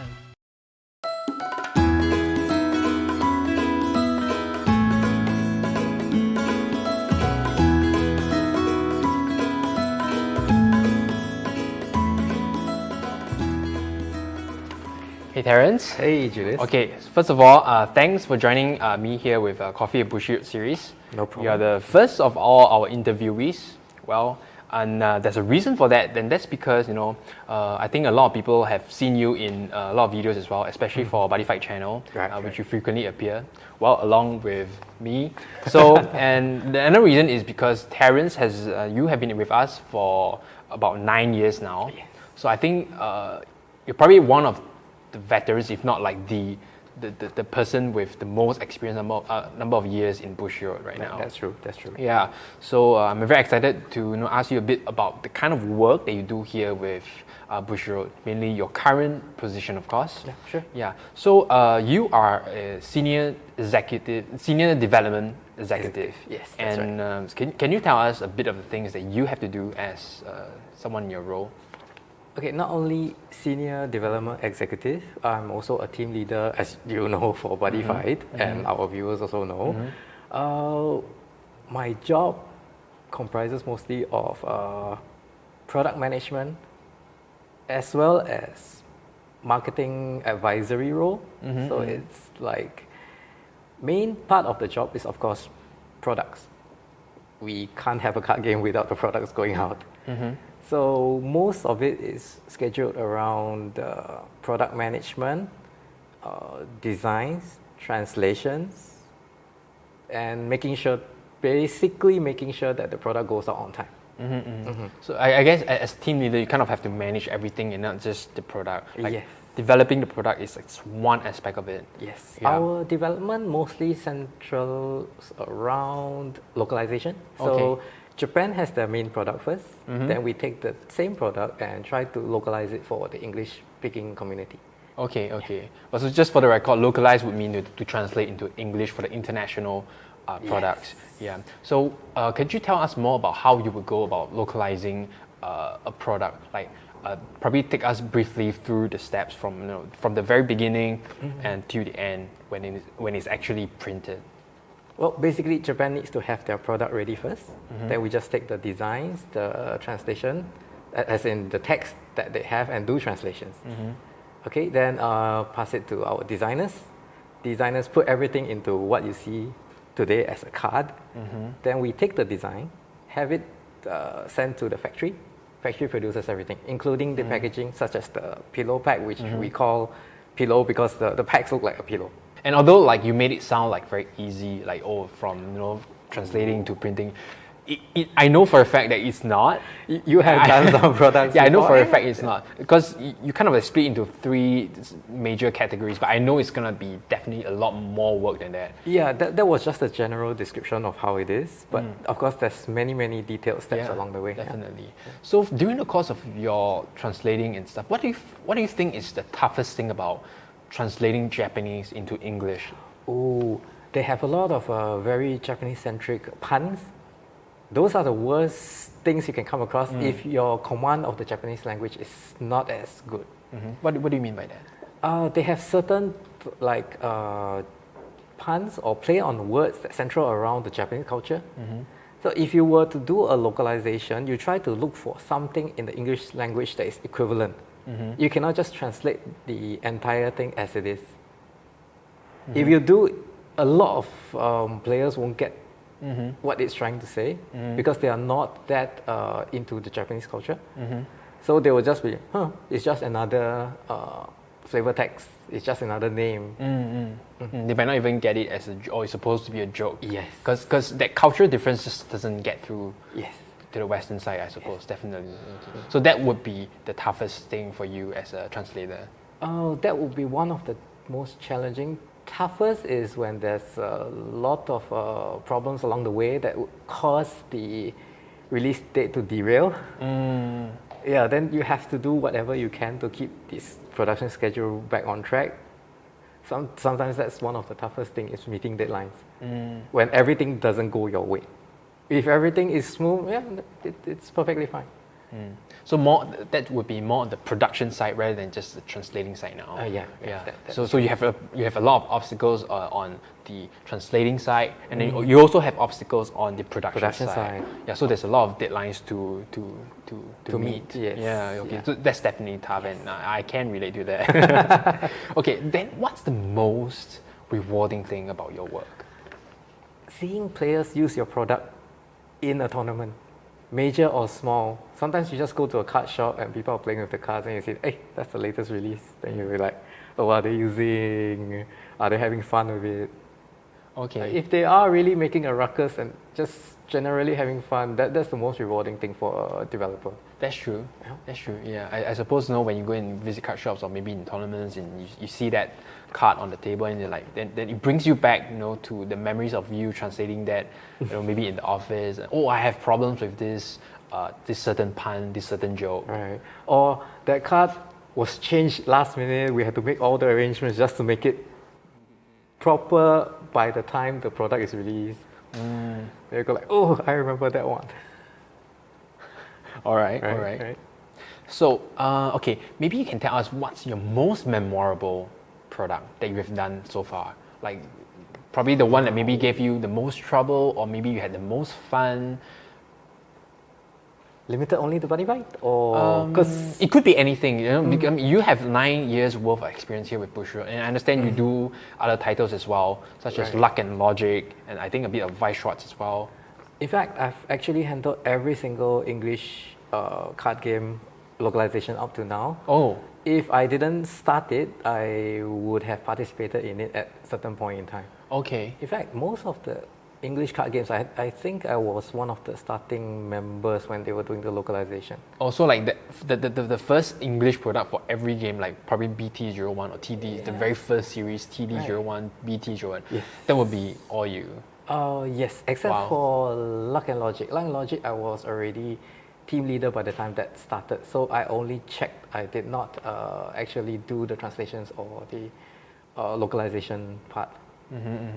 Okay. But other than that, yes, I started most of the English card games, Weiss Schwarz, Vanguard, Cardfight. Yeah. All right. And after that, once after starting the localization work and maybe the production work, once there are new staff on board, I will train them and then let them control the production. Then I'll move on to other projects, of course. All right, that's cool. Right. So along the way, as you can see, there's a lot of products that I've covered in these past 9 years or so. So you want me to narrow it down to one? I mean, you can give us a few if you have, like, this, whatever comes to mind would be your most memorable product. Now, the most memorable one, I think it's a bit out of the ordinary. It's because it was English Weiss Schwarz, the Attack on Titan set. Okay. It was a big challenge for the English card game because the English version released 1 month before the Japanese version. Okay, that's gonna be rare, right? Because usually it's gonna be Japan first, and maybe like 2 weeks or 1 month later, then we release the English version. If at all, because Weiss Schwarz, we don't have all the titles in the English version. Sometimes it's due to copyright, sometimes it's due to the popularity of the set. Some sets will not sell as well outside of Japan because it's not as well known or as popular. Yeah. But Attack on Titan, that's a worldwide renowned title. Yeah. So at that time, I was given the instructions, English version is going to release 1 month before the Japanese version. Okay. And it's something that we have never done before for the English version. Okay, I would say that's memorable. Any English version. So it's like, what? Really? Was the first reaction. Okay. Yeah. Because Hello and welcome back to Bushiroad Rumble Online 2023. We're at the start of round 5 now. I'm joined by my co-caster Nando this time. Hello. Yo. So let's hop straight into the deck lists. We have a very nice matchup of Danmachi versus Hololive for you guys. It's Steve versus G, UK versus Canada here. First, let's take a look at Steve's deck list from UK. It's Hololive, and we gotta talk about this for a second. There's this 1+2 Soul Climax Lunar New Year 2023 with Shioko on it that can be played in any deck, regardless of set. Yeah, just a regular 2 soul isn't enough. You gotta flex with the Shioko. This guy's insane. But yeah, other than the Shioko, the deck looks pretty straightforward. A lot of deck options have been included. When you look at this matchup, though, Hololive versus Danmachi, neither actually builds to beat the other, especially this build from Hololive, which is more standard Corne Marine with some spicy techs. Yeah. So I'm kind of curious to see how these two will interact with each other. So let's take a look at Danmachi's list to see if there's something interesting going on there.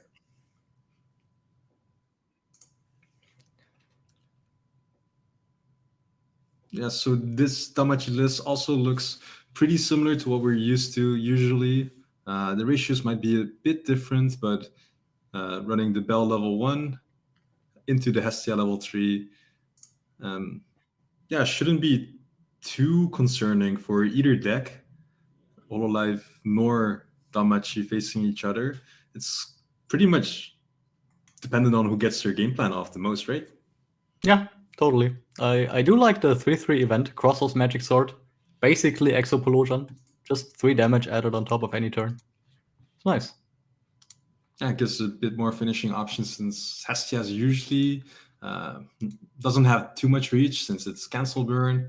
And having this event can make it a bit more explosive than most people are used to from Danmachi, which could surprise opponents that aren't aware of its existence. Yeah, definitely. All right, so I think let's hop into the game. The players are probably waiting. And then we'll see who will win it. The +2 Soul or the 3/3 Burn 3 event.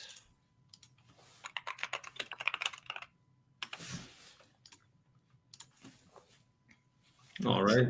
Starting. I think we see Steve starting here, since Hololive is starting, with pretty much the best opener they can have, either the Darkness or the Aqua. Not too hard to get in this deck, since usually they run like 4 or more copies of this card. Steve's list has 5, so opening with this, not a surprise. Yeah, Hololive is really strong due to the fact that they have the same profile on different names multiple times. Technically, you could probably run like 12 of these. I don't think there's that many, but I get the point. But yeah, Damachi a lot more aggressive though, starting off with 2 attackers with the bell being able to go back to hand, taking another character with it. And he actually did slam the climax to try and push some damage, but Steve canceling there. They're playing at high speeds. I mean, this is an opener you want to have as Danmachi, right? The bell is so good. I think back when Danmachi first entered the English meta or the English field, I feel like there was a lot of discussion about this card. A lot of players were under the impression that you either play this or you don't, and it's pretty polarizing. But I think the benefit of this is just so great. Whoa! We see the 2-soul Shioko coming down. Let's go! This is gonna hurt, especially since the bell clocks. If you want to return it back to hand, so and now he has 3 open lanes and a plus. Is he gonna take 12? Oh, he already takes 4. You said something about playing fast. This is probably as fast as it cancel. He's playing too fast for his own frame. Oh, takes 9 here. Ooh, that +2 soul climax, man. +2 soul paying off. I'm sure it was mostly to show it off on stream, but it paid off in a big way. What do you mean showing off? This guy is just being impressive. So let's see. I'm kind of hoping for Danmachi that they've prepped at least something. No stock. 1 stock to play with usually isn't enough, but if they... Okay, yeah. So with the bell, the event is online. They can dig for more bells. Kind of wonder if they prepped the climax, since they only had 1 turn and are pretty much level 2 already. So I kind of just quickly want to give a shout out to the flavor text of the spell, as is tradition.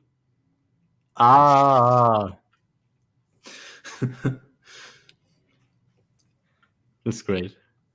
I love this card. Surprisingly, not the only card that has screaming flavor text. For those familiar with Saikano, there's a lot of screaming flavor text in that one. I wonder if we're gonna see Saikano today. Oh, place a knife.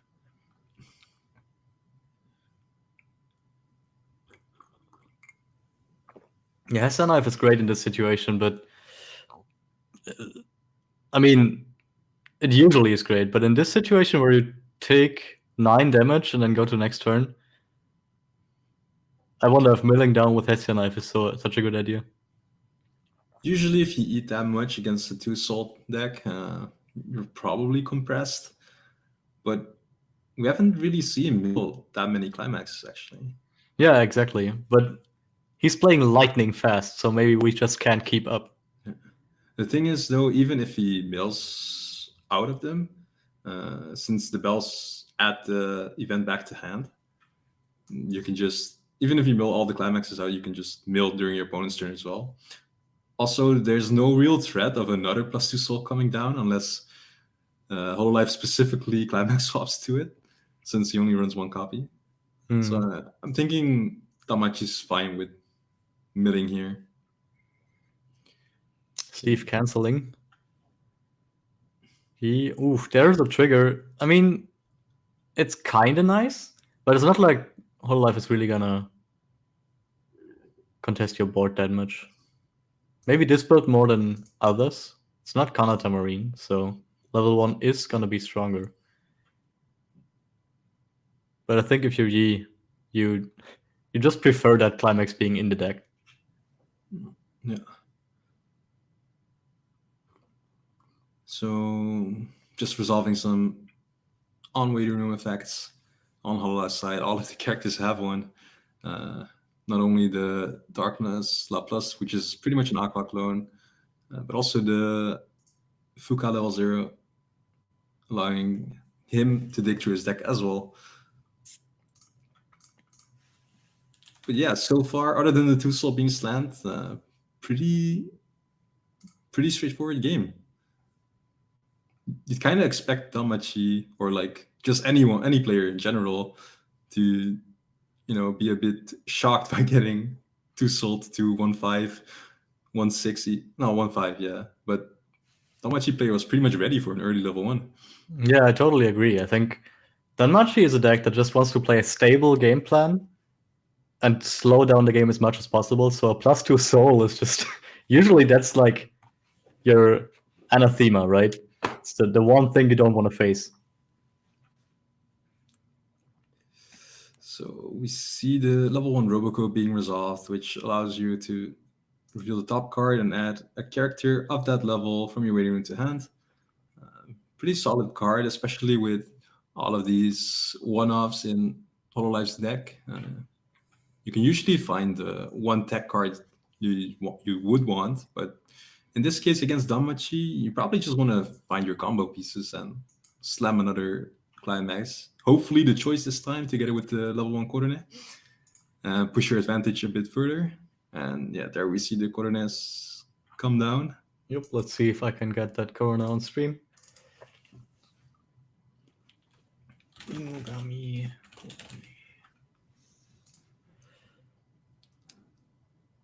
There it is. So we do see another Korone come down, this time off of the Polka effect, meaning she doesn't gain any power for being played this turn. However, that 0... Yeah, I don't think you need that power. Yeah, it's easily reversed. Yeah, still 5-5. There's no point anyway to save that Hestia, because the Hestia, you just want to play those, right? Yeah, so the Hestia is actually the level 0 that can go to stock. But Korone is such a good profile, even like almost a year after its release.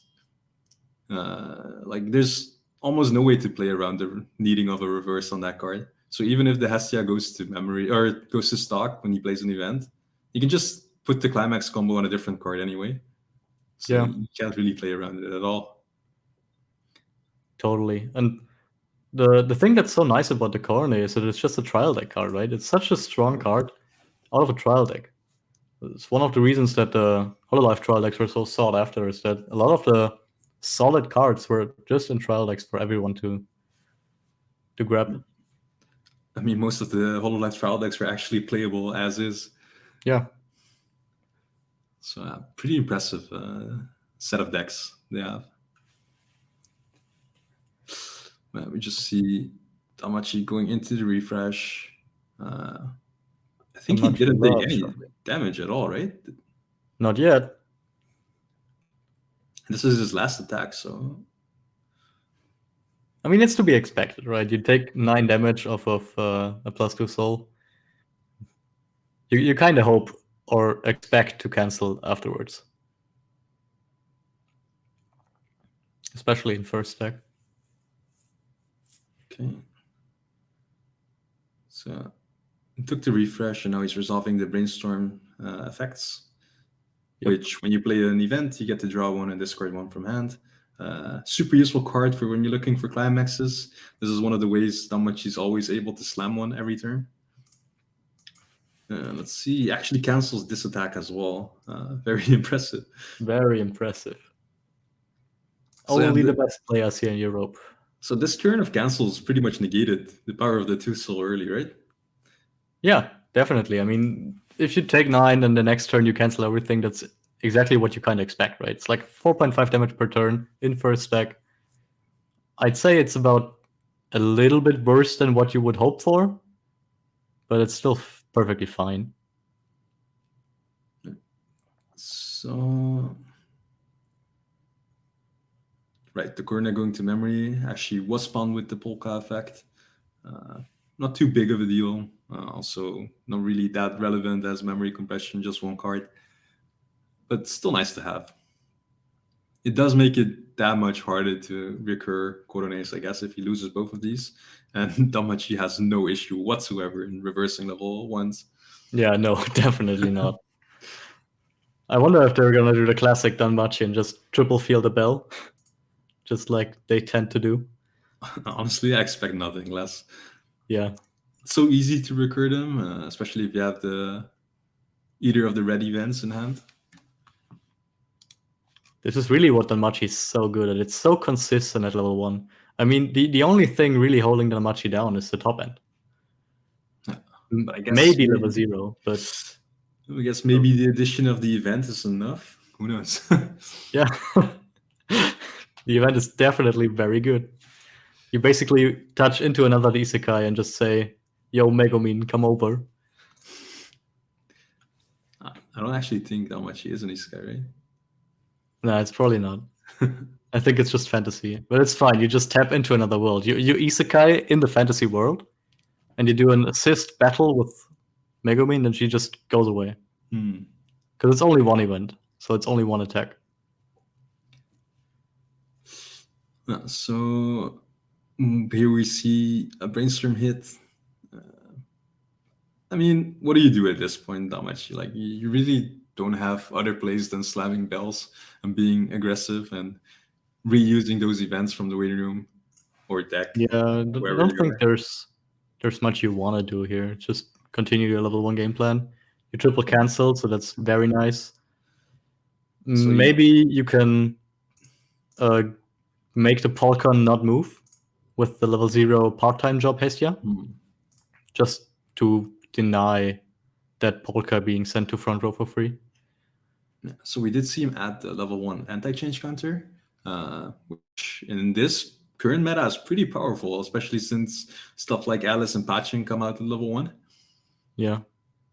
The only issue here is that I don't think HoloLive necessarily relies too much on their early plays. Of course, they do random, the Susei especially, and the Watame bottom decks. But most of the time, it's like they field 1, and the Watame is only in response to something. But Damachi doesn't really present much to respond to at level 2. But he is thinking about something. I wonder what he's planning here. Wait, that's the level 2 Hestia. That is the Fumio, right? In this card's place, choose up to one of your opponent's characters, put it into memory. Oh, okay. He actually did use it, leaving out the Shiyoko 2 soul. I'm telling you, it's just there to flex. He's scared. He's scared. I would be too, for what it's worth. I wouldn't want to face that. Plus 2 souls, the bane of my existence, and I'm pretty sure Z would agree. I mean, honestly, the 2 soul is probably the best target to leave in grave, since it's the one climax you least likely want to have in hand, unless your opponent is suddenly all out. But I think from this point on, Damachi is just going to get more and more compressed.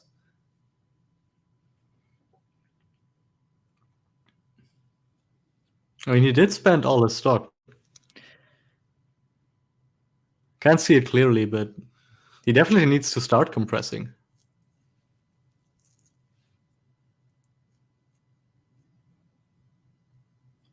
Right, I confused his hand with his stock, I think. Yeah. Oh no, that's his deck, actually. Yeah, so he's pretty low on stock. Which, with how fast this game has been going, isn't too surprising. Maybe it's fine. If he continues canceling, which is a very smart thing to say. So Nastia should be strong enough to walk over the Korone. The bells themselves are probably strong enough as well. We obviously can't see his exact deck size, but I think he showed at least 3 of the Firebolt events, meaning it should be hovering around 9k, 10k with the climax, which more than enough. Yeah, there's no way you're gonna try and back up your Korone. I don't think Steve's actually playing a level 1 backup anyway. Yeah, it's just the classic backup, the anti-change and the Hachama beam. So only level 2. Okay. Putting a Polka in front, playing a Brainstorm. Yeah. I think his intention was to play a Polka down, but he quickly noticed that he doesn't have red in his level and clock. So that might change his game plan a bit. Maybe, but this is pretty much what he wanted to do anyway. See, perfectly fine. Just as planned. But only if he has the climax. So pretty much until they hit level 3, this is the board state I'm expecting from both players. Just reusing their level 1 combos. Nothing too wild going on. Yeah, because for Hololive, or at least for Steve's deck, the only early play he plays is the Suisei. And the Suisei is not really strong during his opponent's turn. So if it's G's turn, he can just do what Danmachi does and run over that. Yeah, so this is usually where it starts getting a bit tough for Danmachi. You have like low deck size, maybe 1, maybe 2 climaxes. And then there's always the question, do you use the counter to mill? And if so, how many times do you mill? So you reveal the climax off the top and then opts not to continue. So he probably has at least 1 or 2. Yeah, you have to be a really strong player to not mill your climax here. Opting to mill 2 and then still opting to draw. Oh. I'm not sure what happened there, but I think he canceled. Crazy. That's pretty insane. Seasoned Danmachi players, as well as old school Goblin Slayer players, they know exactly how much to mill. Yeah, exactly. I understood that reference. So he does. This is kind of good for Danmachi, right? But he only has. Wait, does he only have 2 cards in hand? I think he only has 2, and he just played the event, which was his 3rd card. And usually the event replaces itself. Sadly, his last card in deck was actually the Pyonkichi event, which is not a valid target. That is rough. That might cost him. That might cost him a solid next turn. That's very critical. With only 2 cards in hand, your whole board is getting reversed.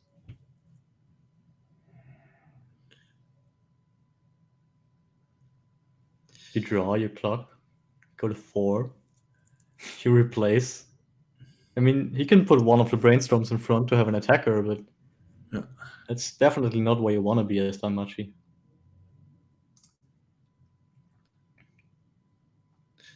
I mean, the Brainstorm being used as an attacker doesn't matter too much in this scenario, except for the fact that he's giving Hololive a plus.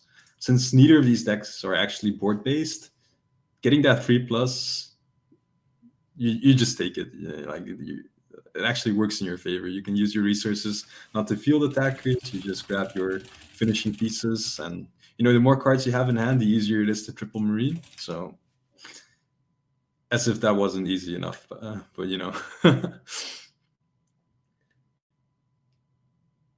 Okay, so finally taking some damage against Danmachi.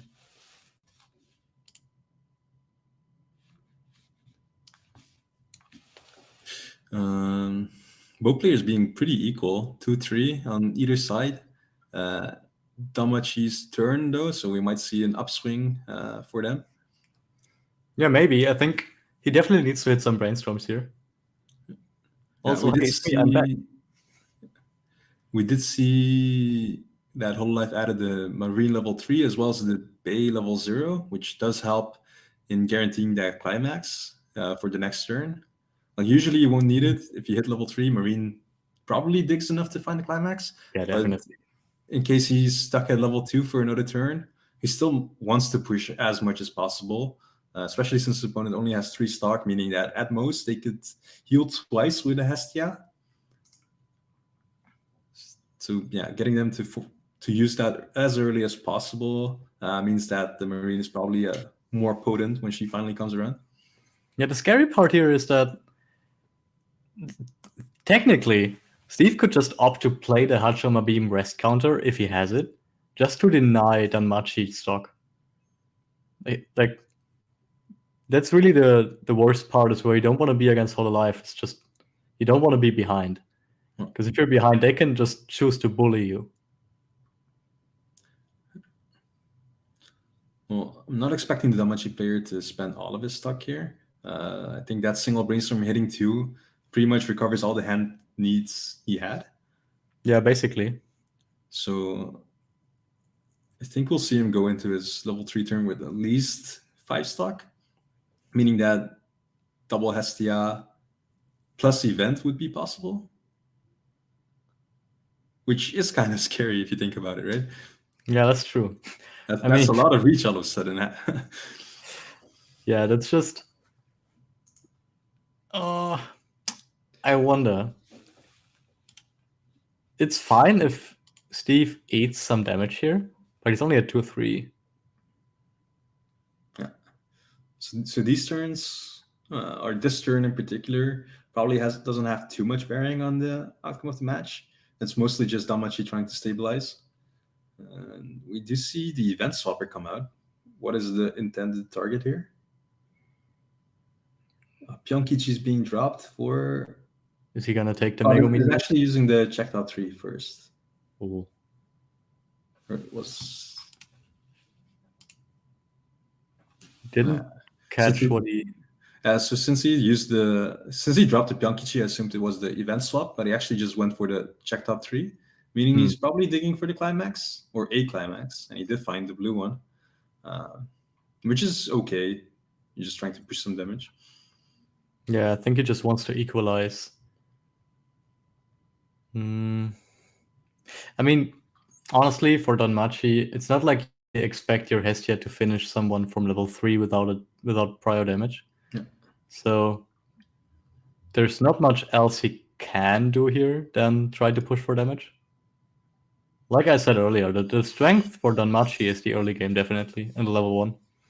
And this is the part where it kind of falls off. So this could actually be kind of scary if Steve finds enough Marines here. He does have the stock for it. Well, this matchup is just isn't where Danmachi usually shines in. Yeah. When you're facing another 1k1 deck, usually you're worse off, since most of Danmachi's strength is contesting level 2s. But when you're just fighting level 1s, all of that is somewhat wasted. And then stuff like Hololive, which has so much more utility than most other decks, gets to shine a bit brighter.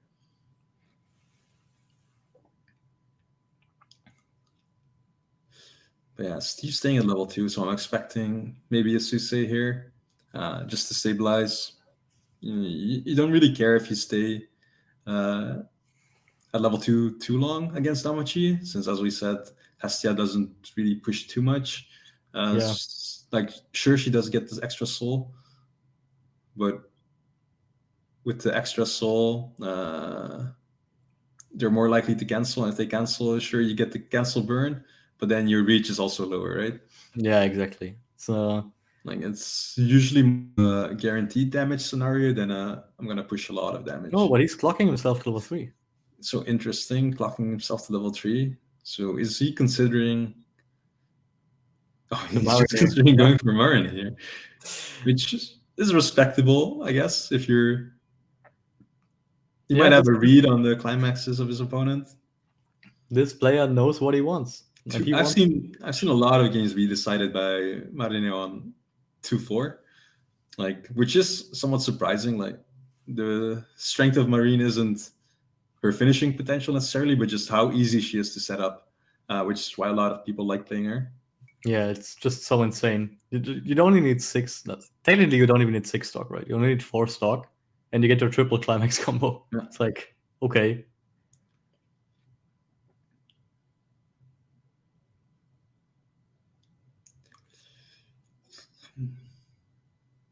Yeah. So usually with the Marine, you're just digging for more Marine pieces or the climax. I'm not sure what he found, as he does not have to reveal the cards, but I'm sure with all those top chicks, yeah, you'll be able to get all 3 Marines on the board. Yeah. Let's put that on screen for you guys.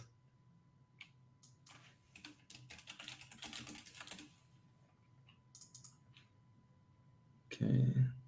So he's resolving the level 0 Fubuki Fuka. Can only add level 1, so the first 2 cards he revealed were actually whiffs. Okay, he was considering.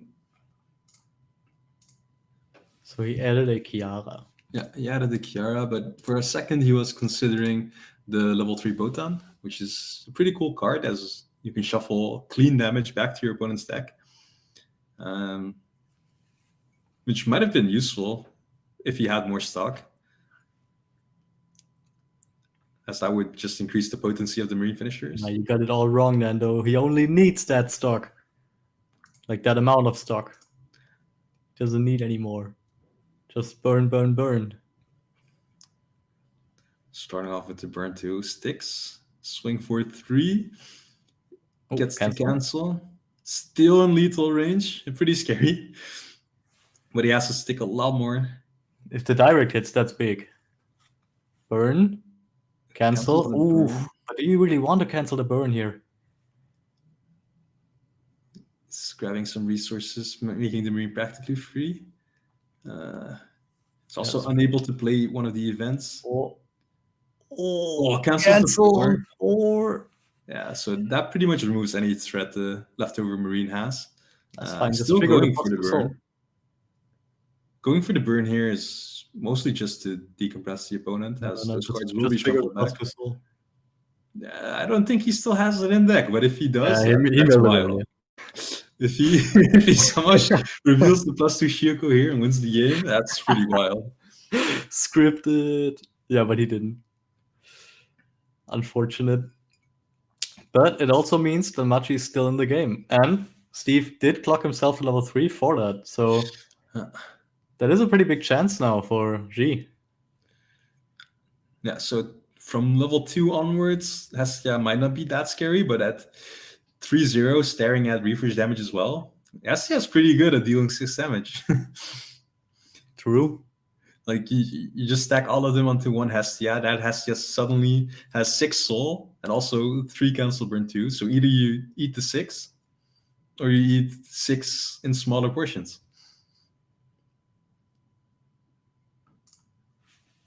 Or you just eat 12. How do you eat 12? Hestia gets +1 soul, right? So technically, if you have triple Hestia, you can Yeah. So usually you'd stick all of those on one, so you guarantee either the cancel.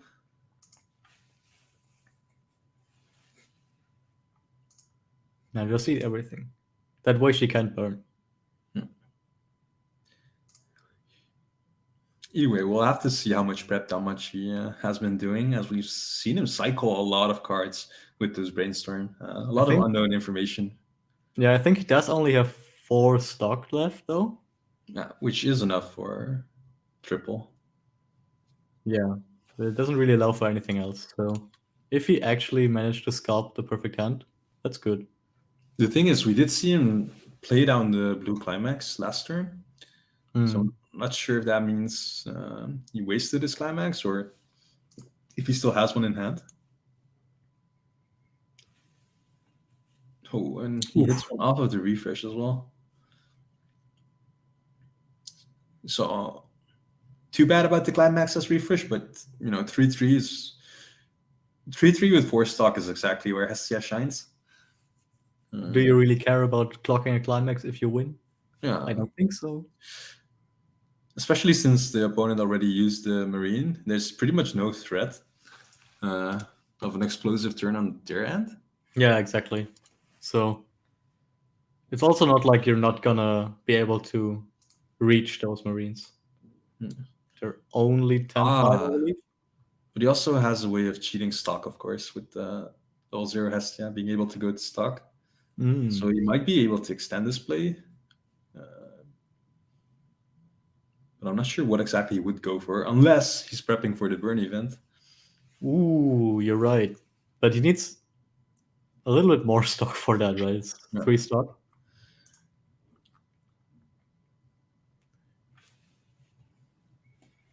Although honestly, burning 3 and then attacking 3 times might be better than just giving cancel burn. So when you're running a spicy one-off, right? How often do you just hoard it for the whole game? I mean, are you talking about a good player or are you talking about me? Because I would hold it the whole game. I mean, usually when I have spicy one-offs, they always start in my opening hand. Yeah. And we saw it with Steve as well. He had the 2 soul in hand ready to go, man. So I wouldn't be surprised if there's a burn event in his hand from turn 1. So, but yeah, the level 0 Hestia being played, the checked up tree being used. I'm guessing he's searching for the blue climax, not having it, which is too bad, but not the biggest thing in the world. As long as he can contest the Marines, he should be good to go. And if there's anything Damachi's good at, then it has, no, not Damachi's really good at contesting boards, so I don't think those Marines are gonna stick around. Yeah, no, definitely not. I mean, with 1 stock, technically, if Steve has a rest counter, that would be big. But I'm not sure if he has the Hachama beam. But he definitely has the hand for it. A rest counter would actually save 2 Marines, which is pretty scary. Yeah. Oh, there we see it. Dude, he had it. Let's go! Exupo! Man, I got so hyped for a second. Dude, I knew it. One-offs always start in your hand, man. Especially the spicy ones. It's just a rule of the game.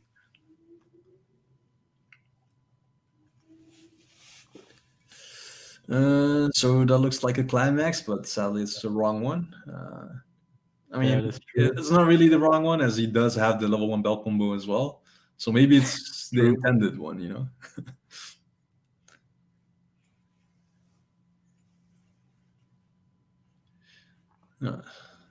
You know what should seal the deal next turn? If Steve doesn't die. +2 soul. So the thing here is, if Hololive does have the rest counter, they can pretty much keep all 3 Marines on the board. Yeah, exactly. It's like, and they already kind of keep 2. Yeah, they already keep 2. With rest counter, they can keep 3, which is pretty crazy. So if they do have another door climax, Hachama beam. That's over. Oh, he's doing it. We saw the Hachama beam. The beam appeared on screen before it appeared in his hand. It's scripted. It's scripted. All right. Yeah, so that card is super powerful in this scenario, like pretty much denying any chance of finishing. Technically, the damage output is too low now. Did you catch what he triggered? Because if he triggered on the Hestia, then it might be possible.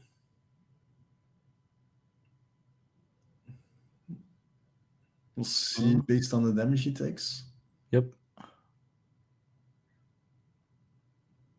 Okay, so it didn't trigger, so it's not possible.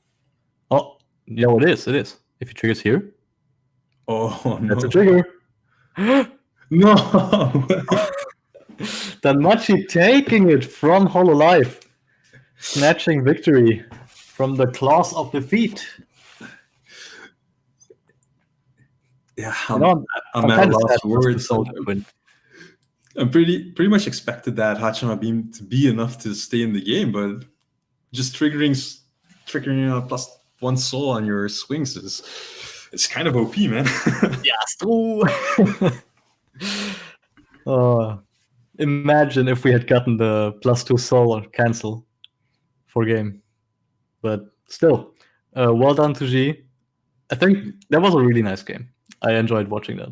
That was some classic Weiss Schwarz gameplay, to be honest. Very none true. of the fancy stuff that we see with Alice, for example, or Bachin. Yeah, just some classic 1K1 gameplay. Dirty, gritting your teeth, 1K1, +2 soul mixed in, taking 9 at the start of the game. Perfect. Yeah. When the defensive power lines don't matter as much, it's all about damage manipulation, right? You just, how do I push as much damage as I can? What is the perfect amount to push in this then? Sometimes the solution for that is +2 soul, right? Yep, definitely. Oh well, I mean, he's still 4-1 now, so it's not like it's the end of the world for Steve. I think we're gonna go into a short break, and then we'll see you guys next time.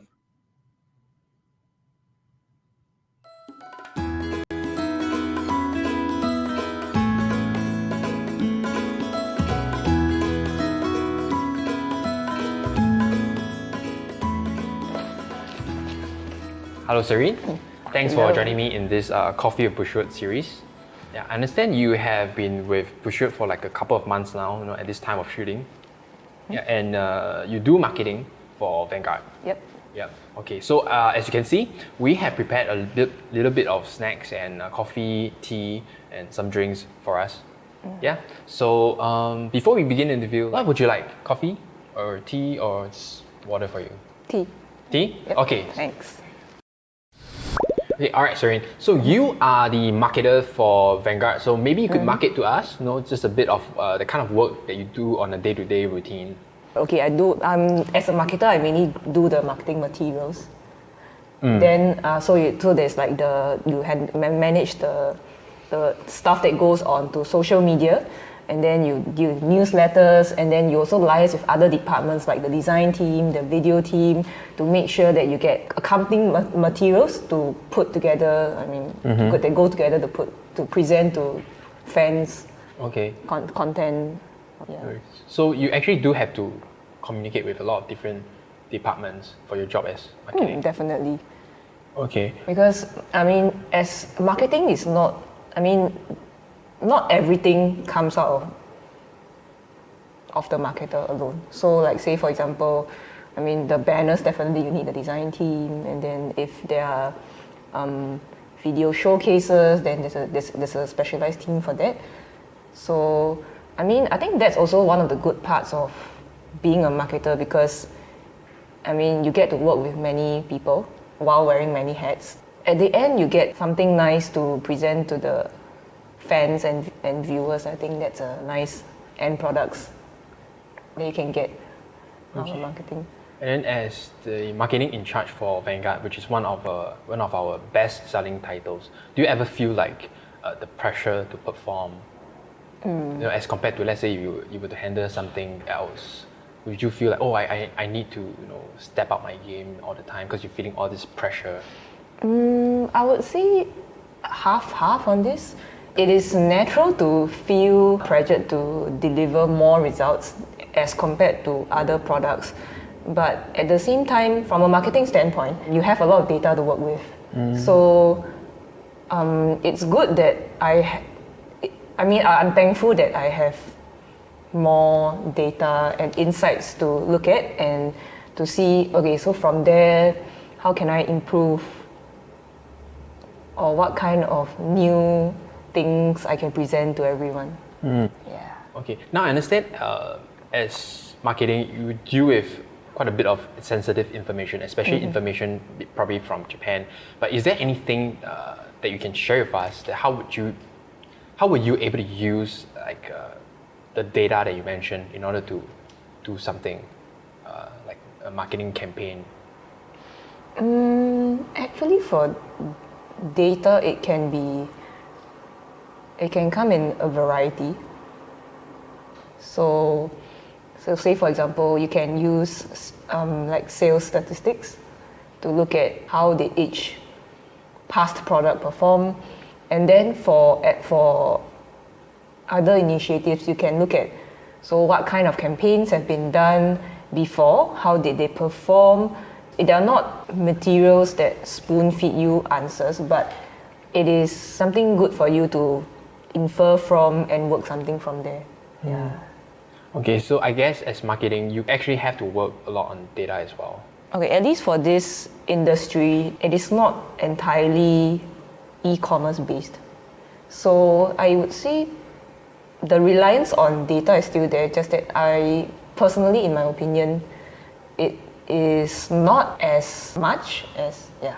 So like say for example, if you're an e-commerce based company, most likely even your sales, everything, it's all online, and those data you have to rely on more as compared to non-e-commerce platforms. Your data is separated and you need to piece them together and figure out something. Actually, you raise a very good point, because our industry, they don't deal directly with digital goods or even ordering online on a website. Because if we do that, you can easily track all the data, and then we find out how we can improve our services to our players and customers directly from the data that we can gather. I guess there is a challenge in our industry, like how to get the data from physical goods.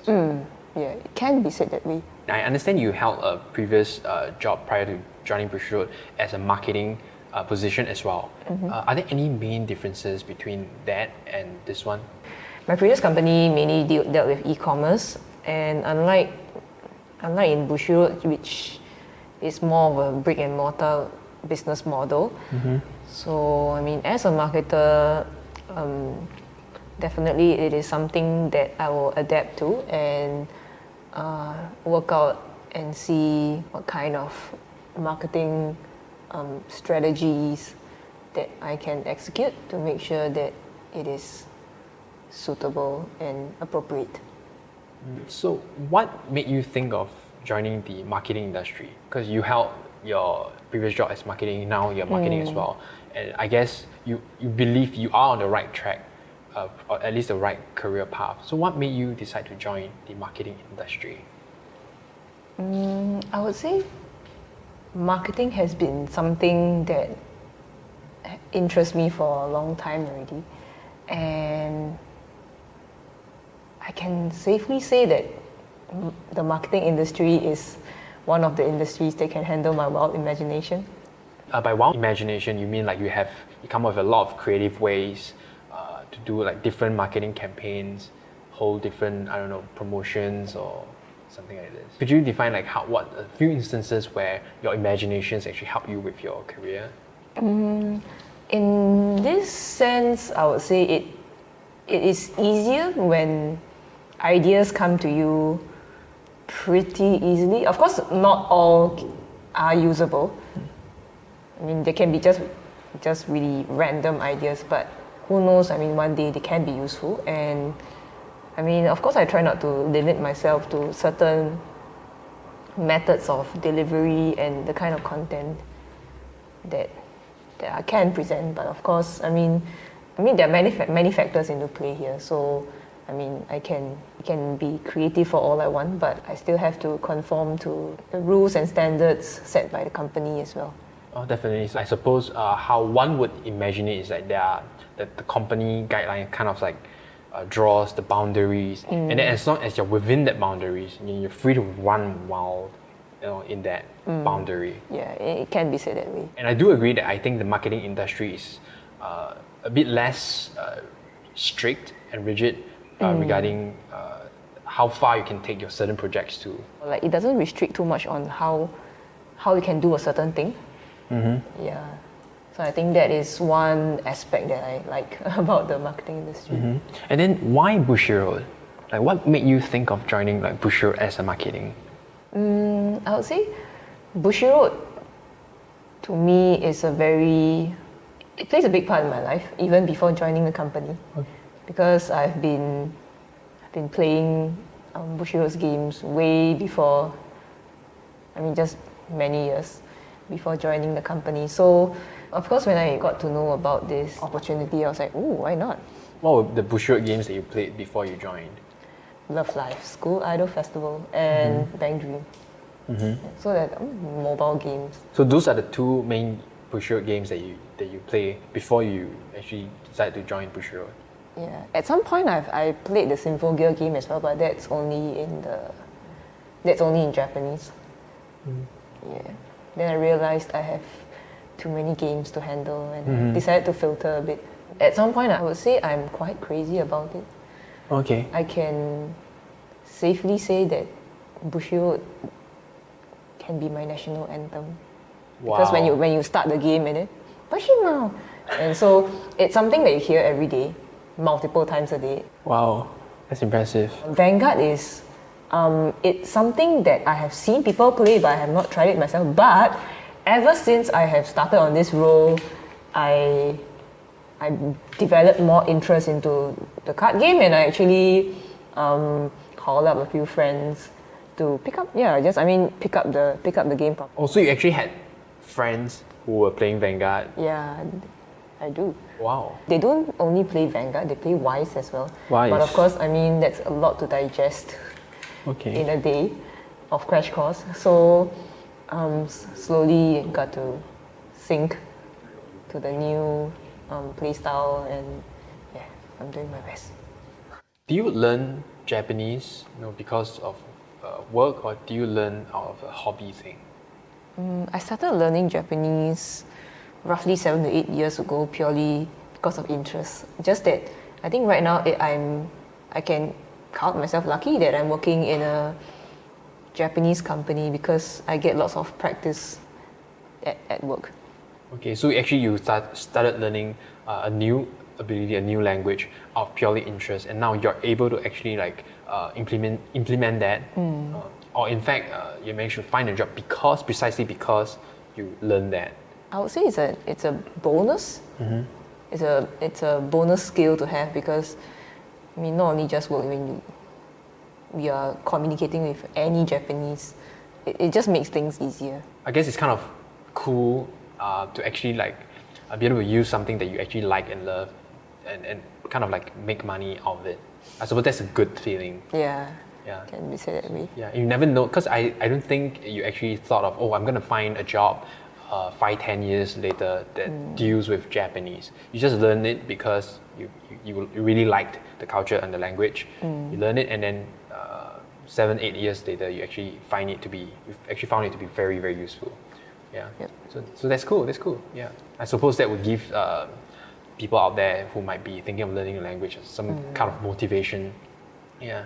So what kind of advice would you actually give to someone who might be thinking of joining the marketing industry?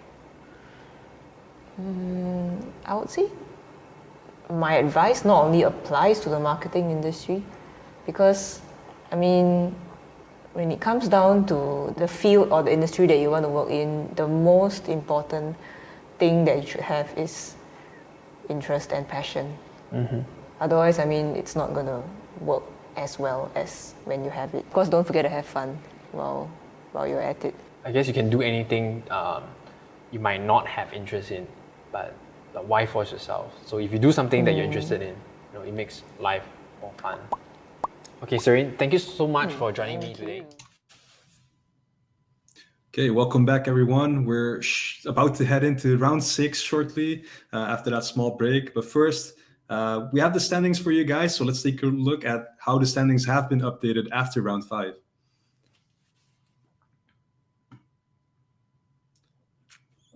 So yeah, obviously after that victory, we do see ZE rank 1 with 5 wins, 0 losses. But then we also have Louvre, which was on, I think, around 3 against Avis, also still managing to hold that top spot. And then the other undefeated player is Jose, which I think you are familiar with, Leon. Yeah, he was on my team for Bushiroad Springfest, Kaiserslautern. Yeah, so since you guys won, I'm assuming he has a very promising run today.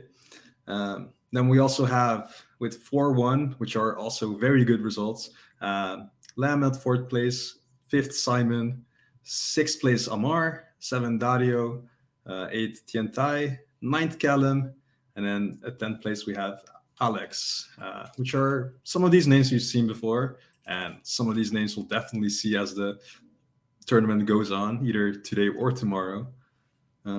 So yeah, Leon, we've seen quite some interesting matches. I was expecting a lot of Alice, but we had some variation with both Kaguya being shown, and then last game we had Damachi versus Hololive. Any matchups in particular you're excited about? Yeah, so I think the upcoming matchup is going to be pretty interesting because we have yet another 2 newer decks, like new as in we haven't seen them on stream yet. I really enjoyed the Kaguya versus Bang Dream match, and I kind of hope we're gonna see a Kaguya versus Alice in tops, maybe. I do want to point something out here, and that is that Mr. Jose, who's playing 7 Deadly Sins, actually was a runner-up finalist in Bushiroad Rumble Online 2021 with the Liren in the NA region. So actually quite a stacked player here that we're going to have on stream shortly. Yeah, so as you point out, we'll be having Jose versus Callum as our next match. I think that is confirmed. Jose will be playing 7 Deadly Sins against Callum's quintessential quintuplets deck, I think, if I'm correct. So let's have a look at those decks. Yeah, so a pretty interesting list as far as 7 Deadly Sins goes. Not quite the first thing you think about. Usually it's Escanor, the big bully of the deck, but this time we have Stocksoul Pants. You want to go over this deck, Leon, as I'm sure you faced this before? I have faced this before, and I've been beaten to a pulp by it on Alice before. So the bottom part of this deck, the level 0 and 1, is kind of familiar. He's running some cards that you usually don't see, like a level 0 spawner if you clock yourself, or the hawk, the pig, that is basically a kind of runner that can just run away if it has a character in front. And most importantly, the top end is totally different. Usually you would expect this kind of deck to run Escanor as a top end for this explosive finish, but if you have played SAO in the couple past years, you know there's one more form of explosive finisher, and that is burning 4 on attack. So his finisher is the Hendrickson that actually top checks and then burns 4, and if that thing sticks, it's gonna be a mouthful. Yeah, so this deck definitely looks very aggressive, being able to slam down that Stocksoul almost every single time, especially with the Pants Climax, as well as the level 1 Meliodas that can top check 2 before attacking, which pretty much guarantees you have a Climax every turn. And we all know how strong that Elizabeth Brainstorm is, like sitting on that back row and just being able to recoup your hand every turn by +2 is pretty big, man. Yeah. I would be pretty scared facing this. But also the level 1 Diana that gets power against level 2s. Yeah, let's head over to Callum's deck and have a look at Quints and see how that will fare against 7 Deadly Sins. Right, so this is pretty standard, right? I think there's a couple things here that differ from the usual Quints deck you would expect to see. That's stuff like the level 1 counter that you don't see every Quints deck playing, especially this one, that allows you to salvage a card if you play it by clocking yourself. Yeah. Apart from that, there's a Itsuki that basically anti-changes on reverse. But yeah, it's just a usual Quints game plan. It's 8 standby. You want to hit hard and fast on level 1 by standbying your 2/2 out and standing it. Worth noting, it's very foiled out, so obviously it's going to be a strong deck. Yeah, so the biggest differences would be as far as going to say that instead of the usual Riki, they have like the Aqua Riki here. I assume is because that might be the foil version as well. Sometimes you just got to go for the bling, man. But also, the one card that I really like is the level 0 backup, which is also a free runner, since the deck doesn't run the regular 3/5 middle runners. It's nice to have an option like that, as well as have it serve as a regular counter during the mid game. But I think that is all we can say about this deck, at least. So if we're ready, let's head into the next match, which is once again Callum versus Jose. Oh, one thing more to point out is that I think Callum last year in BCS also got first place in the UK in his region, and also went to Worlds subsequently. So both of these players very accomplished, and probably it's going to be a good match. Who do you think is going to have an advantage here, looking at the decks? It's honestly pretty hard to say. The way Jose's deck is structured, they pretty much don't care what the opponent does, right? It doesn't really matter what they present.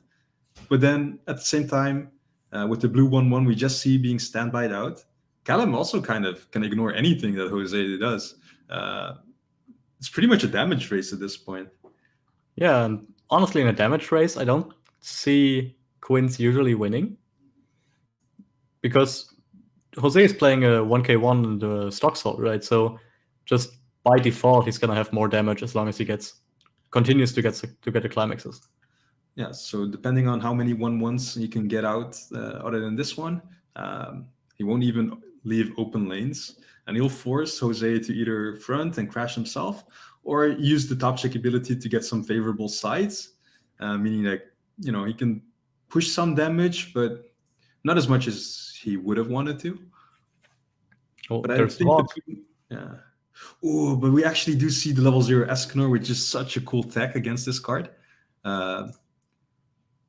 It's like a stock kicker for level 0, except it can kick almost any level depending on how many of himself you have in the waiting room, and he does show 1, so you can actually get rid of the 1/1 quite easily, which you kind of don't want to see happen if you're Quinns. Hard playing that standby from hand, it's almost as if you just threw it into the waiting room instantly.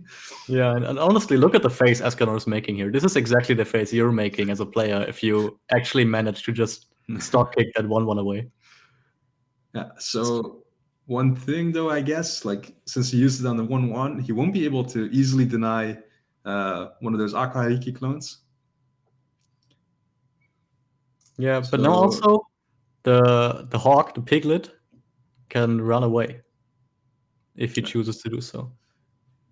He can move, but there isn't really a safe spot to go to since there's a level 0 reverser on the side, and I think the Riki ties with the hawk. Yeah, it should. However, that's perfectly fine for Jose, right? Since he already said it's gonna be a damage race, so for Jose, if he leaves an empty lane there because his opponent fronts, then that's probably good for him. Other than that, so far pretty standard gameplay on both sides. Quinn's just trying to achieve board. I think this time putting the 1/1 on the back row, I think regretting that initial 1/1 on front, as it got gotten rid of quite easily, not making that mistake again. But yeah, that's the thing with that level 0 Escanor. It's scary if they have it, multiples of it. Yeah, and you don't expect them usually to play this, right? I don't think the usual Escanor deck has space for this, but in a deck like this, which is specifically built for the current meta game, this Escanor is just doing wonders. Yeah. So we do see the 1/0 Meliodas being got. This card is so good in this matchup. Able to spawn copies of itself on the board. Assuming you have copies left in your deck, always make sure you have copies left in the deck before discarding. But yeah, Meliodas is my favorite Shadow Clone user. Yeah, and once you have more than one on the center stage or on field, he gets power equal to all other characters, as well as the very useful top check ability that allows you to manipulate your damage. We do see him find the second copy of it and put it on the stage. Yeah, the ability is so strong. Yeah, even without playing a climax, sometimes just fielding 3 of these will get you equal amount of damage to that climax. Exactly. And he is playing 23 soul icons in his deck. So if you top check 2, theoretically you should be able to get 1. Very strong card.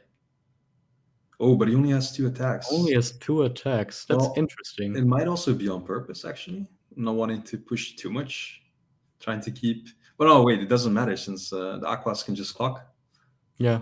So pretty unfortunate. I think he might have overextended a bit and then not be able to regain attackers.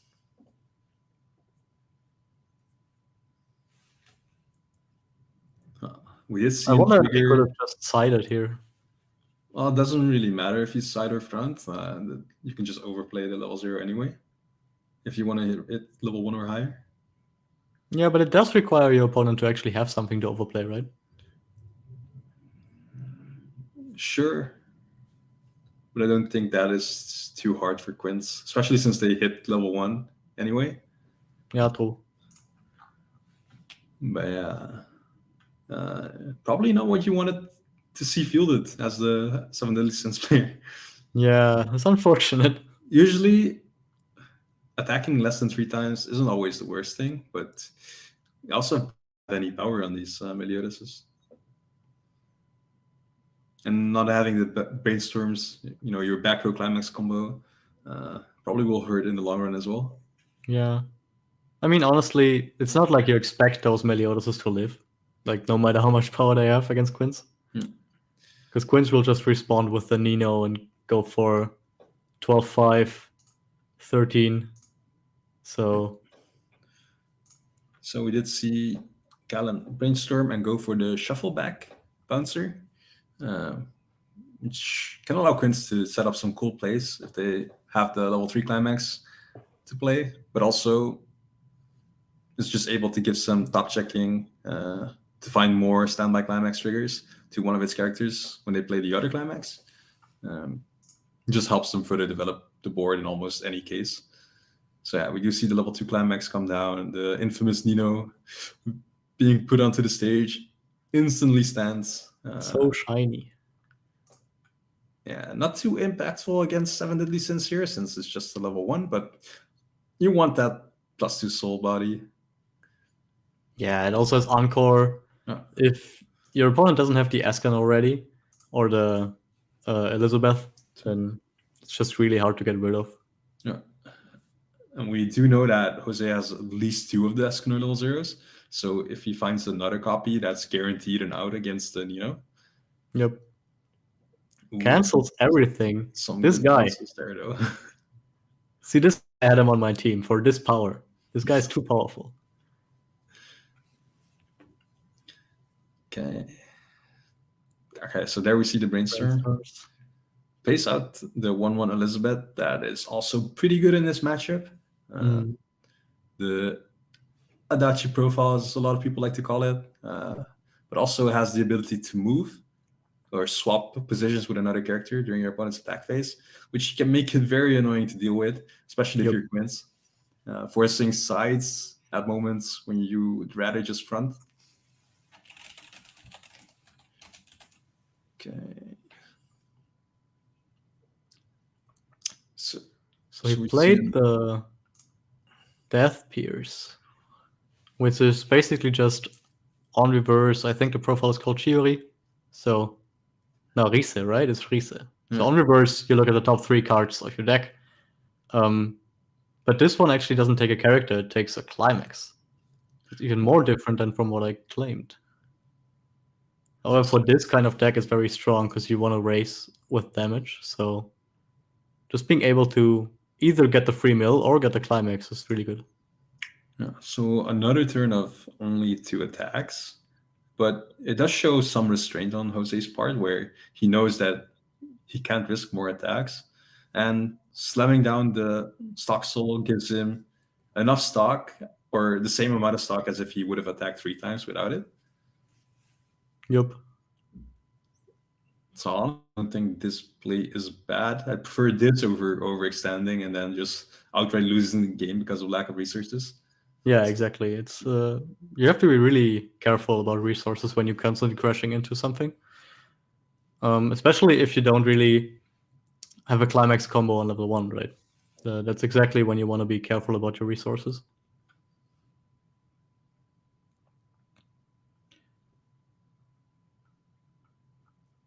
I mean, he did get the climax combo off at least for the level 0. How did... Oh, wait. I'm a bit confused on how the climax swapper got on the back row there, rested. That's not a climax swapper, right?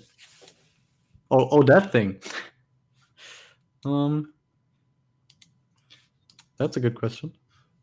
But oh well. So yeah, Callum's board pretty much lives. He gets a +2 off of cards that he, wants to have on the board. So those are high quality pluses. High quality plus.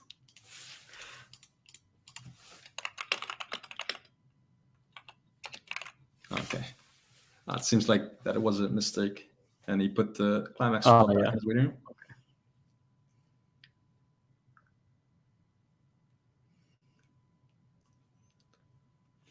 Luckily, he solved it before anything major happened. True. I mean, it's not like it's gonna do much on the board, but getting that 3+1 is would be kind of insane.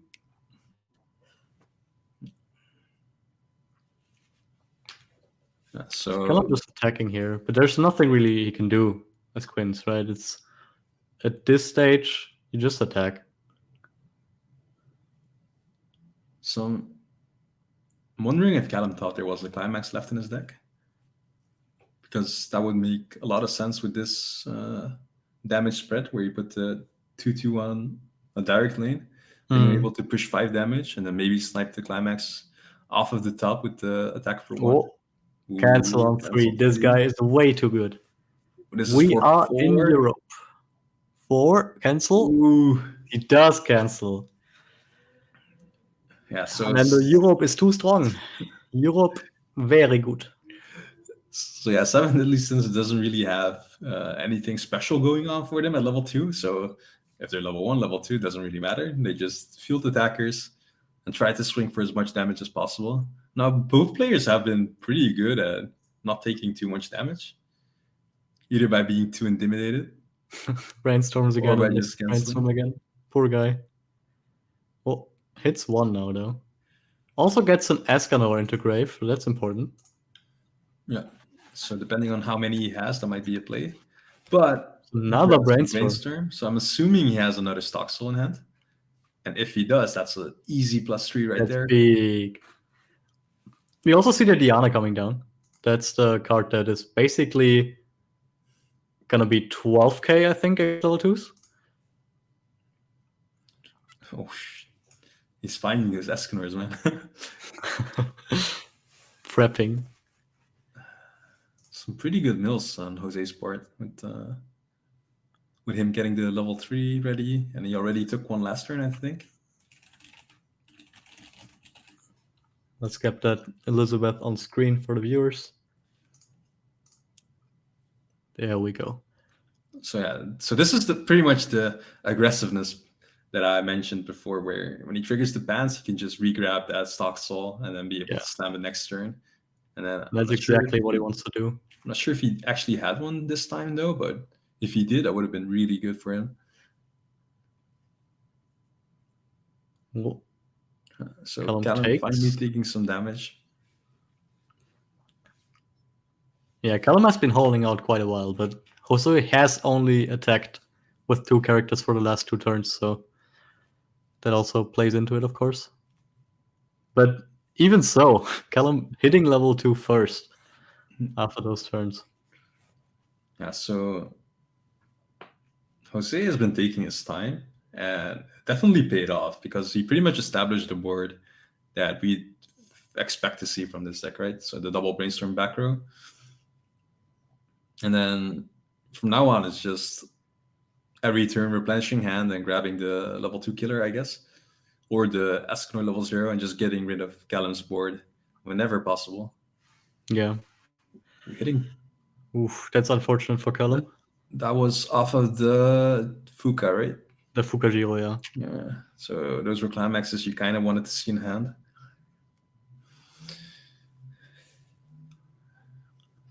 Yeah, especially because those were the climax for the level 2 Nino. Yeah. So kind of unfortunately for Callum, but it's not like quintessential quintuplets doesn't have ways to deal with this. But yeah, he also still has a level 2, so. Yeah, you were saying a bit unlucky for Callum hitting level 2 first, but this is actually quite good if you can hit some of those standby triggers and put up level 3s, which should be pretty hard to deal with for Jose. He does have some outs. The Escanor, of course, but also he runs a clone of the Card Titan that we've seen during the Attack on Titan stream. Yeah, exactly. The Nanashi. Let me put that on screen. Which is a pretty strong card in this matchup as well. being able to hard remove cards, and especially if Galen hits a standby and puts some level 3s on front of the on the front, then Jose will be able to easily get rid of those. Oof, but Jose taking quite a bit of damage here. Still one more attack. Triggers the standby on the last attack. That's what you want to see as quintessential quintuplets. Sadly, he attacked with the level 0 last, so he has to play over something else. Yeah. I'm guessing he is cautious about the Escanor or the Card Titan, so he's putting I think the he finisher overplayed 3 his to Brainstorm. Yeah, he put it on the brainstorm position, keeping it safe. But also he stuck quite some damage, more than any turn before, honestly. So if that finisher survives, he might actually go for a very explosive turn after this, with the changer as well as already having a copy on board. Yeah, that's what Quince just excels at. Yeah, just explosive finishing turns from level 2 onward. Doesn't really matter how far behind or ahead you are. You can just always go for a finishing turn if you trigger a standby beforehand.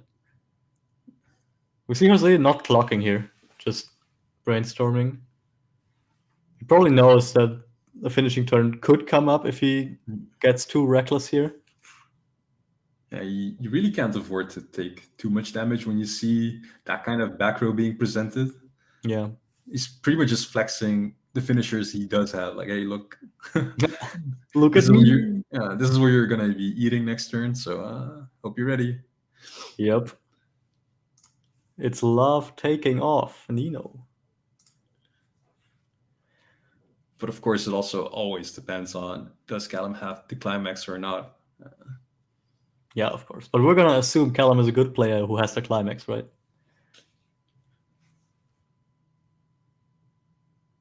All right, so see, presenting his cards for cutting, Callum counting his stock.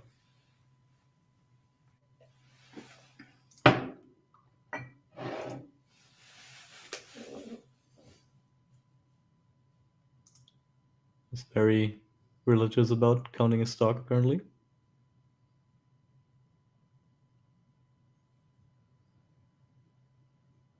All right, so hit one off of that brainstorm. I wonder what he wants to salvage here. Oh, he already did, huh?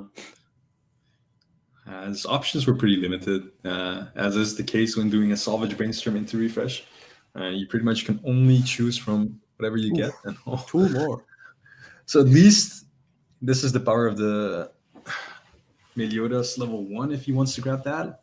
Even just one copy converts into multiple, so pretty solid to have. And then the Hawk for milling. Yeah, however, already being 3 out and maybe having 1 in hand. Because I think he did grab a climax last turn when he triggered the pants, right? I'm not sure he actually did. Yeah, I don't remember. If he did, then... But it's still already at least 3 out. So it is kind of scary to be in that position. Yeah. But if he does have the stock soul, then combined with the Meliodas level 1s and the Hawk and the Elizabeth back row, he's able to mill quite a lot. Yeah. Oh, but what if he plays an early play here? That could also be possible. He does have green. Oh, never mind. He's just going for the mill play. Piggy. Well, or he Piggy might also just be looking for something specific, as he's looking at those cards pretty carefully, one by one, instead of like flipping all 4. Another Piggy. Yeah, maybe he just wants to mill through his deck. Oh, yeah, I was about to say, what I would like to see is just the Escanor being found and being played. He does have 2 copies, so that will get rid of the 2/2. And this is also why you should be cautious about putting the level 3s on front.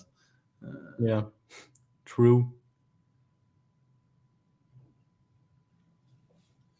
So he got some good hits as well, grabbing both the finisher as well as the 2/1 free fresh counter.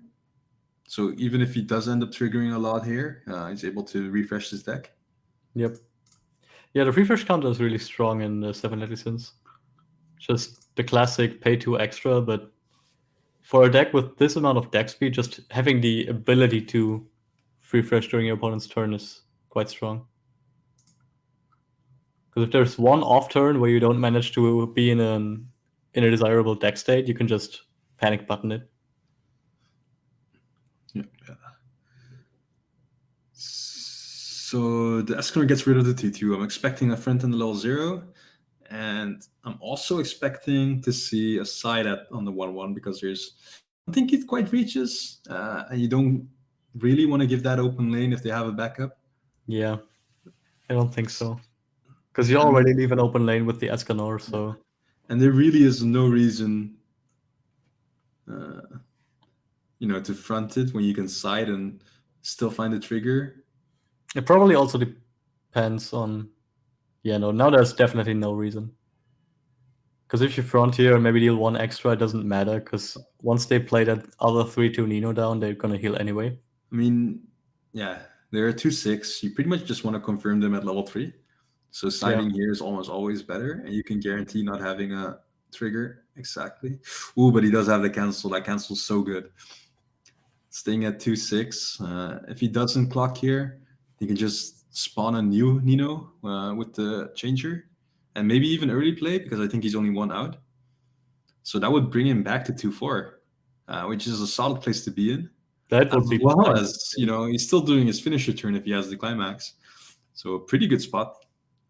Pretty good cancel there. I wonder if he manages to... Oh, but he doesn't. He's just locking himself for 3. Do you think he's gonna attempt to finish? I mean, if you're clocking here, and that indicates that either you don't have the climax, and you probably also don't have the early play, right? So if you want to stay at level 2, you're committing the level 3s on board and probably have to attack with them as well. So I guess Callum doesn't want to do that yet and not have finishers for his actual finishing turn. But he might also have another copy in hand and thinks, my opponent is out quite a lot. Maybe I can finish him here.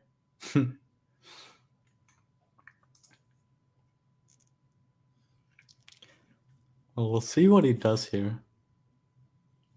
Did burn. Yeah, okay, so he moves level 3 to front row. That's to be expected. Place the... Place on the Aqua, overplace it so you can get more cards in hand. Also clocks himself, so that indicates he has 1 more, right? Ooh, he did find another finisher. Pretty good. No, he immediately healed the clock with the assist he played. Okay. Ah, that's smart. Yeah, so if he has 2 copies in hand, that's triple, right? Yep. You can hard play 1, change the other, and then he's good to go. But I think from what he's... Oh.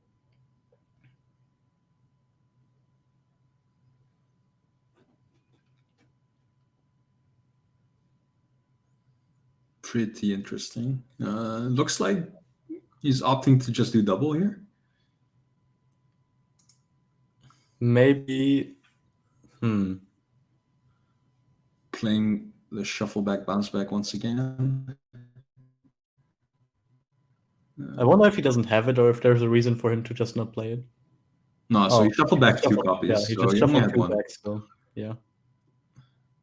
Which is somewhat unfortunate, but without the brainstorm, there really isn't a good way of fixing them.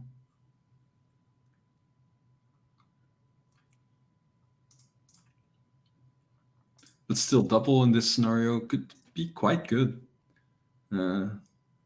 Especially with the soul manipulating assist on the back row. The soul manipulating assist is going to be really important, I think. Yeah. So what's he going to present? He's going to present 2/2, and then 2 burns for 3 as well, and then he can just change that around however he wants. Yeah. Technically, you can also use the Meliodas on the side for side manipulation. That's pretty strong. Yeah. There isn't really a counter or anything on STS. Actually, he has to play around the refresh maybe. So having those side attack options is pretty strong.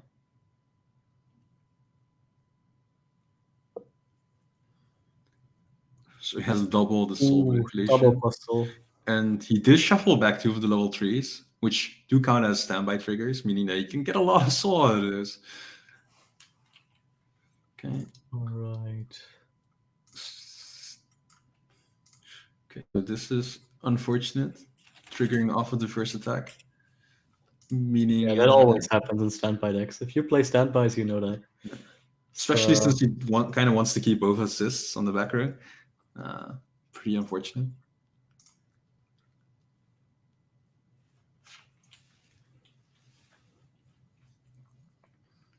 Okay, so actually no burn. 2 more. Oh wait, the burn was on the end. Yeah, the burn is end of attack, so. Got a bit confused with Marine here. Yeah. And it's kind of Marine flip, right? Because Marine attacks for 3 and then at the start burns 2, and then this attacks for 2 and then at the end burns 3. Pretty much the same numbers, just different order. Yep. So we did see Jose reach level 3. Level 3. Jose would need to eat everything here, because this should be for 4. Depending on if he called a side attack or not, right? Because if he did side and this is just a swing for 3, and then he takes refresh damage, and then the burn for 3 comes out, and that should be game. But I think they're discussing something. I'm not sure what's going on. Yeah. I feel like this might be about whom he gave soul to with the back row.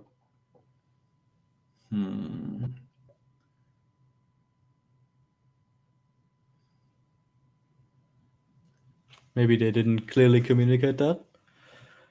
But well, he did give soul to the one on the left, I'm pretty sure. I thought so too. I'm thinking this is more with if it was declared a side attack or not, which is the more relevant thing, I think. No. Because if this is a side attack, he swings for 3. If it's a front, okay, it was a front, so it's a front for 4 in this case. Which, you know, you'd rather have the refresh damage, but a 4 still presents lethal in a similar way. Now he just needs to find 7 straight on top of his deck. Yeah, I mean, as we've seen, I've definitely seen that guy take 7 a couple of times in those situations, so it's not impossible. Let's see here. Just gotta do your best shuffling. Hope the climaxes end up on the top. Okay. Oh, cancels cancels. on 3. Is Callum gonna burn? He is. He's gonna burn. So cancels again, but with the pants twice. So if he doesn't have the climax swap king, maybe he won't get to climax combo.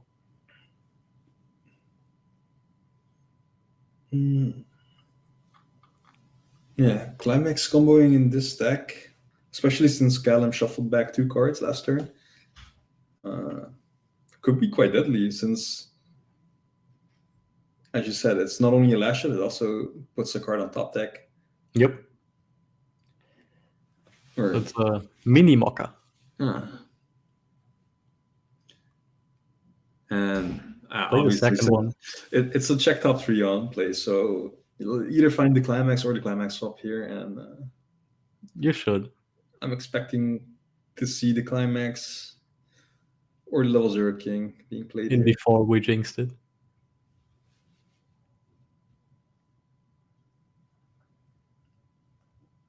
Well, he is thinking about something. Oh, he just swinging without a climax. Okay. He didn't find it. I guess we jinxed it.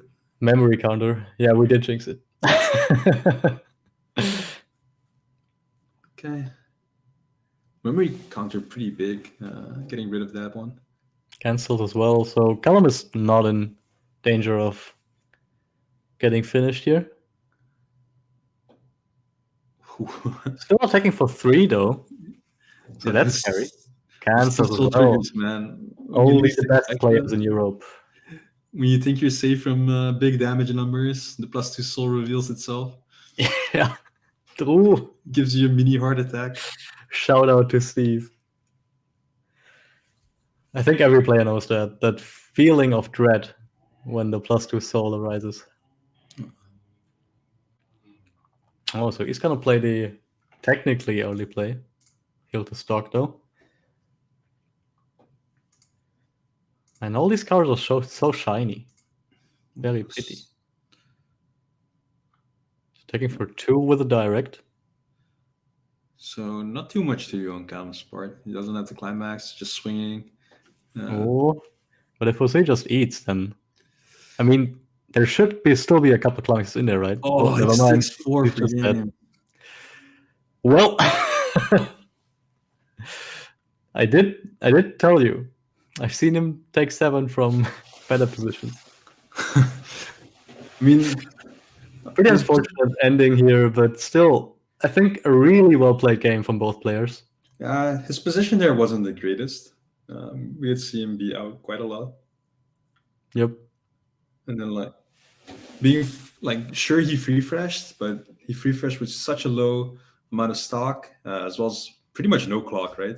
So he was really uncompressed, and then milling, canceling those two previous attacks. Sure, he survived the turn, but he's working on low fuel. Let's say it like that, I guess. Yeah, we also didn't fully get to see what he top checked with his Hendricksons there. So maybe he top checked a couple climaxes there already, and the writing was on the wall. But oh well, still great game. Callum now 6-0. Jose 5-1. Well, actually, Callum is 5-1 as well. True, Jose got down paired, so both players 5-1 now. Huh. Oh well. We're probably gonna take a look at the standings after this, but it's gonna be you and Ben, because I'm gonna go into stream duty and show you guys some cards while these guys commentate the next round. So see you in a bit. Romantic battle of the brains unfolds again on the stage of Weiss Schwarz. Booster Pack Kaguya-sama Love is War, now on sale. Bushiroad.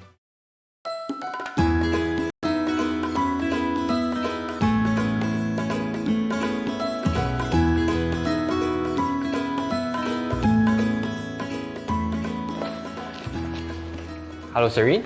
Thanks for joining me in this Coffee of Bushiroad series. Yeah, I understand you have been with Bushiroad for like a couple of months now, at this time of shooting. Yeah, and you do marketing for Vanguard. Yep. Yep. Okay, so as you can see, we have prepared a little bit of snacks and coffee, tea, and some drinks for us. Yeah. So before we begin the interview, what would you like? Coffee or tea or just water for you? Tea. Tea? Yep. Okay. Thanks. Okay, all right, Serene. So you are the marketer for Vanguard. So maybe you could market to us, just a bit of the kind of work that you do on a day-to-day routine. Okay, I do. As a marketer, I mainly do the marketing materials. Then, so there's like you manage the stuff that goes on to social media, and then you do newsletters, and then you also liaise with other departments like the design team, the video team, to make sure that you get accompanying materials to put together. I mean, they go together to present to fans. Okay. Content. Yeah. So you actually do have to communicate with a lot of different departments for your job as marketing. Definitely. Okay. Because I mean, as marketing is not. I mean, not everything comes out of the marketer alone. So like say for example, I mean the banners, definitely you need the design team, and then if there are video showcases, then there's a specialized team for that. So I mean, I think that's also one of the good parts of being a marketer, because I mean you get to work with many people while wearing many hats. At the end you get something nice to present to the fans and viewers. I think that's a nice end products that you can get out of marketing. And then as the marketing in charge for Vanguard, which is one of our best-selling titles, do you ever feel like the pressure to perform, as compared to, let's say, you were to handle something else?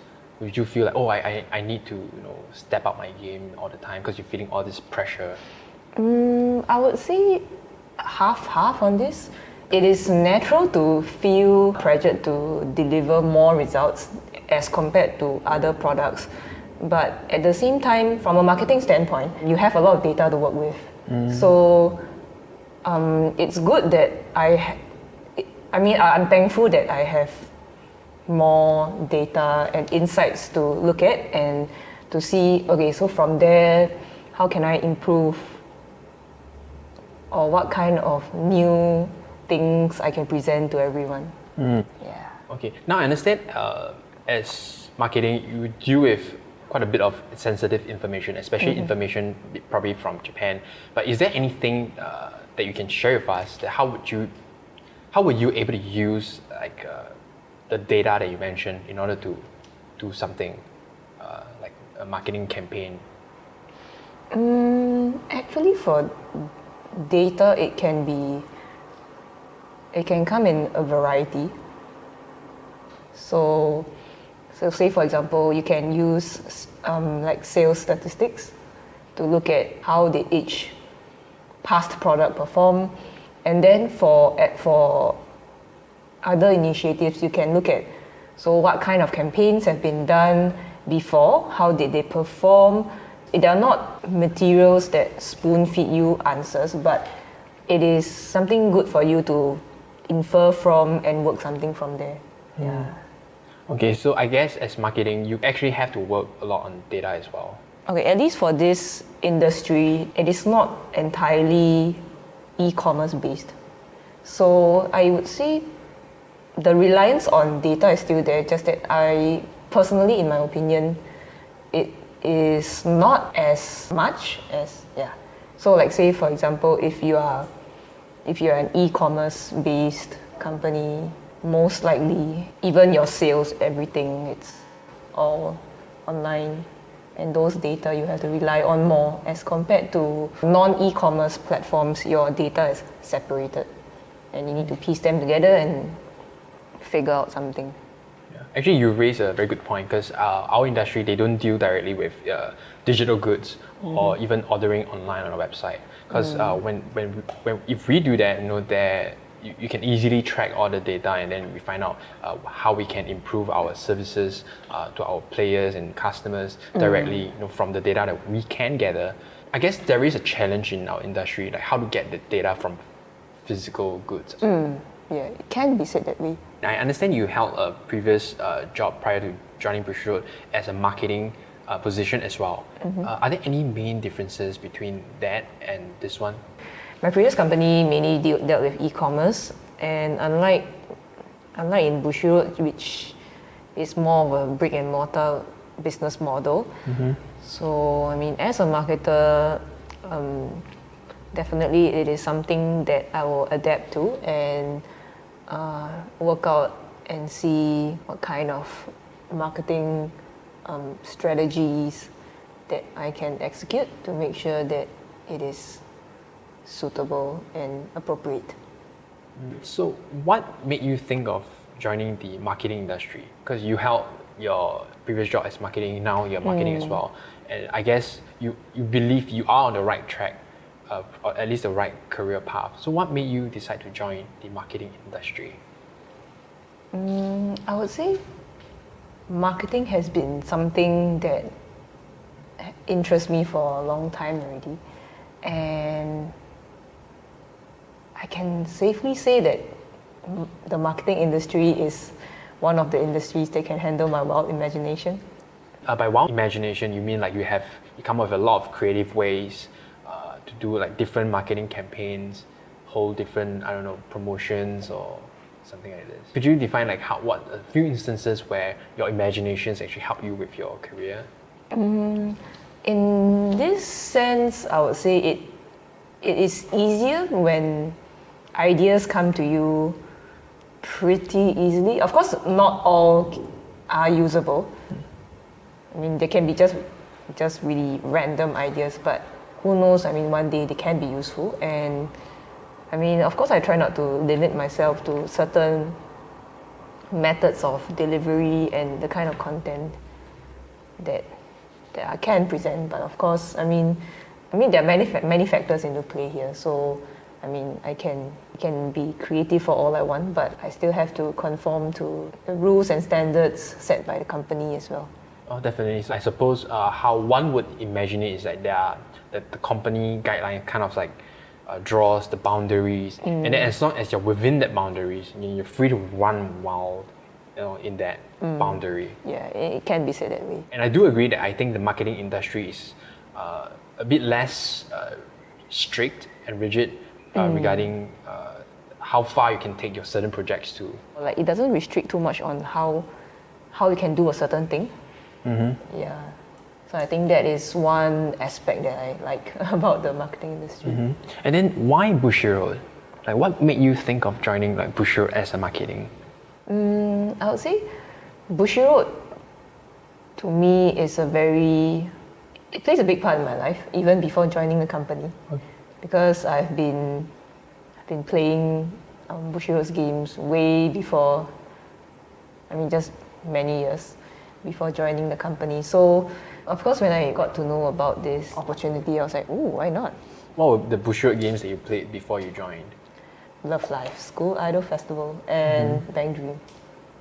So that mobile games. So those are the two main Bushiroad games that you play before you actually decide to join Bushiroad. Yeah. At some point, I played the Symphogear game as well, but that's only in Japanese. Yeah. Then I realized I have too many games to handle, and decided to filter a bit. At some point, I would say I'm quite crazy about it. Okay. I can safely say that Bushiroad can be my national anthem.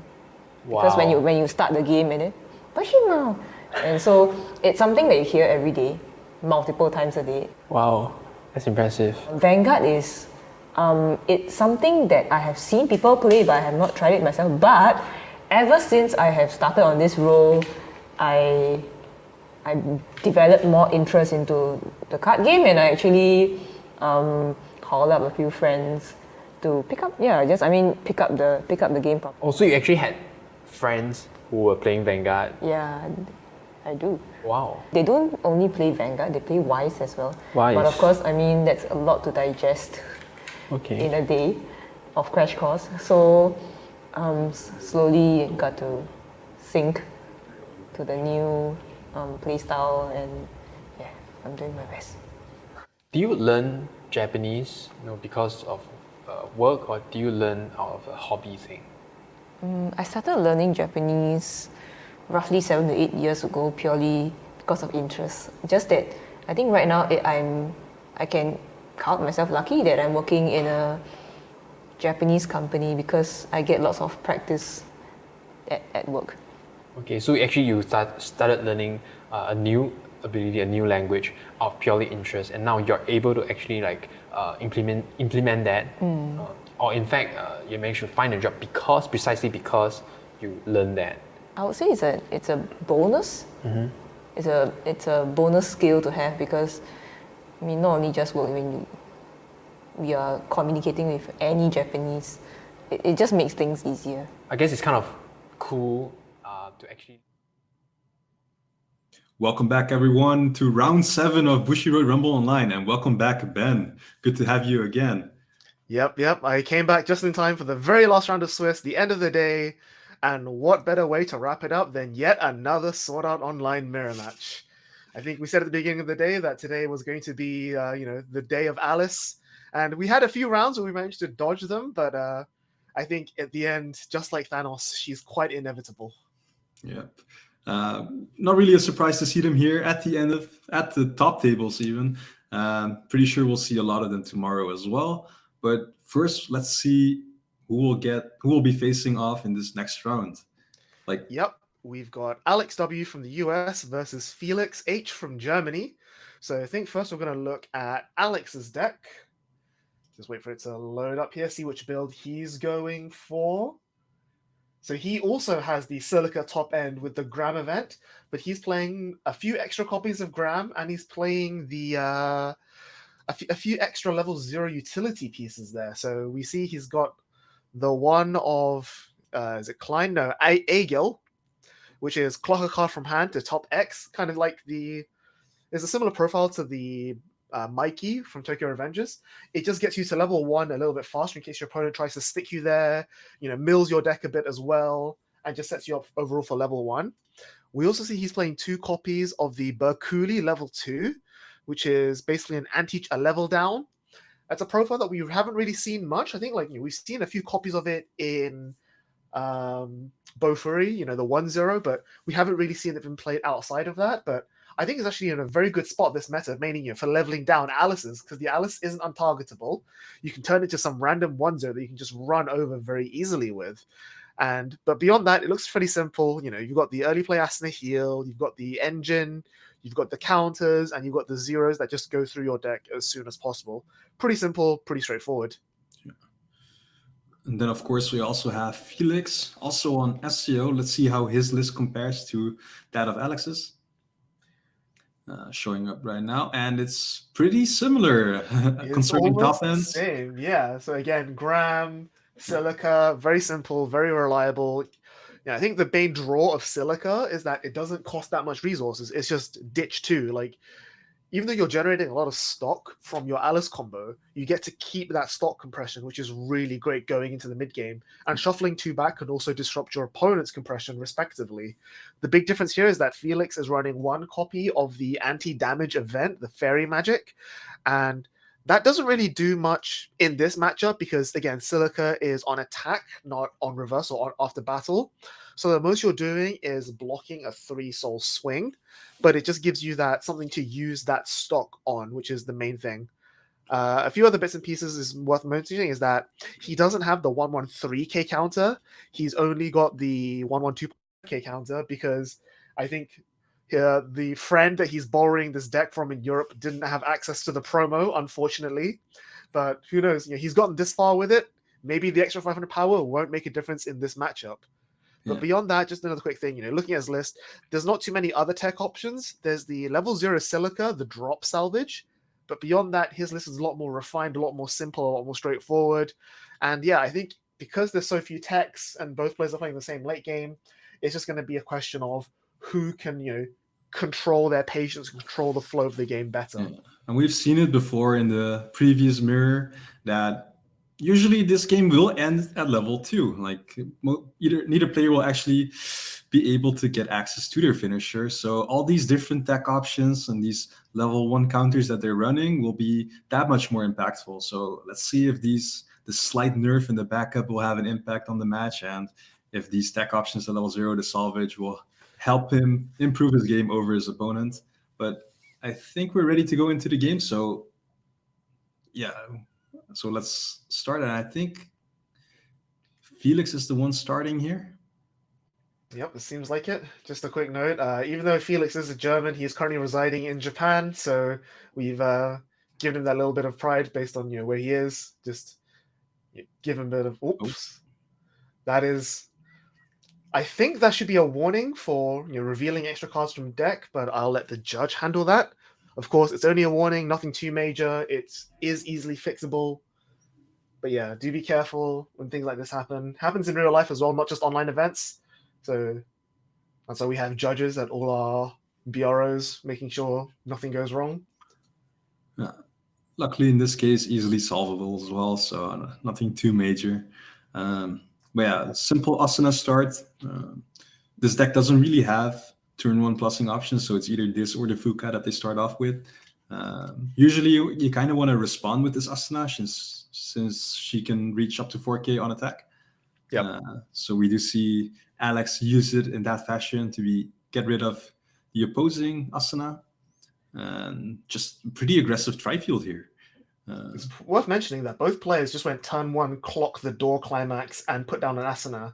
But Alex here also puts down the Eagle, which is a one-off, and then he actually doesn't use the effect. He's just playing it as a vanilla 2k beat stick, which is just for the stock, which I think is very interesting. Ooh. And he's taking a lot of damage. Felix just, guy gets there a lot of the time. Felix going straight to level 1, hasn't been able to mill that much, does have one copy of the 1-0 Alice in hand, but it's a bit dangerous to chase it right now. Yeah, so hitting level 1 with only one stock, that's pretty much impossible to set up any kind of Alice board here. So you'll have to sandbag another turn with level 0s. Maybe even opt to not attack 3 turns at all to keep his opponent at low level 0. So yeah, since the player that gets the Alice board first will be the one that gets to dominate or dictate the flow.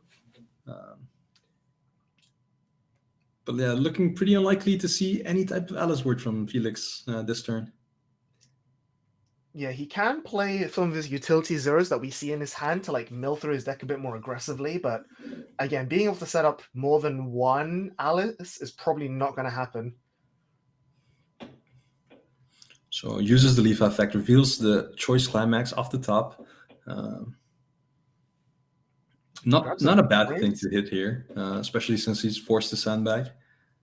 Grabbing the brainstorm here is interesting. I think there is actually a world where you could just pay one for the brainstorm instead. Just say like, I'm not going to set up Alice this turn. I'm just going to try lane back at you, push you to like 0.4, 0.5, force you to burn a few more cards in hand to maintain like tempo. And then once you're low in hand, that's when I'll commit my Alice and like make the recovery, go back in again. Okay. Instead, he opts to mill off of the Asana, hits the 2/3 money counter. Yep.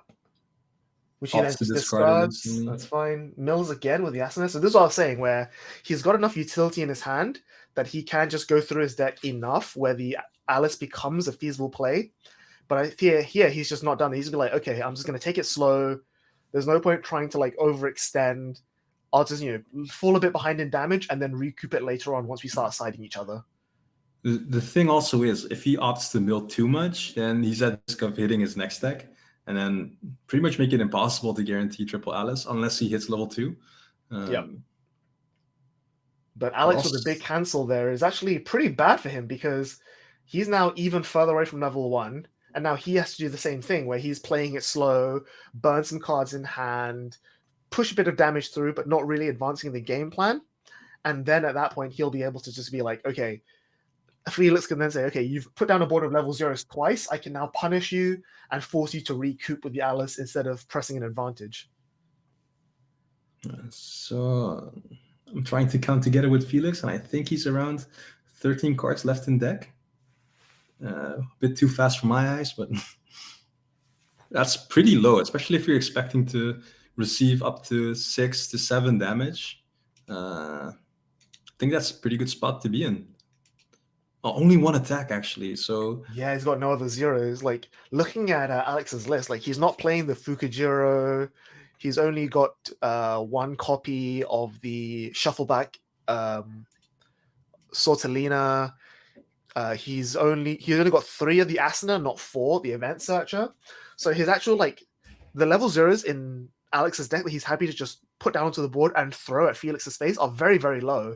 So Felix there, like I said, playing it slow, controlling Alex's damage, restricting him of plays and options, gives Felix all the time in the world he needs now to dig, mill, and set up.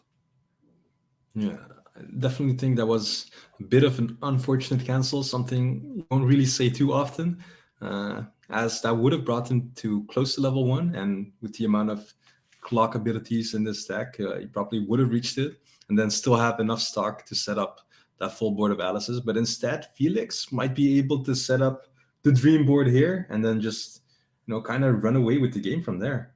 Yeah, we see 3 copies of the 2/1 Alice in his waiting room. He's got at least one of the 1-0 in his hand. Probably a second one we can, quite comfortably guess. Looks like 8 or 9 cards in his deck. So yeah, I think hitting at least double Alice here is pretty much confirmed. Yeah, so you'd really like to see the 1-0 event here from Felix, milling those last few cards, bringing him to the optimal amount. But instead, it looks like he's forced to shuffle Alice's back from here. He might also have 2 other Alice's in his deck already. I think there's just one. No, there's There's one in the deck because there were 3 in the waiting room. So he's got 3 Alices in the deck right now. So with 3 copies in a 9 or 10 card deck, he's fairly favored to hit one off the blind here. Especially with 4 stock, should be doable to hit multiple, unless he's unfortunate enough to mill all 3. You would hate to see that though. So we'll see. There's one. There's one. That's what you like to see. And as we saw from the earlier mirror match early today in round 2, it's fine to actually dump all your stock because you're just going to get back with back-to-back turns of combos. Hits 2 blind in a row. What a great player. Oh, a 1 in 4. Oh, yeah, he's actually out all. So if he shuffles back here, he can guarantee this 3rd one. Yeah, that'd be really great. It actually isn't guaranteed, but very likely to hit it. Right, yeah. The question is, does he have the 2nd copy of the 1-0 to actually make use of that? Because we see 1 in his clock and there was 1 in his waiting room. So if he has the 4th one in hand, that's how he has to do it. He could also have the Sortilenia, I think, which he might have added previously. I'm not too sure. So if he has that or the 1-0 Brainstorm, he can easily set up the last Alice here. Oh, yep, there's the Sortilenia. Using the effect with the perfect amount of stock left to try one more attempt. But I think he has a 50%. It's pretty much a coin flip here if he hits the Alice or not, right? I don't think so. I think it's slightly different. Let me do a quick calculation.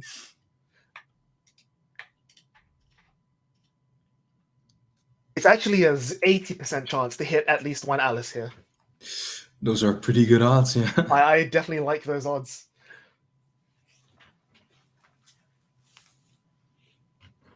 Okay, so he used this Sortilenia effect to shuffle back 2 2-1s, and then also immediately grab the 1-0 Alice back row, prepping that full board. Yep. So, and what's really interesting here is that even though Felix is almost Felix is a full level behind in damage, we know that when he plays the choice combo, he's going to recoup that loss. There's the Alice. He's going to be swinging for 2-2-2 at least, pushing Alex up to level 2, and then Alex will then be forced to side for 1 or 0 throughout his turn, which then gives Felix the chance to come back. Yeah, so he does prep the counter, which is expected.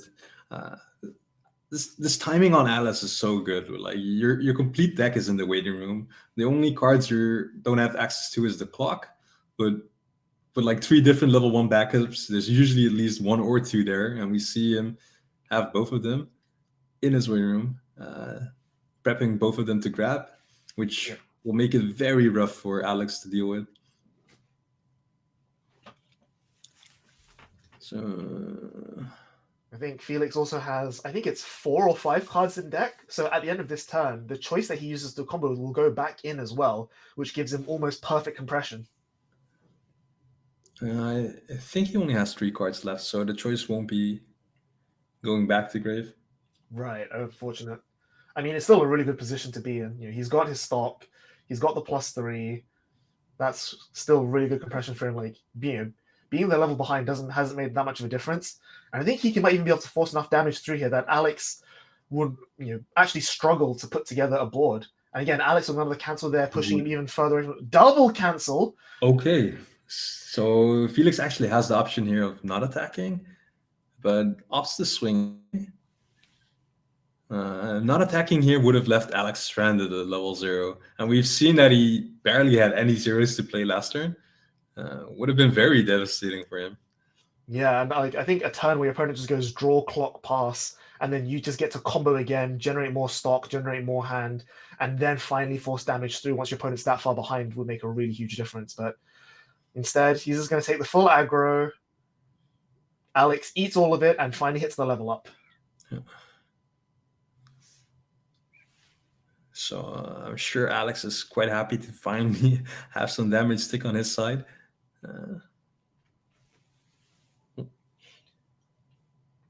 But again, we've come to that point now where you're both level 1. You know that your opponent's just salvaged a bunch of level 1 counters. Like, you can't really afford to... The best you can do is either set up your own board and side for 1 or 2 damage at most, or make a board of chumps, front and crash, and just force damage through, which, given how ahead on damage Alex is, I think might actually be an option for him. Because again, his deck is actually still fairly chunky. Like, there's still at least like 10 or 12 cards in there. And unless he can set back the perfect shuffle back all the cards to get the Brainstorm to hit, I think it might even just be a better use of his resources. He just builds up the stock compression passively instead. But as we've seen before, you can also just always loop the shuffle back if too many Alices are in the grave. It doesn't necessarily have to be the Brainstorm that does it. Okay, mills one of the Alices.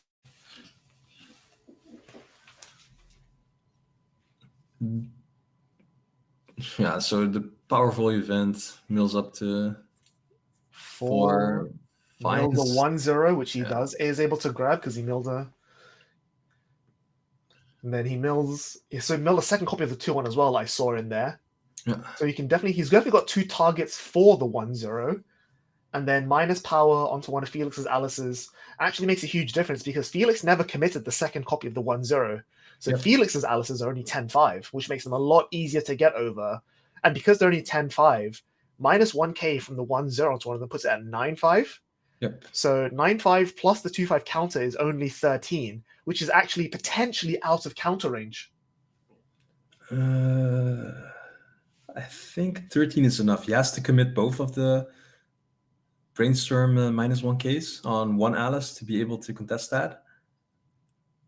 Right, And- it's the difference between having the vanilla 2-5 Yeah. counter and the 3k counter could actually make a difference here. But we'll see if Alex can find the second 1-0 or not. Takes the Brainstorm, hits. It's one. He has more than enough cards left to. 6. He can attempt one more before he has to shuffle back more cards. Unless, he doesn't really care about the compression this turn, but I assume he'd want to. Place the Leafa down once the top check. Gets level 3, so he can grab another copy of the 1-0. Hmm. Which I think is going to do.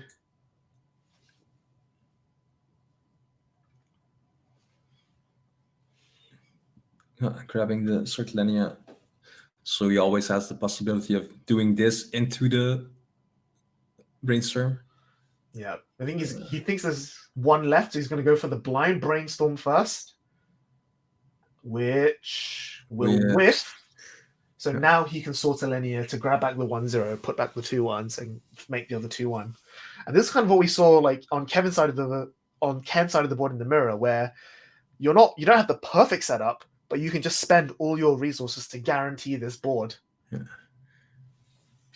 The only issue here is that he lacks stock to actually establish triple Alice, since he didn't use the Leva hand to stock effect, which is quite unfortunate. That with Wolf only puts back one Alice, and he puts back the level down as well. Well, there's still one Alice off of the first shuffle back in there, since you only milled one off of the 2 Brainstorms. So there should be at least 2 that he can hit. So once again, There it is. He hits Yep, both, he hits of, both them, of them. which isn't too bad since he can only afford to do one anyway. Yeah, but like you said, because he doesn't have enough stock, this is the best he can do now, which means that one of Felix's Alice's is definitely going to survive, which means that even though Alex has a slight damage lead, he's going to start falling behind massively in terms of resources. Second one comes down, and I'm assuming, this one shuffles back as well. Shuffling back triggers though, so this indicates he's probably just going to side. Yep, and just get us whatever damage he can onto the board. Like crashing with the Asuna for 2 to 3, and then siding with the Alice's for 1 each is how he like I keep saying, like maintaining that damage lead in this position where you're falling behind in resources is probably the best case scenario you have. You're forcing your opponent to go for a finishing turn when you're only at like 2-3, 2-4, especially with a finisher as low to the ground as Silica, not Mother's Rosario. He could also have a second copy of the Leafa though, since he shuffled back 2 Alices instead of something else. So it's either he wants them to trigger on sides, or he's just gonna he's just gonna double. Yeah. Because I think if he's only got like 2 or 3 another cards in Leafa- hand left. Yeah, it looks like 2 cards in hand, 3 cards in hand. Yeah. So he probably couldn't have afforded to stop from hand with the Leafer earlier on, which makes a lot of sense. Okay, so I feel like his picks here should be somewhat straightforward, up to 2 counters, and then some kind of utility, or maybe even the Asuna that we saw him hover. Yeah. Yeah, so the early play heal and the 3k counter.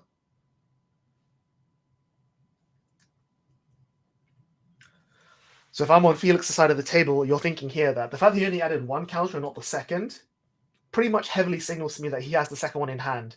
So even though one of my Alices is surviving, I probably don't want to be fronting 2 Alices going to the next turn unless I can guarantee a reverse. Okay, so he actually did front the one that he negged 2k on, which was a pretty safe thing to do.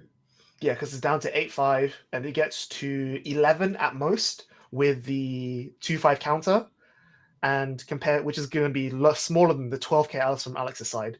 So again, like we said there, the 2.5 versus 3k making a huge difference. The second one definitely has to side though, because it's now in range of counter, and Alex doesn't want to risk losing an already back foot race. So he did side for 1, and I think the one stuck. But it looks like it. Important question is what this Asuna is going to do, and I think this crash for seems 3. like a side as well. He hit a trigger. Is it 1 or 3? I think he's specifying that it's siding. Yeah. Side here makes sense. You really don't want... you just don't want to take too much damage. You're keeping board. You have the damage lead. So just keeping that body on the board. Yeah, giving your opponent a chance to direct attack for extra damage is not really where you want to be, given how far behind you are already as far as stock and hand goes. Since it doesn't really matter how you keep the damage lead. Like, you could have tried to stick 3, which was somewhat unlikely to stick anyway in second deck. Or, you just side, stick 1, and keep that body for -1 soul that they would have gotten off of the direct attack. And then you keep the lead that way. He's pretty much a full level ahead. Yeah, now, like I said, it's 2 Alices to 2 Alices. We know Felix has the second copy of the 1-0 in his hand, but he probably can't make anything happen with it unless he hits a brainstorm or something. But even then, at that point, you want to be more pushing towards your end game, your finisher, while still trying to side for 0 and control the pace. Yeah. So now that Felix is level 2, he actually has the threat of the anti-change life. While he doesn't really have to worry about that. However, he does have at least 1 counter, 3k power, so... Yeah, and Alex currently has the second 1-0 Alice in play, so that counter is very much active. And Felix has to work a little bit harder now to actually punch through this board, because even if he sides for 1-1-1, pushes Alex to 1-4, 1-5, Alex is now far ahead enough, and because Alex has level downs, Alex can afford to play a lot more aggressively than Felix. So I think it's definitely up to Felix to work a little bit harder to build up a bit more of the resources. Yeah, and I think Felix is actually, depending on how much stock he spends this turn, he might actually afford to just front, bait out the counter, and then pay for Encore, yeah. So we see he's paid 2 stock. 1 for the Silica to salvage the 2-1 Alice, and then 1 for the Alice itself to just play it onto the board. And I think he's going to put down the second 1-0 here, neg power on one of the Alices just to really force the counter. And then we'll see where he goes from here. But again, I do still think Felix is slightly on the back foot here because he's so far behind in damage. And yeah, sure, he's getting 3 stock a turn, salvaging 3 cards a turn. But as we said before, Silica as a finisher is very low to the ground, not that resource intensive. It's not like all this compression he's generating is going to pay off dividends in the long term.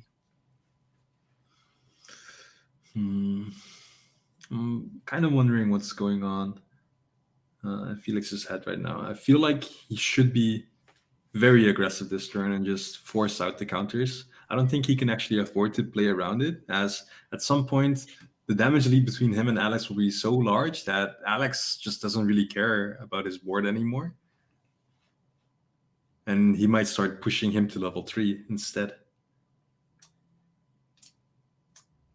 Yeah, and Felix definitely does not want to be level 3 while Alex is still only like 1-4, 1-5. Yeah. So this one's a pretty safe front for 2. Yeah.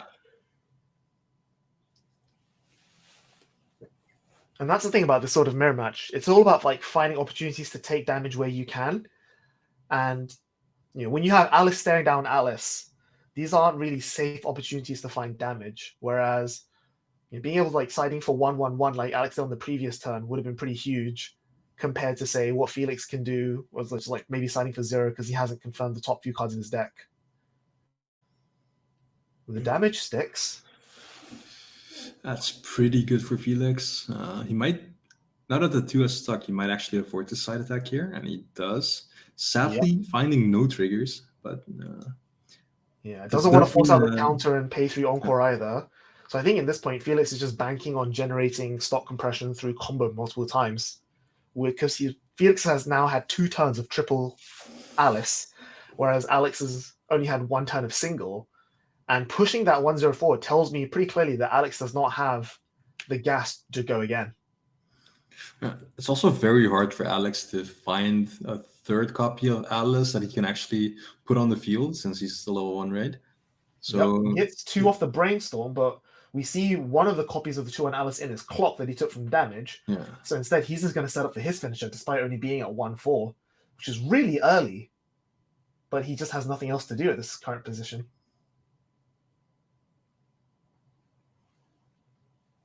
Tons of cards in hand, but not a lot of options. He's going to slam another Climax and just do double Alice again. But he doesn't actually have enough to both stock and... Okay, I guess he doesn't need more hand if his hand is capped after that +2. But yeah, pretty awkward. I don't know if he can do what he just did. Oh no, it's up to. Yeah, okay. So he chooses not to salvage anything and just stocks both, which is still pretty bad because now you're like he hasn't cut. The only thing he missed from the hand was the Brainstorm, which then paid itself back because he hit 2, and he's getting some damage in here, but nothing else is really happening. Like he's being able to force damage through by crashing the 1-0 into the 2-1s, but every turn that Felix combos from now on will be Felix pulling into the lead. Yeah, so that's a side for 0, and I'm expecting one more side for 0 here. Yep. Pretty uneventful as these turns go. Alice is pretty good at walling Alice. It's a choice, no target. So No that's targets. Yeah. So Alex has seen 4 Climaxes out of his deck already. After a refresh, there's like a lot of cards in this stock, sure, but I think now that you've seen all those Climaxes come through, if I'm in Felix's shoes, I think now you just run into the counter, even out the damage, and tell your opponent what are you going to do about it.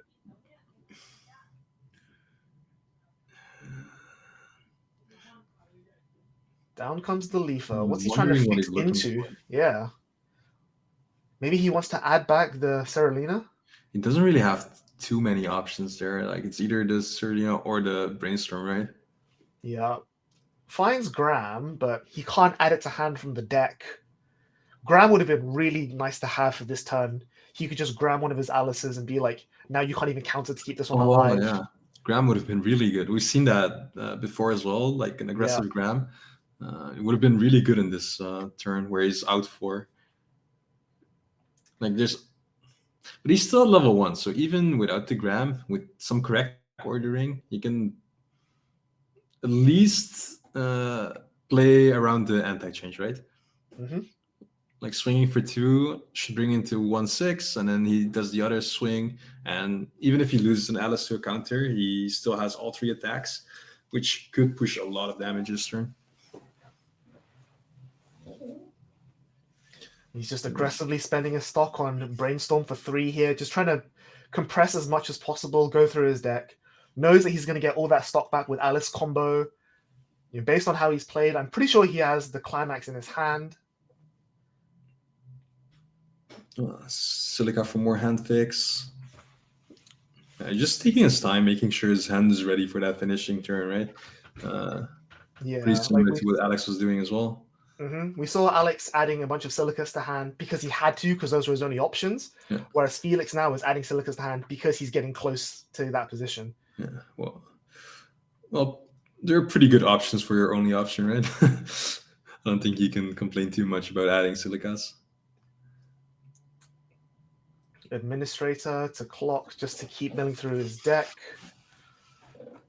Finds the gram off the admin, which he then adds. Like I said, it's absolutely perfect. That's what he wants to see. Ooh. Can he remake that 1-0 just to keep his pressure on the board here? I'm fully expecting him to play the gram here, now that he has it. Ooh, the early play Astana is also pretty strong. But I assume he has the climax or not if he's putting that on front row.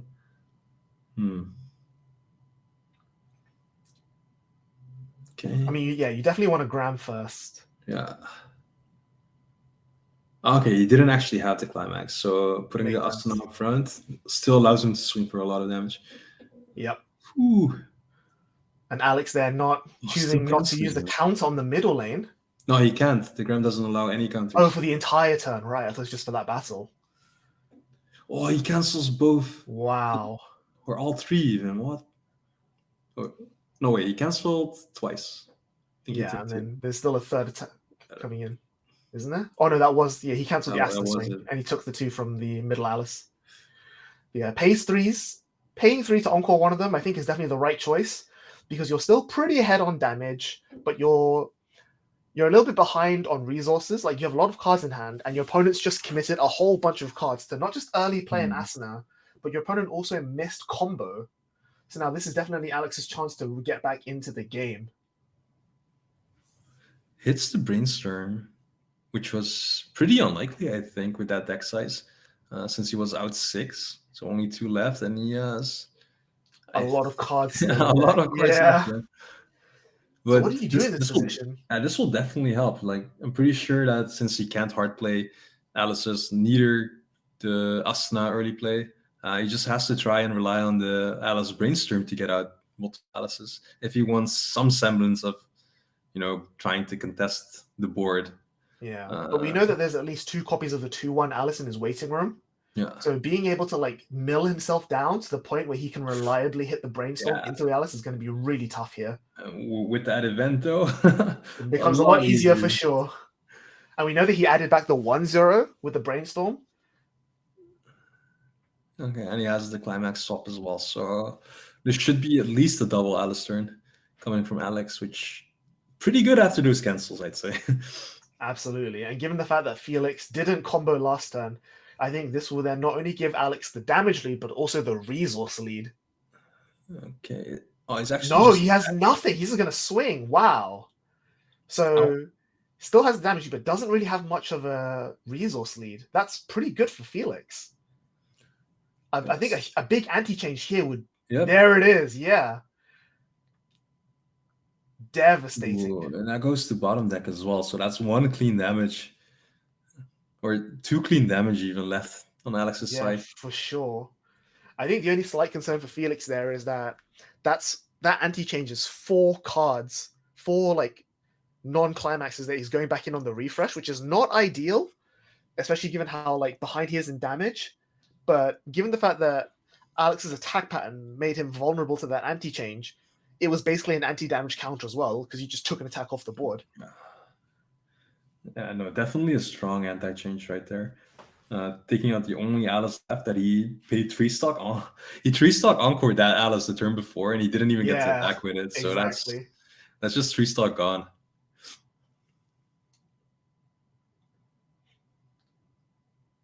So it takes the 1. Swinging for 2. If Felix can cancel this, no, unfortunately not. I was going to say, if Felix could spend 1 more turn on level 2 here, he could definitely find the chance to equalize, but clocking here is very dangerous, and on 1-6 is definitely not Silica range, but he's going to level up. I think he just wants to dig for cards, because he burned 2 or 3 cards on that anti-change just now, and he just needs to recoup the losses. This was pretty much what I was worried for Felix. If he doesn't push enough damage on Alex will just forego his board, right? And then push him too deep. level 2 Exactly. and even level 3 now. So Like Felix doesn't have many cards in hand, but Alex still has a bunch. So even though Alex lost his board this turn, there's nothing stopping from Alex from just going guy, climax, no combo, and just raw soul you to death. Especially given how uncompressed Felix has become. yeah, and if he somehow does hit level 3 here, we still know that he has at least 2 of the Silicas in hand. So he's ready for that eventual push to level 3. Yeah, Felix is just not going to have any drama and just take some 3 vanilla swings and just say, I'm just going to push you to like 2-4, 2-5, try and survive a turn, and then like burn you out of range with Silica. I think that's his only real out here. It's a choice is not ideal, but he has the 3rd Silica to hand. Yeah, so we knew that the bottom 3 were pretty much clean on Alex's side. Guaranteed damage right there. Also, the level up before the refresh as well is extra decompression. So, while he won't be able to push him to level 3 here, still a lot of damage. Oh, cancels that one off the refresh. But yeah, 2-3, maybe 2-4 is, I don't know. I don't think that's safe Silica range, especially given that Alex doesn't really have that much of a waiting room to shuffle back in either.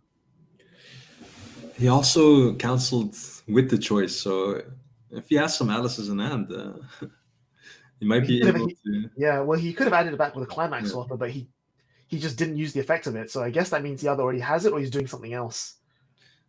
He's going to go for an early play. I think, that tells me that he doesn't have access to any of his Alice's. He could try and brainstorm for them, but at this point, I'm not sure if it's really worthwhile. Yeah, I think just maintaining the stock compression and just attacking 3 times without having to commit too much is probably in best for Alex here, because he knows that he's not like 2-3 is not lethal range. Like Felix is not winning the game next turn anyway, so Alex can just crash his board, put some damage through, push Felix closer to lethal, and then just say force you to go for finisher next turn or you lose. Yeah, and Felix is eating all this damage. I think the biggest worry for Alex's side is his hand size. Because the Silica is pretty hand demanding. Yeah, his discard 2 on attack. But his stock, he had more than enough stock to field all 3. So if he would have wanted Alice's on the board, he probably could have afforded them and then be healthier overall. But I'm guessing. But yeah, Felix, like I said, just responding to that threat and being like, all right, if you want me to go for it, I'll go for it.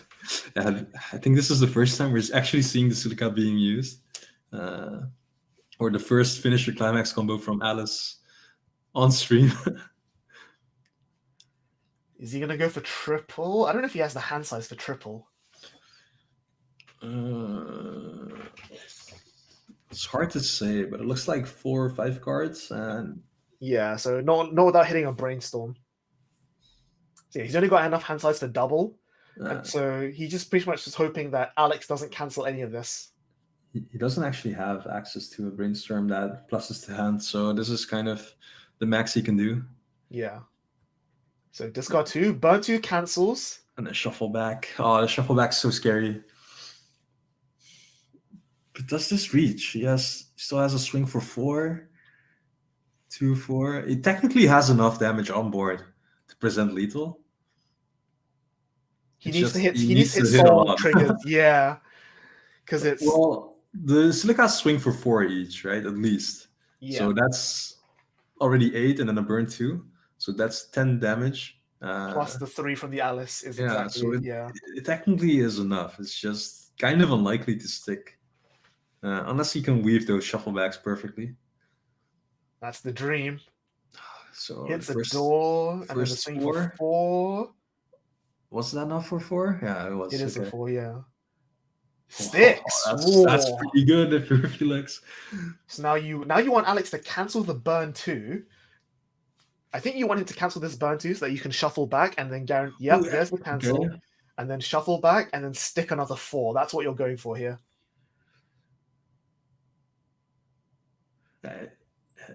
It doesn't really matter too much what you shuffle back here, but I guess you might want to shuffle back triggers, make it likely your opponent overswings. I'm not sure what he opted to do. It was kind of unclear. Felix is on 3-3, and he's not losing his board.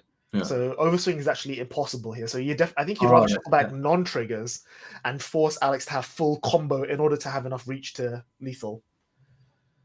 But yeah, this is going to be a huge 4. If this 4 sticks, I think that'll set the pace for the rest of how this outcome. Yep, it's a 4. 1 cancels. So Alex is definitely no chance of losing here. Yeah. But the 3 also cancels. Yikes. So now Alex can clock himself up to 3-0 and be in perfect position. And I think, yeah, Felix is just going to concede there because he knows that 2 climaxes out of the deck. Alex has at least 1 silica in his hand. There's no way he can reach enough damage. So that is going to be the end of the game, and Alex will win in the mirror.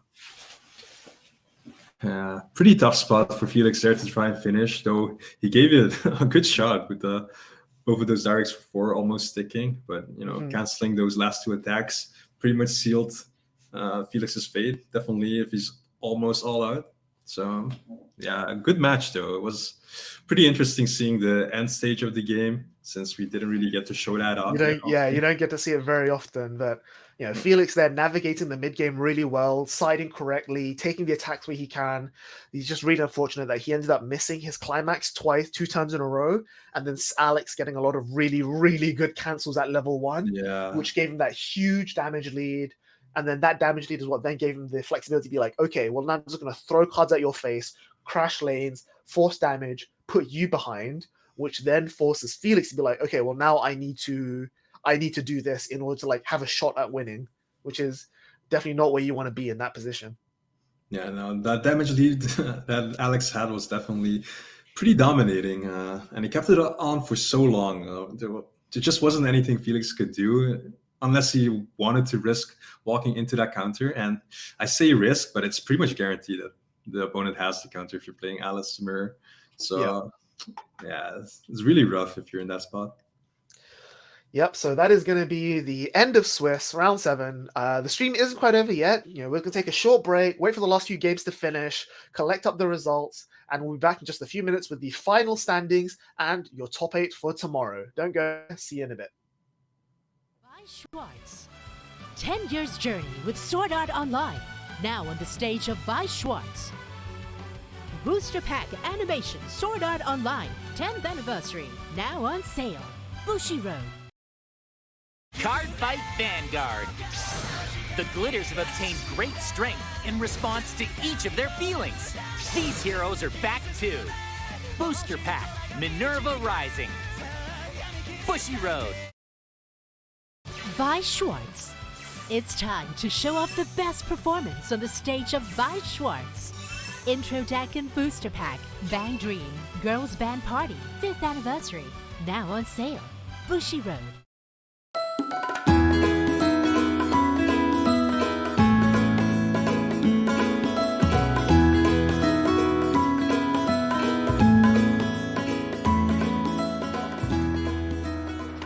Hey Terrence. Hey Julius. Okay, first of all, thanks for joining me here with Coffee and Bushiroad series. No problem. You are the first of all our interviewees.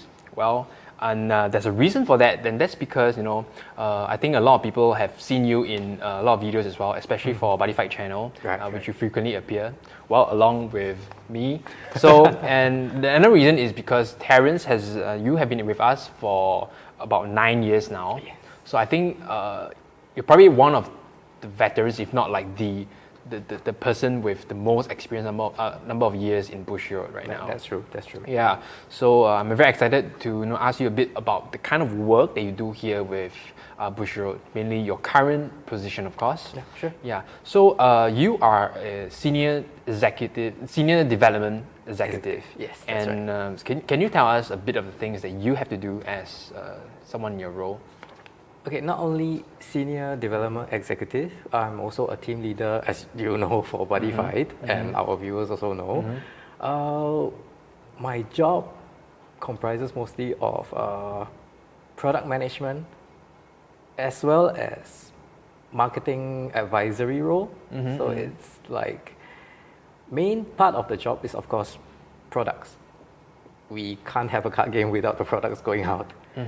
So most of it is scheduled around product management, designs, translations, and basically making sure that the product goes out on time. So I guess as team leader, you kind of have to manage everything and not just the product. Like Yes. developing the product is like one aspect of it. Yes. Yeah. Our development mostly central around localization. So Okay.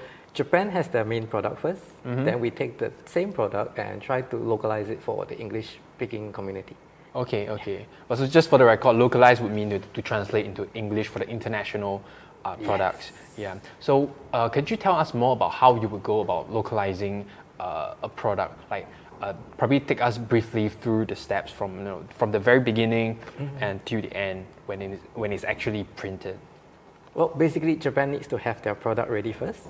Then we just take the designs, the translation, as in the text that they have, and do translations. Okay, then pass it to our designers. Designers put everything into what you see today as a card. Then we take the design, have it sent to the factory. Factory produces everything, including the packaging, such as the pillow pack, which we call pillow because the packs look like a pillow.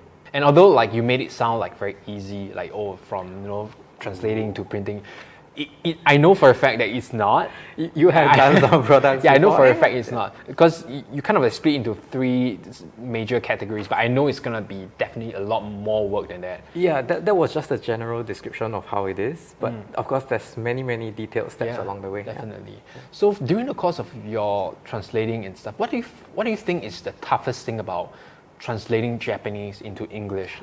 Oh, they have a lot of very Japanese-centric puns. Those are the worst things you can come across if your command of the Japanese language is not as good. What do you mean by that? They have certain like puns or play on words that central around the Japanese culture. So if you were to do a localization, you try to look for something in the English language that is equivalent. You cannot just translate the entire thing as it is. If you do, a lot of players won't get what it's trying to say because they are not that into the Japanese culture. So they will just be, it's just another flavor text. It's just another name. They might not even get it as or it's supposed to be a joke. Yes. Because that cultural difference just doesn't get through. Yes. To the Western side, I suppose, definitely. So that would be the toughest thing for you as a translator. That would be one of the most challenging. Toughest is when there's a lot of problems along the way that would cause the release date to derail. Yeah, then you have to do whatever you can to keep this production schedule back on track. Sometimes that's one of the toughest things is meeting deadlines. When everything doesn't go your way. If everything is smooth, it's perfectly fine. So that would be more on the production side rather than just the translating side now. Yeah.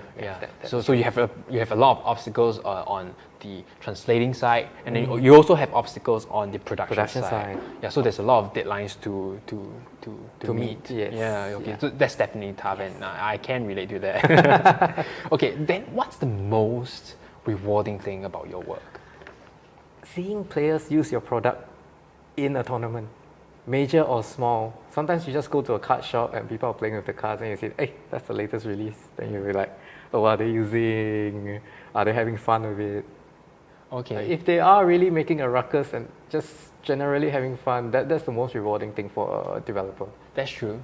That's true. Yeah. I suppose when you go and visit card shops or maybe in tournaments and you see that card on the table and you're like, then it brings you back, to the memories of you translating that, maybe in the office. Oh, I have problems with this certain pun, this certain joke. Right. Or that card was changed last minute. We had to make all the arrangements just to make it proper by the time the product is released. They go like, oh, I remember that one. All right. So, okay, maybe you can tell us what's your most memorable product that you have done so far? Like, probably the one that maybe gave you the most trouble, or maybe you had the most fun.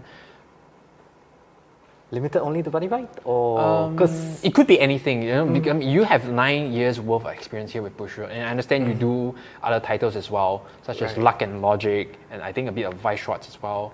In fact, I've actually handled every single English card game localization up to now. Oh. If I didn't start it, I would have participated in it at a certain point in time. Okay. In fact, most of the English card games, I think I was one of the starting members when they were doing the localization. Also, like the first English product for every game, like probably BT01 or TD, the very first series, TD01, BT01, that would be all you. Yes, except for Luck and Logic. Luck and Logic, I was already team leader by the time that started, so I only checked. I did not actually do the translations or the localization part.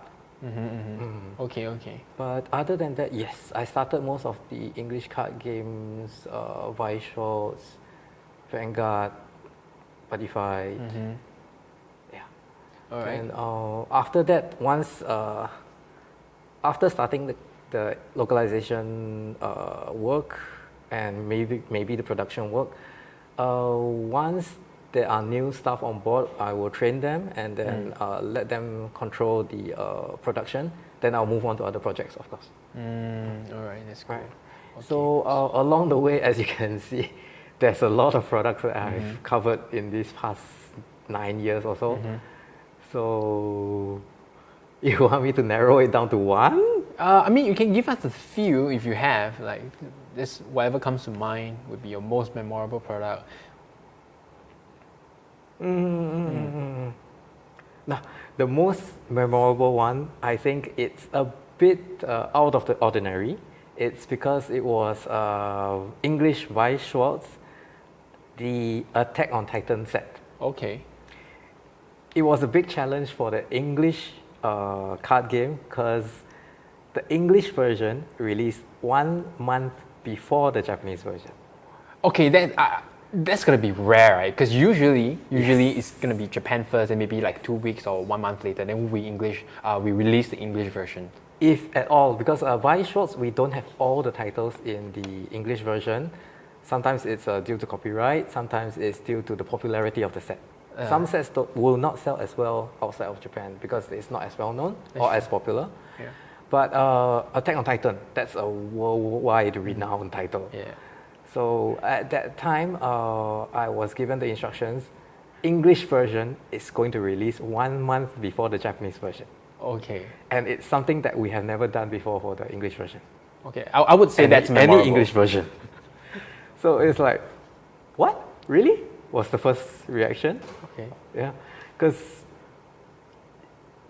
I wouldn't say it's impossible, but the logistics of it was that Japan will need to finalize every single data before I can work on any of the components. Yes. So the biggest risk of doing something before the Japanese version is that once you have finalized all the data, the factory is printing, if Japan makes any changes to the Japanese set, we will not get it in the English version.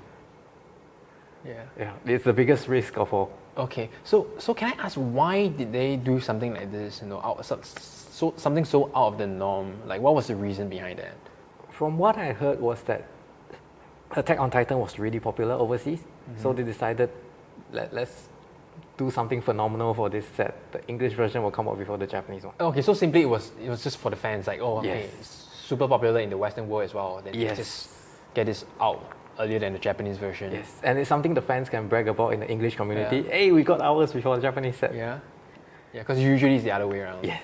So even at this time, sometimes the simultaneous release is going to be quite difficult because of Japan's very short lead time for data, for designs.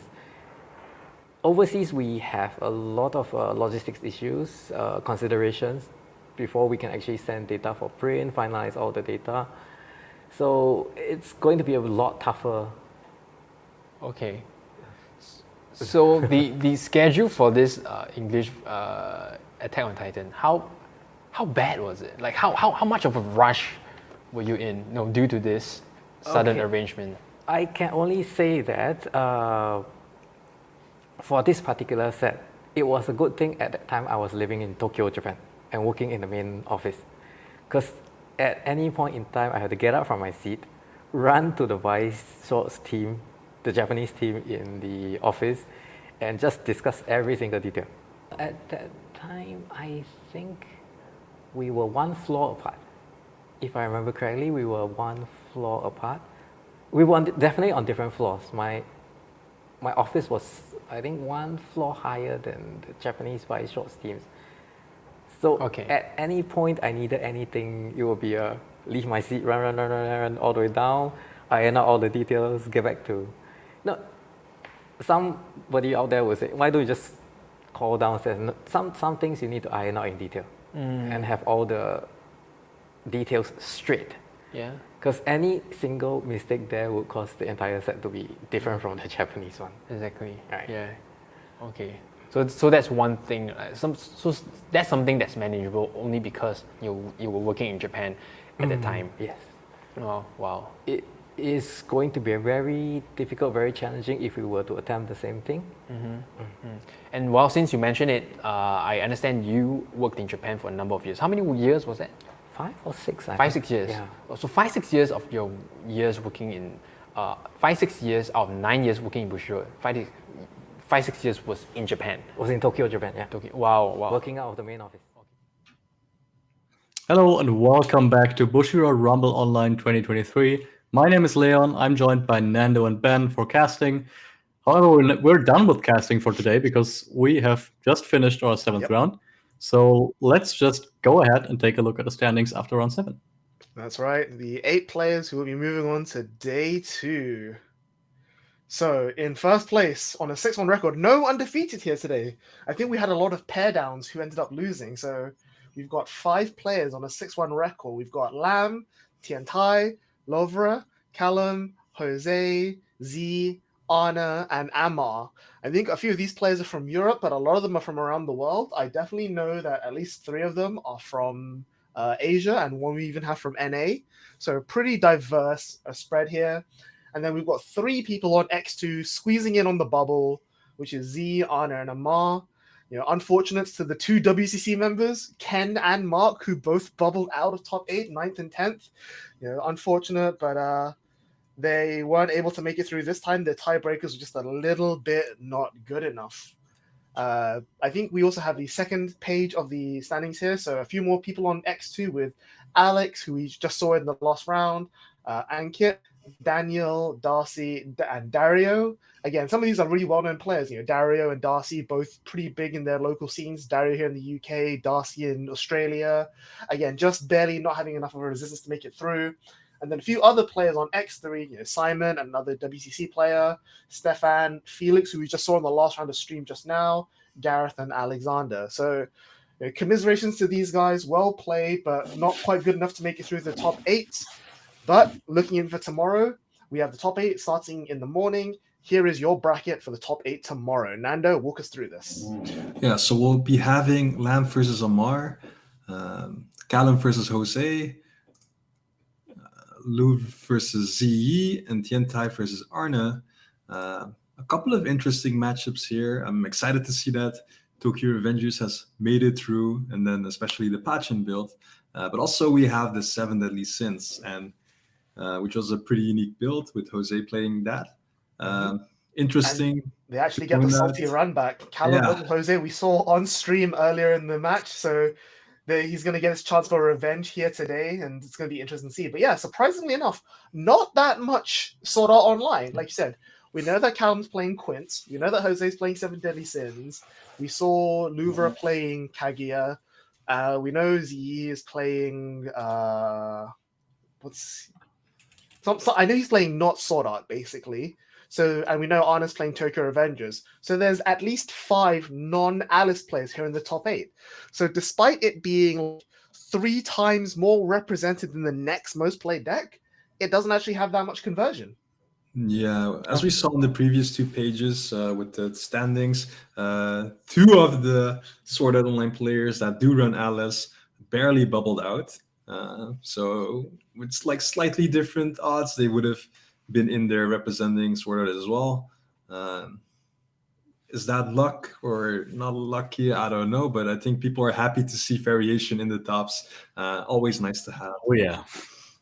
Instead of just endless mirrors. Although I have to say the mirrors were a lot more interesting than I thought they would be. Pretty nail-biting sometimes. That's true. There was a lot of nuance to it. Yeah, there's definitely like you see exactly the skill involved in managing like the pace of gameplay and the tempo involved there. So, and again, it was just really unfortunate to see that, even though the players were clearly knew what they were doing and were very good, sometimes like a few cancels here and there just changes the outcome and you can't really affect that at all. So hopefully tomorrow we'll see a lot more interesting style gameplay and not just side for zero. And like I said, we only got like 2 or 3 SALs in the top 8, so there's a good chance we'll be able to see some other stuff there as well. But yeah, congratulations to those 8 players, and yeah, we tune in back in here tomorrow morning for the top 8, brought to you by the 3 of us again. But until then, I think we're done for now. Do you fellas have anything else to say? Yeah, for anyone that's interested in more games, make sure to watch NA as well, which will be tonight for the EU.